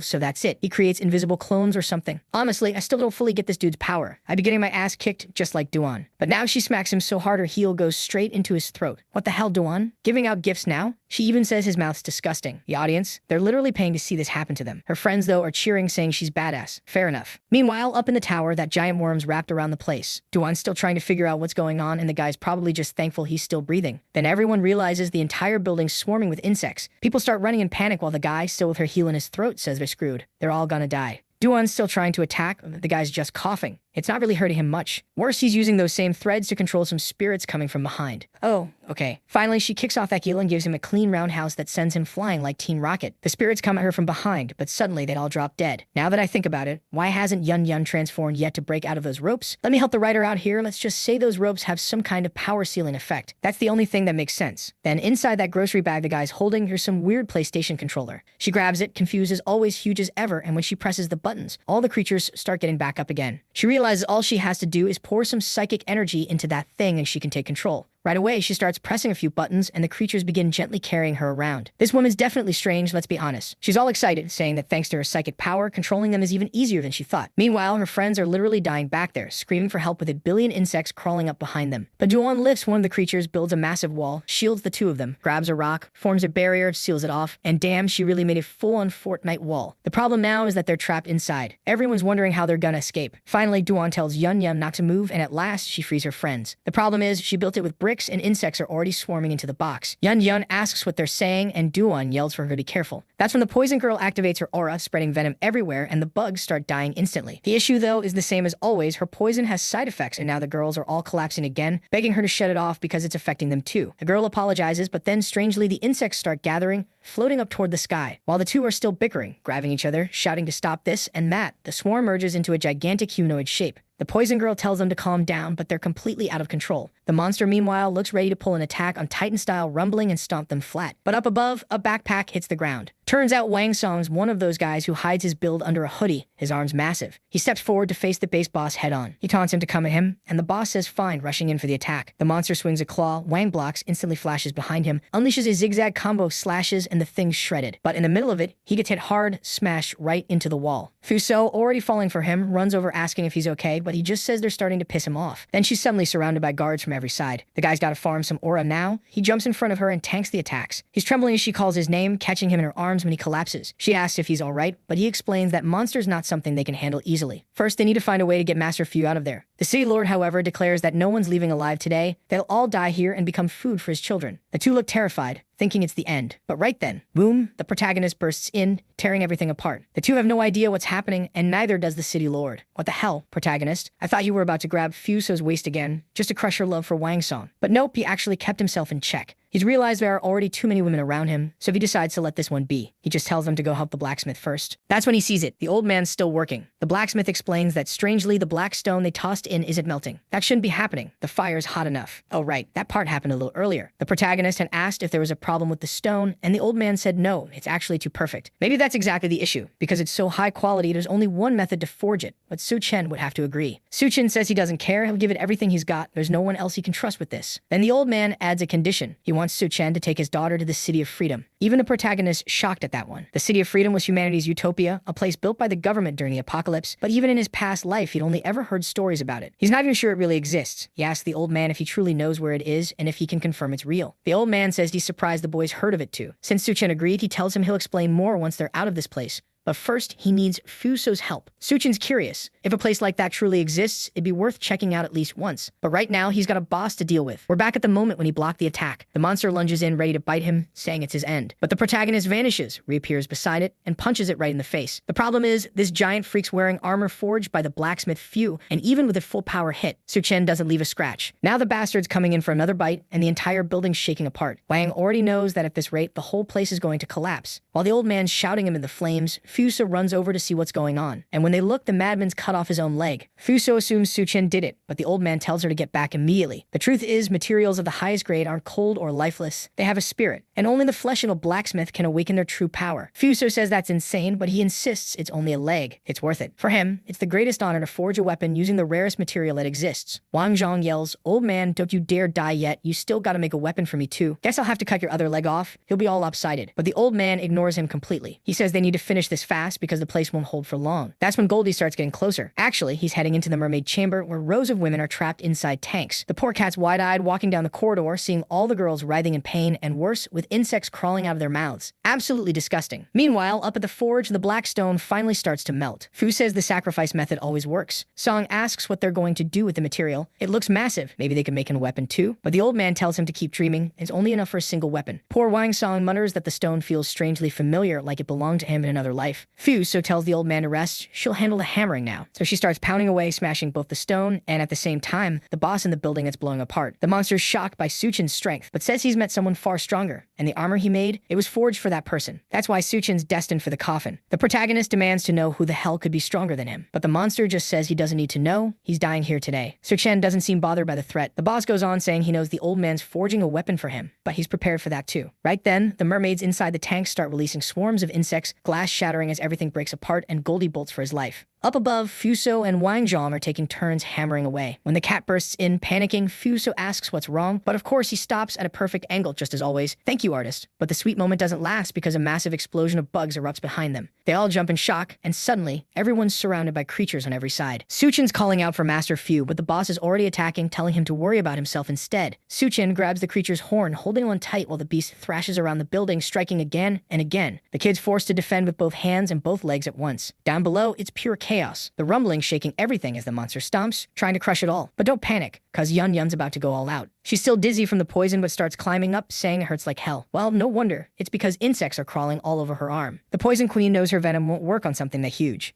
Against countless little ones, she'd need to spread it way too far. Meanwhile, Duan realizes at this rate, they'll never win. She stretches out her hand toward Yun Yun in a rather peculiar way, saying she'll try to help because those bugs are still living creatures and maybe she can affect them somehow. And wow, I don't even know how, but a pink barrier forms around Yun Yun, pushing all the insects away. The poison girl's shocked, asking where that came from. And damn, look at her, farming aura 2, glowing eyes full of style. Ah, she's evolved into a level 2 superhuman. She's really getting powerful now. Yun Yun thanks her, saying now she can fight, and immediately delivers a beautiful kick. Spins to the side, lands another gorgeous strike, but even in the middle of all that, the bugs are still crawling up her arm. Then pain shoots through her. Looks like those things are trying to dig under her skin. But the poison girl jumps onto the swarm like it's Mount Everest, leaping from one bug to another until she reaches Yun Yun's arm. She sprays her venom, and it looks like it works. She burns them right off. But at the same time, Yun Yun looks up, trembling, asking what's going on, because the massive boss seems to be coming straight at her. Actually, it's attacking Suchen from above, pinning down all 4 of his limbs. Out of nowhere, another creature sneaks up behind him and lands a direct hit. The poison girl shouts for Yun Yun to get out of the way before she's caught in it too. But then another monster grabs her from behind. At the same moment, the boss drops from above, dragging Chen along and smashing everything around. It looks like everyone's about to die in the same second. The whole battlefield's chaos. Suchin's trying to hold his ground with his purple aura, but it seems like the boss missed his strike. Yun Yun dodges to the side, maybe because of that same purple energy he released, which must have thrown the monster off course. Then Yun Yun tells everyone to hang on. She's about to launch a counterattack. The others ask what the crazy girl's planning. I honestly thought she was about to transform again, but no. She jumps up, lands on the monster's knee, flips over, and plants a flying heel straight into its face. The boss looks stunned, muttering that the damn humans have too many abilities. Then he notices something strange. One of the monsters he created looks like it's actually running away in fear. Meanwhile, Suchin's pushing himself up from the rubble. Duan's clinging to Yun Yun's shoulder, barely holding on. Seeing that the pink-haired girl evolved, Suchin says it's no wonder she's worthy of being his woman. But why does he suddenly feel dizzy? As the boss approaches, he says this is the boy's end. He'll grant his final wish. Turns out the boss just fused with that giant creature growing even bigger. Yun's panicking, and even Suchin's realizing how bad this is. He really needs Master Fu to finish up soon. All around them, attacks are flying through swarms of insects. Wang Song shouting that he's the successor of martial artists, that ever since the apocalypse, he's been merging ancient martial arts with his awakened powers, so there's no reason to fear a bunch of bugs. And of course, right after that bold speech, the idiot's shaking in terror when he sees he can't break through the barrier. Meanwhile, the old man's already back on his feet with a makeshift leg strapped on. He tells them not to worry about the old man, he's going to finish this job himself. It's time for him to join the process. And then, damn, his muscles start bulging, veins popping. What the hell? The old guy basically just activated the trembolone mode, saying it's been a long time since he had give his all. He grabs his tiny hammer and declares that he won't stop until this weapon is complete. He lands the first strike, boom. The impact sends out a shockwave, pushing everything around him back. The force is so intense that even down below, the boss senses the fluctuation of energy. It's unbelievable that the old man's still alive. The monster changes his focus, saying he'll just have to finish the blacksmith off himself. But Yun's already wrapped her legs around him, saying he's not going anywhere. The boss realizes another woman's trying to interfere and starts spinning his body to trap her. But Duan activates her magic, creating a barrier around Yun. Meanwhile, the protagonist is just standing there watching like he paid for pay-per-view. Come on, do something already. Then suddenly, Duan's flying through the air. Wait, no, she's being pulled straight toward the monster's mouth, and it says she'll be the first one devoured. But seriously, trying to kill the protagonist woman? Not happening. Of course, he moves instantly, yanking her out and slamming a punch right into the monster's head, snapping its mouth shut. He's done holding back. Now it's a full-on brawl. No more aura charging, just a brutal combo of punches. Yun collapses, exhausted, while Duan, who is falling from above, lands safely in his arms. He asks if she's okay, and she blushes, saying yes. But right then, the boss strikes again from behind, this time with his tail, and that bite, it's deadly. The boss laughs, saying it's hilarious. They never imagined he had two mouths. The whole building's crumbling apart. He turns toward Yun and says now that the annoying ones are taken care of, it's her turn. But suddenly, something leaps through the debris. It's Goldie, fully transformed, blade clenched in his teeth. The monster scoffs, saying the stupid cat's just stalling for time. But Goldie's not messing around. He jumps onto the boss's head and flips onto its back, slashing down while something bursts out of the monster's body. Of course, it's Suchen carrying Duan in his arms. The boss is confused, not understanding what the crazy cat's trying to do, but Suchen's already holding a blade, the very weapon Fu forged. There's something special about it. He can feel it instantly. He says it's time to end this giant insect once and for all. The boss suddenly looks terrified, realizing the material of that blade is stronger than his armor. But Suchen drags the sword along the ground, sparks flying, and slices straight through the creature's body. From bottom to top, it's cut clean in half, dissolving into dust in the sky. Yun asks if it's really over, but then she spots a little insect crawling away with the same head, muttering that it'll just find another host. It's got a backup plan. What it doesn't expect is a massive hand coming from the side, splat, squashed flat like a giant mosquito. It's thrown to the ground and explodes, leaving only a crater. Yun flinches, pulling herself together before she loses control,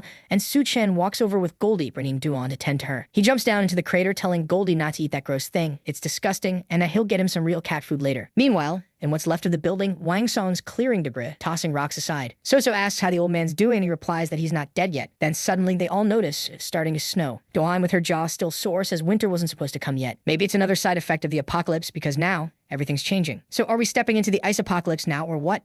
The protagonist seems to notice something. Wang Song tells everyone to look up. Those clouds aren't normal. They're so thick you can't even see the sun. But Suchen says those aren't clouds. They're volcanic ash blown in from other regions. Everyone knows most volcanoes erupted when the apocalypse began, and with all that ash rising, it was only a matter of time before the sky got blocked out completely. One of the ashes falls into Duan's hand, and she says it's true. It's not snow. So maybe it'll stop snowing once the ash clears. But Plata shakes his head and says no. What's coming now is the winter apocalypse. A freezing wave is about to sweep across the entire planet, turning Earth into ice. Right then, Suchen senses something beside him, and the monster rises again, laughing that the child was foolish to think it was dead. It says it can resurrect infinitely with just a handful of insects. Everyone panics, warning Suchen to be careful, realizing the thing's still alive. Wang Song tells him they'll take it down together, but Suchen shakes his head and says it's not necessary. He covers his face with one hand and says he's got this. Suddenly, the creature starts glitching, his body breaking apart like static, writhing in agony, completely confused. Then it vanishes. Turns out it had weakened enough for Suchen to store it in his dimensional space. He didn't want to. Honestly, it's disgusting. But at least that's taken care of. He warns old Fu that the snowstorm's going to get too severe. They'll have to postpone the whole City of Freedom plan. But the old man says it doesn't matter. Everyone's injured, they have no food, no winter clothing, and truth is, they'll all freeze to death in this blizzard. Damn, I thought the old guy was tougher. Guess the stress finally got to him. But of course, Suchen just pulls out a warm jacket, saying that as long as he's around, nobody's giving up. Everyone's staring, wondering where that coat even came from. And then he tosses food and medicine on the ground, telling them to rest and recover. When he walks over to talk to the other girls, Soso asks where he's getting all this stuff from. Over in the truck, Duan says that Yun's in pain again, probably from brewing too fast once more. The protagonist takes out the crystal core he got from the spider earlier spear and hands it over to her. Pretty generous move. Yun Yun immediately says she's starting to feel herself healing, but she needs help. Yeah, figures, they're still poisoned. I thought by the next chapter they'd already be detoxed, but nope, they're still there, asking for assistance. Duan grabs her from behind and tells her to focus on absorbing the crystal first, then worry about the poison later. Yun Yun says she can't feel anything, but Duan insists, telling her to just do as she says. Su Chen finds it strange. The crystal should have already started restoring her body. The only explanation is that Yun Yun's power has grown so much that she needs even more energy to level up. Duan's incredibly flexible, saying her friend needs to listen to her big sis. Meanwhile, Su Chen's more focused on her evolution. If she didn't level up from that crystal, it means the power she's about to unlock is going to be huge. But instead of power, something else hits first, a sudden strike from a villain. And with that, the scene shifts outside. Shout out to the artist for keeping the series alive. Wang Song's out there tapping a twig against a girl hanging upside down from a tree, trying to see if she's still alive. At least her skin still looks kind of elastic, and honestly, her outfit's defying gravity. She's upside down, but everything's pointing up. The Poison Queen wakes up startled, asking who they are, then immediately falls flat on her face. They quickly tell her to calm down, that they're not here to hurt her. They just wanted to check if she's okay. Then she remembers when that giant bug tried to escape and Yun Yun started growing even bigger to slap it down, she slipped off her shoulder like an idiot. Luckily, she managed to grab onto a tree, but she passed out from exhaustion.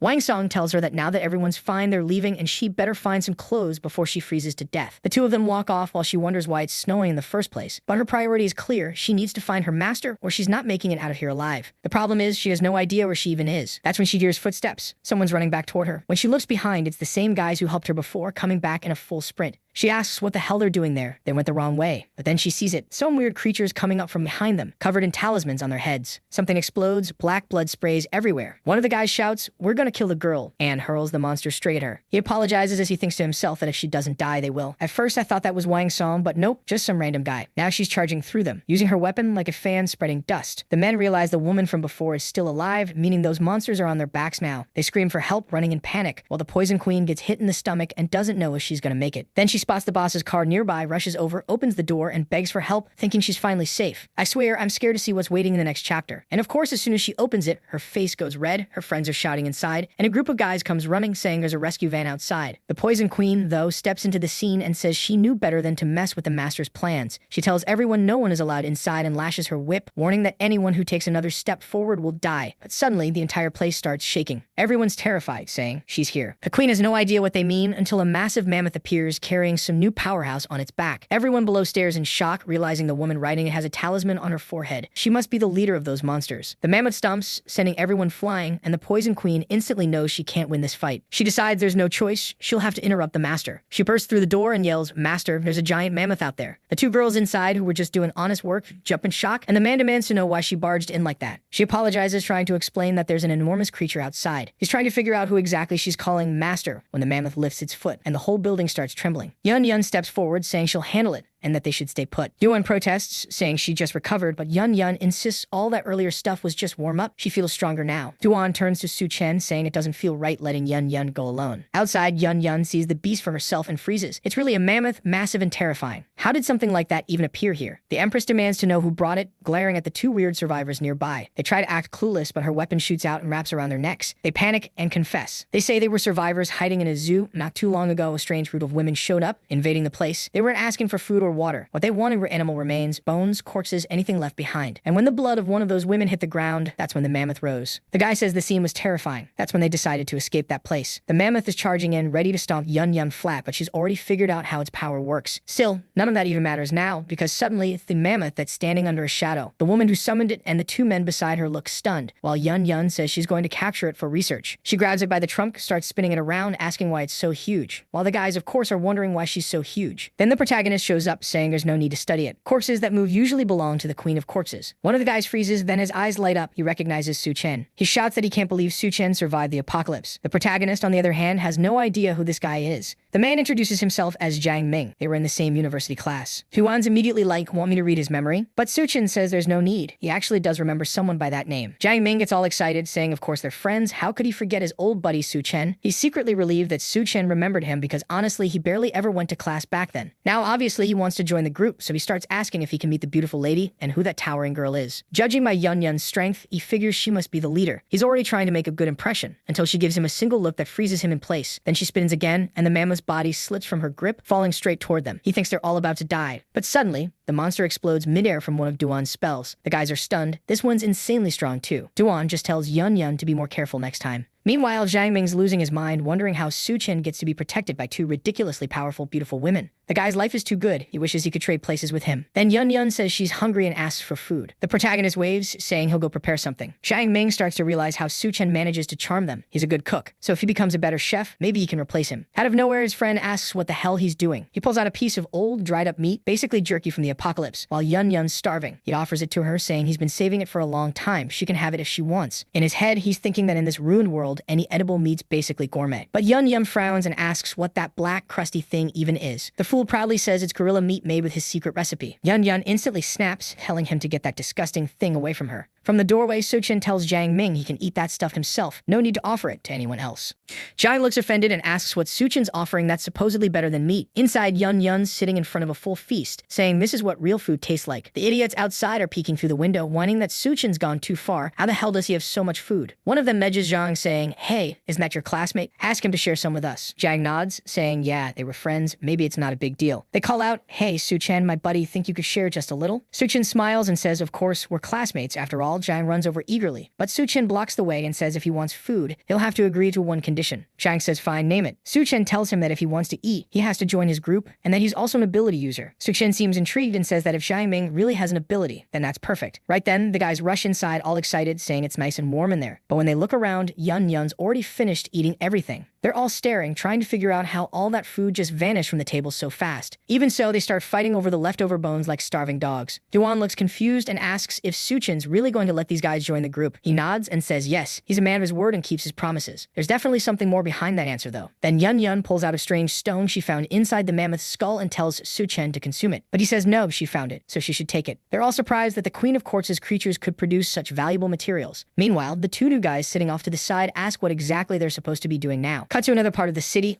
There's the old man and the others. I was wondering where they ended up. No way Su Chen would just abandon them like that. So says they need to take the old blacksmith to a base so he can recover. Su Chen tells them to go to Do base. The general there, Gao, is an old friend of his and will help them. He gives them the directions, they thank him and set off. The old man reminds Su Chen not to forget his promise. They say their goodbyes and the story shifts back to the road. Now, sitting on top of the truck, those two friends of Su Chen are talking. One asks if this isn't going to end up getting them killed. The other says as long as those two women decide to protect them, they'll be set for life. Once the girls realize he's better than Su Chen, he'll take his place. I'm just wondering, where's the Poison Queen? Did she vanish? The scene switches to another camp where a man is being held by the throat by some devourer. Everyone's shouting for the king and begging the attacker to stop. But the devourer slaps the man across the face and says this trash doesn't deserve to be called king. He tears off his head in front of everyone. Shock fills the room as the killer sits down on the throne and asks who the real king is now. He points at the man standing before him, tosses the decapitated corpse at his feet, and tells him to speak. The terrified man understands what he means, grabs a knife, and finishes the former king off completely. People ask what he's doing, but he just points and says that fool's dead, the new king has arrived, and everyone better kneel. Nobody dares challenge him. They'd all drop to their knees, and the new king smirks, saying the man was smart to act fast. Then someone bursts through the door, calling for the king and saying two outsiders are demanding to see him.